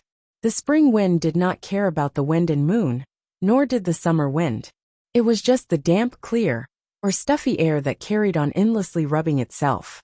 However, the people in the air would give rise to appropriate emotions because of the rubbing of heaven and earth. So what if it's clear? Do you think the Qing emperor will believe your statement? Haitang was wearing a light green robe with 2 large pockets sewn on it. Her hands were in the pockets as usual. She looked at Fan Xian and spoke with a smile. Fan Xian tilted his head slightly. He knew what she meant. He wanted eunuch Yao to send the scene in Jiangnan back to Jingdo and let everyone in court know that he had chosen the 3rd prince. If it had been in the past, Fan Xian would certainly not have committed such a taboo by taking sides before the emperor made his choice. However, it was different now. The power in Fan Xian's hands was too great. He had to declare to the emperor that he had no interest in that chair. The problem was just as Haitang said. Why should the emperor believe him? Just based on the 3rd prince? After the emperor passed away, if Fan Xian supported the 3rd prince to take the throne, given the power in his hands and the background behind him, he could at any time make the 3rd prince a mere figurehead, regent, or something like that. The emperor is healthy and in the prime of his life. Fan Xian lowered his head and quietly said. The matters of the future are too far away. I can't always be a lonely official. Furthermore, he placed the 3rd prince by my side, so I will follow his wishes. As for what consequences will it cause? He narrowed his eyes and looked at the thin lake in front of him and the faint mist on the lake. In a quiet voice he said, I've been thinking about a problem for a long time. Haitang yawned and covered her mouth. What problem? I also stood out this time because I wanted to put some pressure on the 2 brothers in the capital, Fan Xian said with a smile. The 2 brothers he spoke of were the crown prince and the 2nd prince. I really want to force them to do something desperate. Otherwise, if they keep dragging their feet, who knows how tall my mother-in-law is? Is she as tall as a building? He shook his head. I just don't want to wait anymore. Haitang's heart jumped slightly. She turned her face to look at him. You really plan on laying your cards on the table? Fan Xian smiled and said, I haven't finished speaking. I want to force the 2 brothers to do something desperate. But what about His Majesty? He had the 3rd prince follow me to Jiangnan, so he must have thought that the situation would develop like this in the future. The 3rd prince was also involved, and his attitude was so ambiguous. How could the crown prince feel good? Now that the 2nd prince can't go up or down, he can't just let it go like this. Could it be that our emperor also wants to force his own son to rebel? After clarifying his doubts, the chill in his heart eased a little, and he let out a sigh. Haitang lowered her head and said, Even if the imperial clan is heartless in the end, he is still a father. Is there a need to toy with his own son like this? Fan Xian nodded. That is also what I do not understand. Congratulations, Haitang suddenly said. Fan Xian asked in surprise. What is there to be happy about? Since your thoughts are so similar to your country's emperors, then in the coming year, naturally, you will win, Haitang said softly. Fan Xian thought for a moment, and then quietly said, It looks like you have more confidence in my emperor than I do in him. Because you are a southerner, Haitang said indifferently. Because after you entered the capital, the Qing emperor has always appeared somewhat quiet, so you have not experienced his terror. When he was still the crown prince, he led 3 expeditions to the north.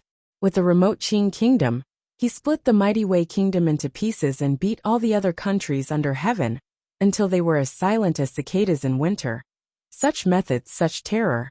If I stand in your position and think about it, naturally, I have great confidence in him. The ruler of your country is a great ruler. Haitang very directly praised the foreign emperor. In these 2 years, the lion hasn't been sleeping. He's just narrowing his eyes to digest the food in his stomach. However, if someone really dares to try and touch his position, his eyes will open, and he will mercilessly tear the enemy into countless pieces. Fan Xian fell silent. Actually, I understand. That is why I want to do this matter, not him. When all is said and done, you are still a passionate person. Haitang gazed at him with a not quite there smile. Although you often like to hide your benevolence under the guise of selfishness, you are still a passionate person. If the Qing emperor finally acts in a rage, blood will flow like rivers. You do not want to see this situation, so you want to do it yourself, to suppress the destructive power of this matter to the minimum. Fan Xian lowered his head, tacitly agreeing with this statement.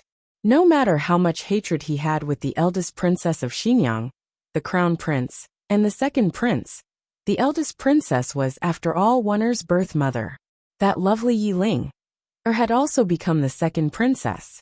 Once the battle over the throne erupted, it would certainly bring disaster to the family. Fan Xian was a cold and emotionless person in many ways, but he did not want thousands of heads to hang on the walls of Jingdo and dirty blood to wet the walls. The second prince, who was very similar to him, smiled so shyly. Could he still smile like that after becoming a human head? If the emperor and he won, what would happen to the Yi family? What would happen to Yi Ling? For Fan Xian, this was a problem. For the emperor, this was not a problem. Thus, Fan Xian strongly hoped to be able to take the initiative in solving this problem. But, Haitang quietly said, "You should also understand that you alone cannot solve this problem. Your enemies still have many powers that are beyond what you can handle. Against those people, the Qing emperor has his own plans. He does not need you to do it for him. In the end, you are only the sharpest sword in his hand, and he is the hand holding the sword." Fan Xian knew she was talking about the Juanshan conference, and nodded silently. "There is also the Empress Dowager," Haitang said with a slight smile. Fan Xian found a glimmer of sadness in the smile in her eyes. He couldn't resist muttering, "Both empresses are very troublesome." It was clear that Haitang did not want to continue this unsolvable topic. Her gaze, intentionally or not, landed on the ancient sword at his waist. Wang Qinian sent it. Fan Xian met her gaze and explained, "I heard it was the sword of the last Wei emperor." Haitang's expression did not change. It was as if she had long known the origins of this sword. In a clear and cold voice she said, "Be careful not to arouse too much discussion." Fan Xian smiled. "Thank you for the reminder. I had originally thought that not many people would recognize it." Haitang lowered her head. No one knew what she was thinking. A moment later, she faintly said, "It has only been 30 years since the destruction of the Wei kingdom. Although Shao En and Zhuang Mohan, the last spiritual symbols of the Wei kingdom, have already passed away, it has not been that long. In this world, there are many people who remember the events of that time." Fan Xian didn't know why the girl was acting so strangely. An absurd feeling welled up in his heart. Presently, the world could be said to be peaceful, and everywhere could be said to be prosperous. Who would have thought that just 20 years ago, the world was still a large battlefield? At that time there were endless battles. Countless people died. One large country was destroyed, and two large countries were born. Blood flowed on the green hills, and the yellow waves piled up corpses. Among the hundreds of thousands of white bones, the important figures who now led the way of the world were born. The two of them fell silent and stared at the show lake in front of them in a daze. This show lake was not the show lake of Baiyue Brothel in Jingdo. It was the lake behind Baiyue Brothel in Suzhou. Last month, Fan Xizha had sent a letter to the people in Jiangnan to start digging the lake. He had used a number of laborers and forcefully doubled the size of the show lake. Now, if one looked back from Baiyue Brothel, the scenery was even more beautiful than it was then.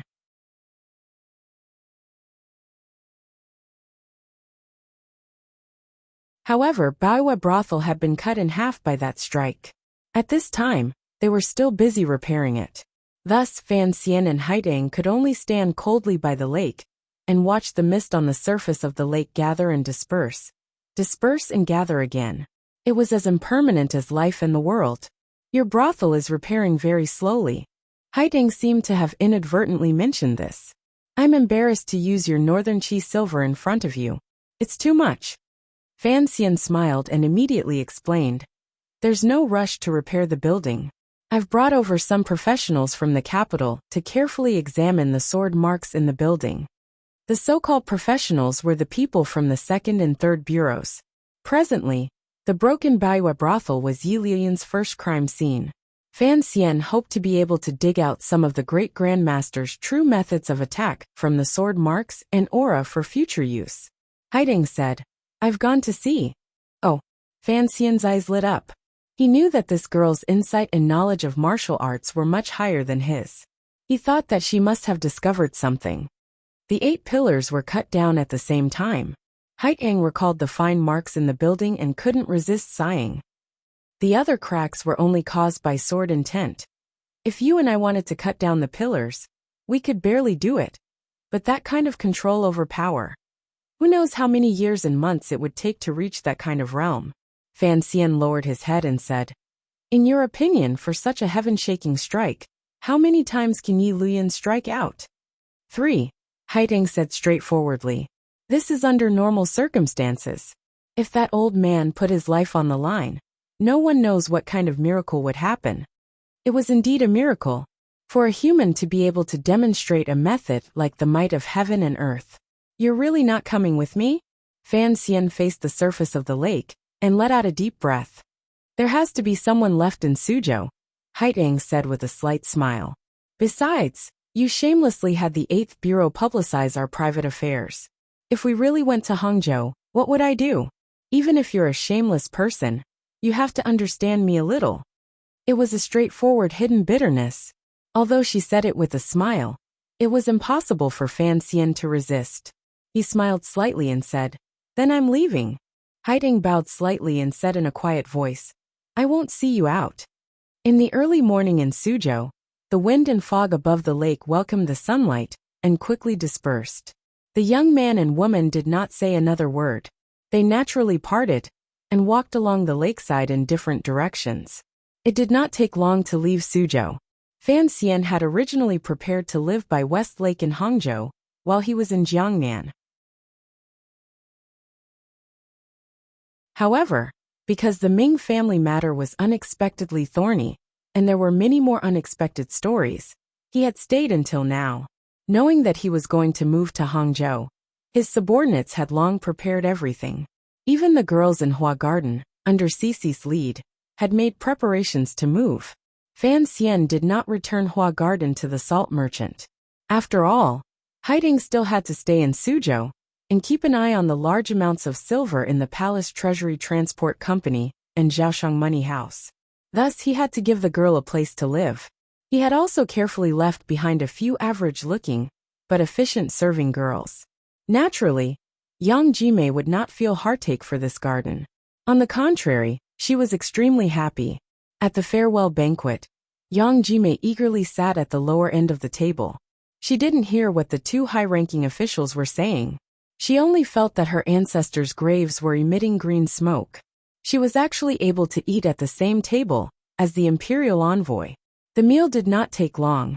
The Jiangnan governor, Xue Qing, the rarely seen inspector, the Suzhou Zhizhou who was currently being investigated by the Overwatch Council, and these officials all came to see Fan Xian off.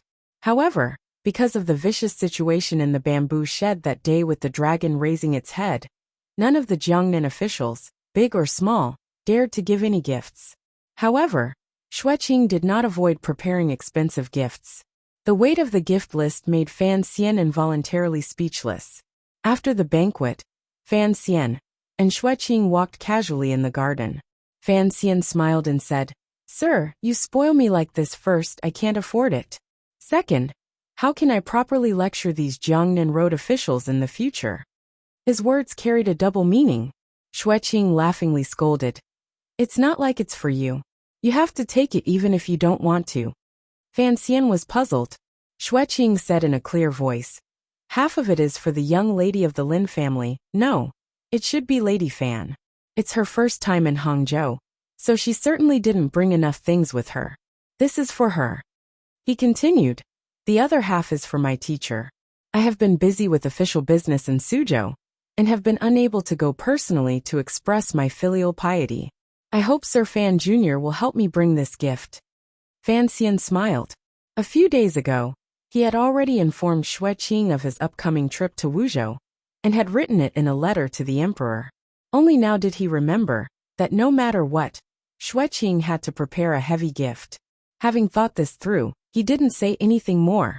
In a quiet voice, Fan Xian said, I will be in Hangzhou. If you have any orders, please send a letter. I wouldn't dare. Xueqing smiled and said, You are also the imperial envoy. I wouldn't dare to give orders, but there will always be trouble. Fan Xian casually replied. He knew that Xueqing had long hoped for him to leave Suzhou, so he didn't point it out.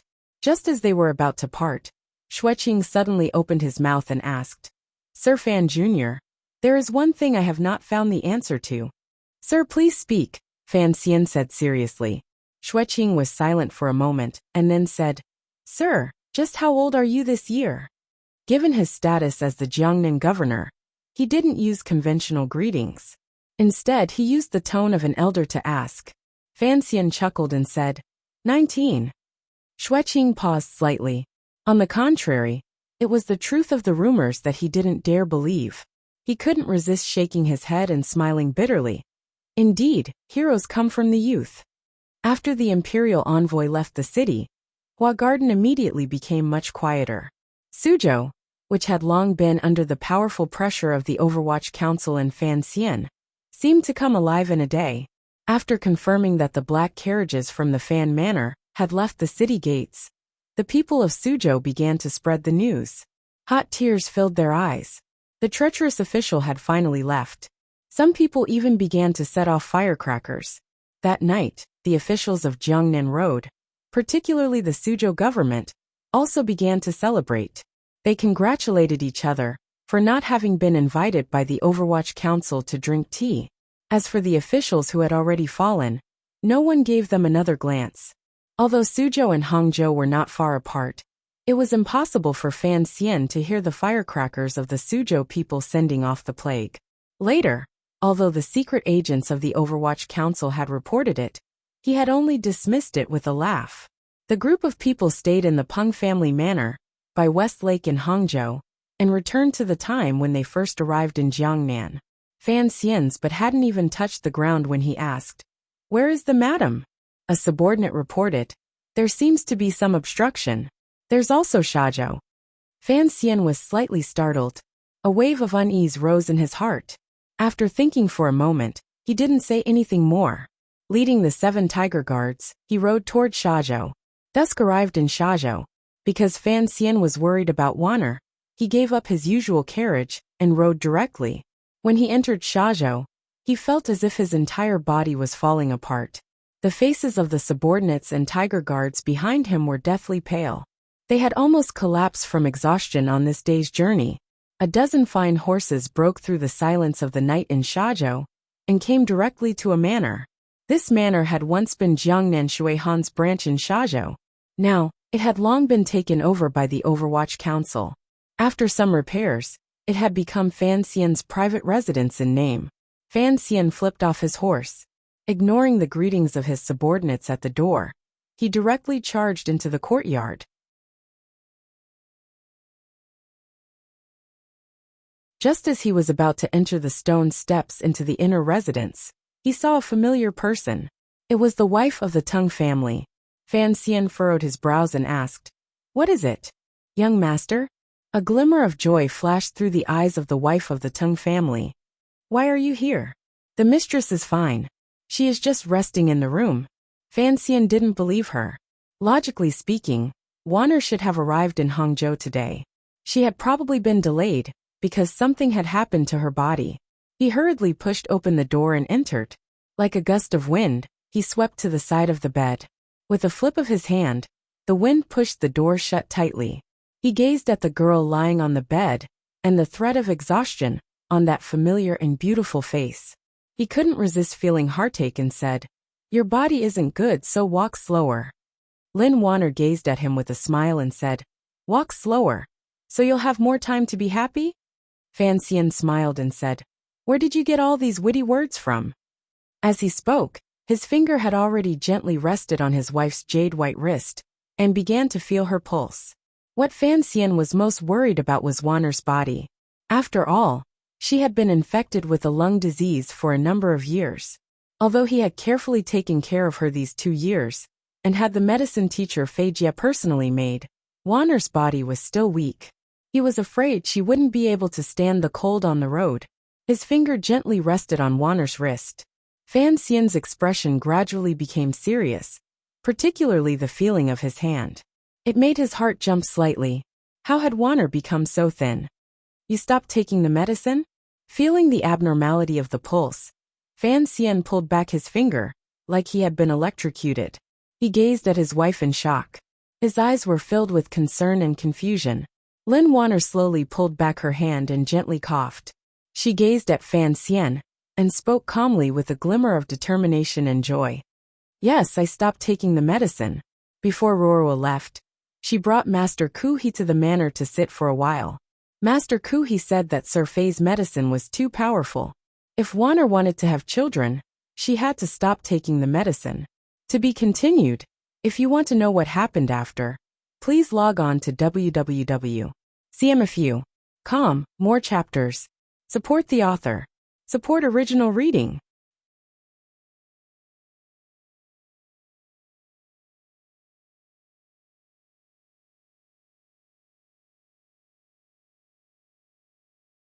Chapter 409. Hearing Wanner's words, Fan Xian's face immediately darkened. He immediately remembered that his wife's body was not well. He quickly put on a warm smile and said, "What are you thinking about? Sir Fei is my teacher. He has seen me grow up.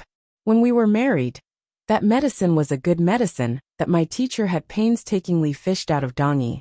How could he not understand the principle of being a tyrant? During this year, you've been taking that medicine. Your body is clearly getting better. You can't stop, you silly girl." Lin Wanner smiled slightly. There was a glimmer of tiredness in her smile. In a quiet voice she said, "Naturally, Sir Fei's medicine is good, but what Master Kuhi said."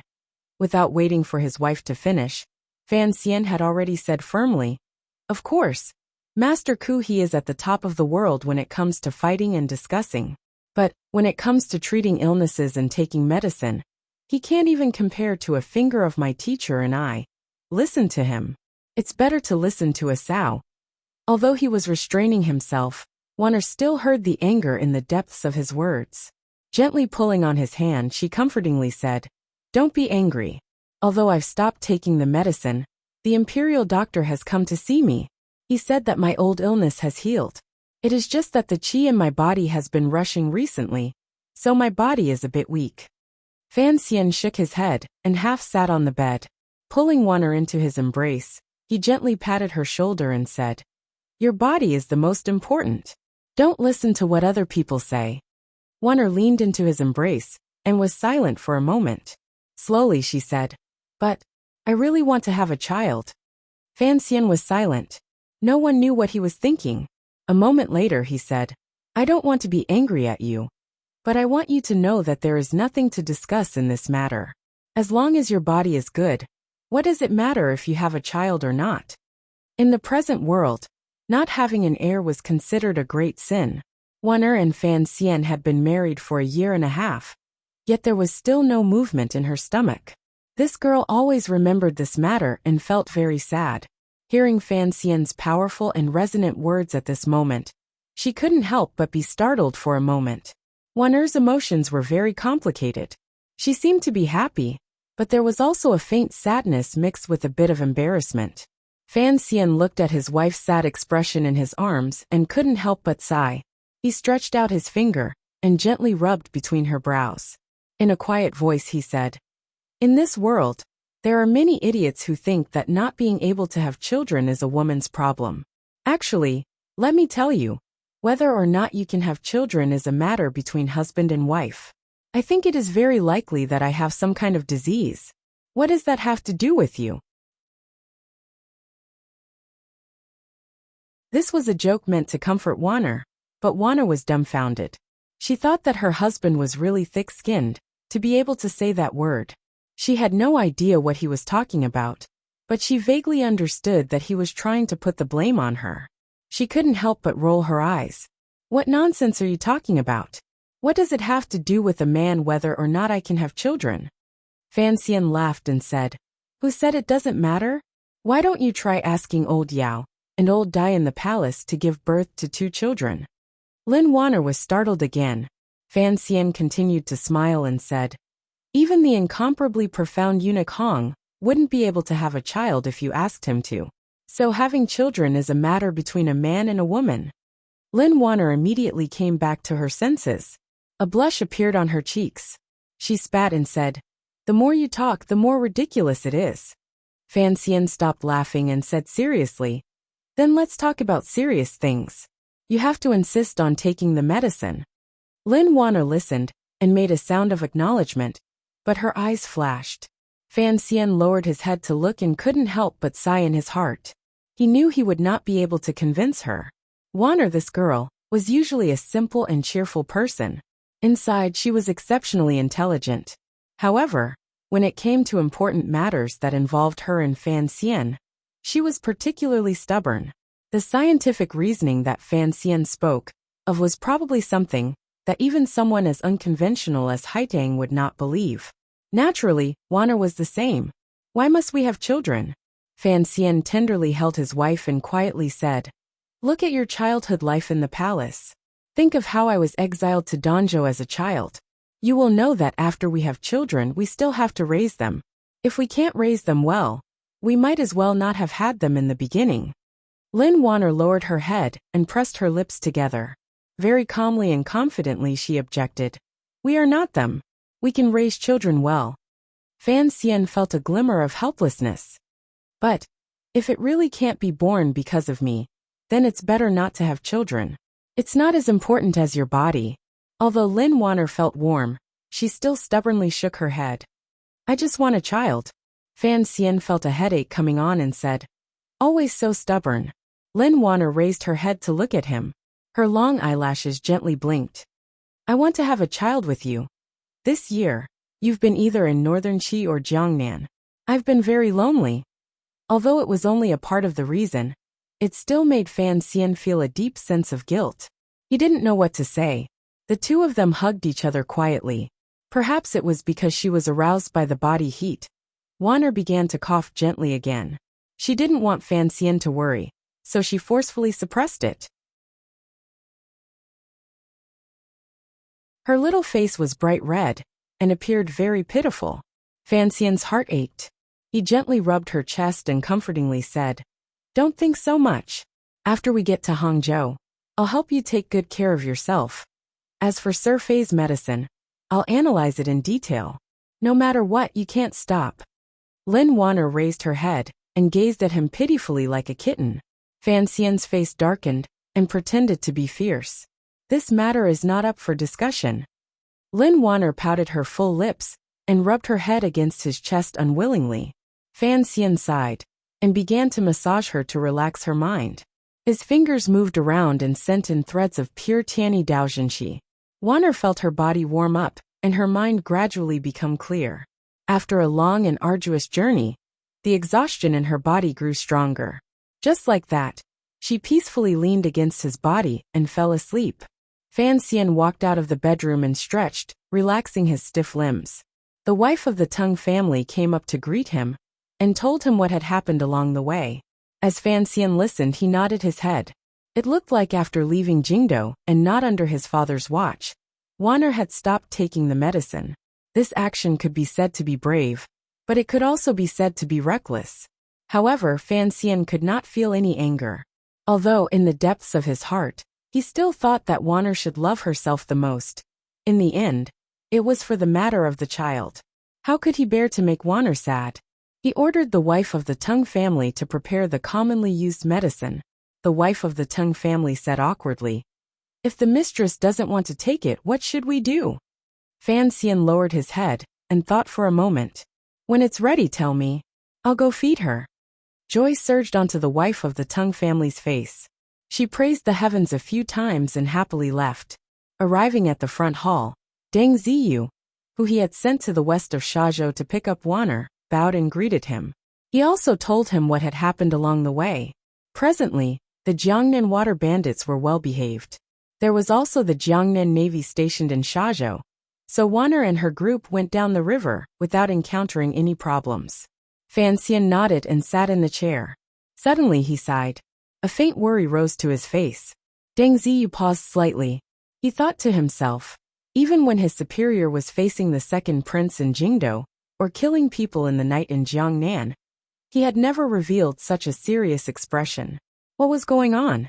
He guessed in his heart that the battle for the first wife in the Fan Manor had already begun. He couldn't help but lower his head in fear and keep quiet, not saying a word. Fan Xian had no idea what he was thinking in his heart. He was only thinking back to what Wanner had said earlier. Sir Fei's medicine really had such serious side effects. From Danzhou to Jingdo, before they were married, before he met Wanner in the Qing temple, Fan Xian knew that his wife had been infected with tuberculosis. In today's world, this illness was basically an incurable disease. However, when a young man and woman met, they always had incomparable courage to welcome the future disaster. At the time, he had only forcefully suppressed the faint fear. Fortunately, there was Sir Fei. On the night of the wedding, Sir Fei had hurried back from Dongyi with great difficulty and brought back the strange medicine that specialized in treating tuberculosis. The medicine was called ice smoke. This medicine took a full 4 years of Sir Fei's time. For years before the wedding, there were already rumors of a marriage between the Fan and Lin families in the palace. After using so much energy and time, the strange medicine was indeed effective. After the wedding, Wanner persisted in taking it. Each time, she only scraped a small amount from the pill and swallowed it with the medicinal soup. Her body gradually improved, and she no longer coughed. The imperial physicians in the palace all thought that the princess tuberculosis had already been miraculously cured. But side effects? Vinegar made turtle shell. Fan Xian thought back to the ingredients in the pill. Rehmannia, donkey's gelatin, beeswax. What does this have to do with making a child? He immediately thought of Fei Jie's expression when he spoke on the night of the wedding. After taking the medicine, you are forbidden from sexual intercourse for a month. Naturally, this was a naughty joke. Now that Fan Xian thought back, he realized that his teacher seemed to have hidden some important information. Later, Fan Xian had always felt it was strange why Sir Fei rarely saw him. It was as if he was hiding from something. Could it be? The true side effect of this iced smoke was to harm the patient's reproductive function? Fan Xian sat in the chair and couldn't help but shake his head. As long as Wanner's illness could be cured, as long as her tuberculosis did not come back, as long as she was healthy, was it important whether or not she could make a child? Speaking of his previous life, Fan Xian felt that the most inexplicable scene in that world was the one he would occasionally see on television or in novels. The doctor in the delivery room, full of caution, came out of the delivery room and told the family of the pregnant woman that she had a difficult labor and could only save one. Should they save the adult or the child? Save the adult or the child? Was there a need to ask? Fan Xian had always thought this was the stupidest question. It was absolutely stupidest to the extreme. Fan Xian was not an idiot. But, old bald donkey. Fan Xian stared coldly at the stone floor in front of him. The evil fire in his eyes burned brightly. Sinisterly he said, "You big idiot." Deng Ziyu paused. He didn't understand the word idiot, but it was clear that the commissioner was already angry to the point of exploding. He quickly comforted, "Sir, don't be angry, don't be angry." Fan Xian opened his mouth and cursed loudly. "Calm my *SS." He slammed his palm down and directly smashed the table beside him into pieces. He cursed sinisterly. That goddamn old bald donkey, what exactly are his intentions? Regardless of whether or not Sir Fei's medicine had side effects, it was truly and greatly beneficial to Wanner's body. After Wanner stopped taking the medicine, her body clearly weakened. Who knew what would happen in the future? Wanner stopped taking the medicine because Ku He had pointed out this matter. But why would Ku He do this? Fan Xian did not think that Ku He was a person who purely bemoaned the state of the universe and pitted the fate of mankind. Whether or not his wife could have a child, he believed that he would not be so attentive. Thinking of how Wanner almost had a relapse of her old illness because of Ku He's words, Fan Xian's fingers began to tremble. He became angry and found it difficult to suppress the urge to kill. He stood up. His eyes burned with a sinister fire. Staring at Deng Ziyu, he said, Send an order to Su Wenmao and Xia Qifei. This year, all goods going north, lower their grade by 1. Deng Ziyu made a sound thinking, what exactly had happened? Both sides of the trade with Northern Qi had been very happy. Suddenly making a scene like this seemed to hurt the overall situation. He couldn't resist trying to persuade. Sir, although I don't know what happened, lowering a grade is the same as Northern Qi losing hundreds of thousands of liang of silver. This is too big of a matter. Fan Xian knew that Deng Ziyu was urging him not to harm the public discussion because of a personal grudge. He smiled coldly and said, I am a person who returns grievances with grievances. Others want to make my family unhappy, so I will make their country unhappy. Hundreds of thousands of liang of silver in exchange for my wife's coughing for a dozen days is already letting them off easy. Deng Ziyu heard the coldness in Fan Xian's tone and didn't dare to say anything more. Carefully he asked, what exactly happened? Fan Xian did not reply. Sir, the bald donkey you speak of, what donkey is it? Fan Xian smiled coldly and said, it's Northern Qi's Ku He, that hairless donkey. Deng Ziyu was silent. He was shocked but didn't dare say anything. He thought to himself that the commissioner dared to curse Sigu Jian out in the street. Perhaps it wasn't Sigu Jian? At this time, calling Ku He an old donkey in his own home didn't seem to be a big deal. Fan Xian continued coldly and said, send a letter to Wang Qinian. Tell him to prepare to release the news. Yes. Deng Ziyu accepted the order and asked, what specifications? When? Specifications? Fan Xian narrowed his eyes.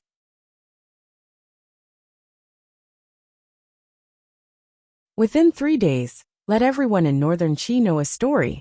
Also let them believe this story. As for when, listen to my instructions. Yes.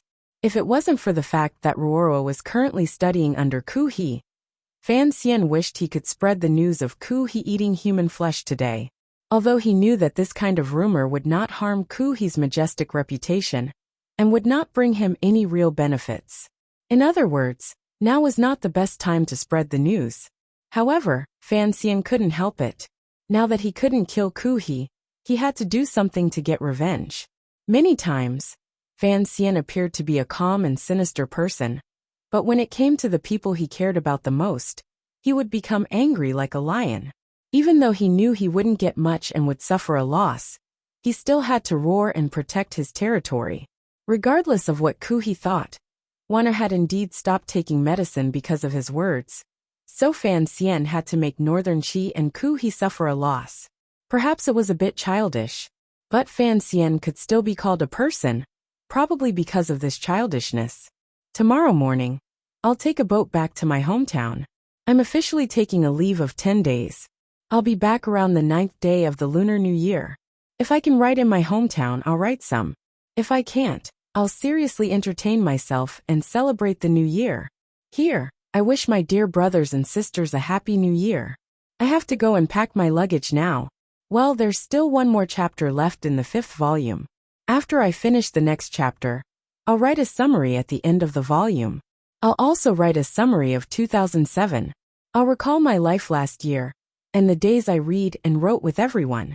I'll also wish everyone a happy new year, good health, and a happy family. Oh right, if everyone is afraid of not having a book to read, I'll introduce everyone to Jingguan's new book, Unparalleled Food and Lust. This is something I really like. Of course, Jingguan's book doesn't need me to advertise it, but I know some friends might have been scared away by the first 3 chapters and the introduction. This book is written very comfortably. Personally, I think it's much better than The Beast's Blood. At least, the opening chapter is much better. I can't give a detailed evaluation. I can only say that Jingguan is very talented. Of course, I don't know him, so this is not an advertisement. I just want to share something good with everyone. To be continued. If you want to know what happens next, please log on to www.cmfu.com. There are more chapters. Support the author. Support the original reading.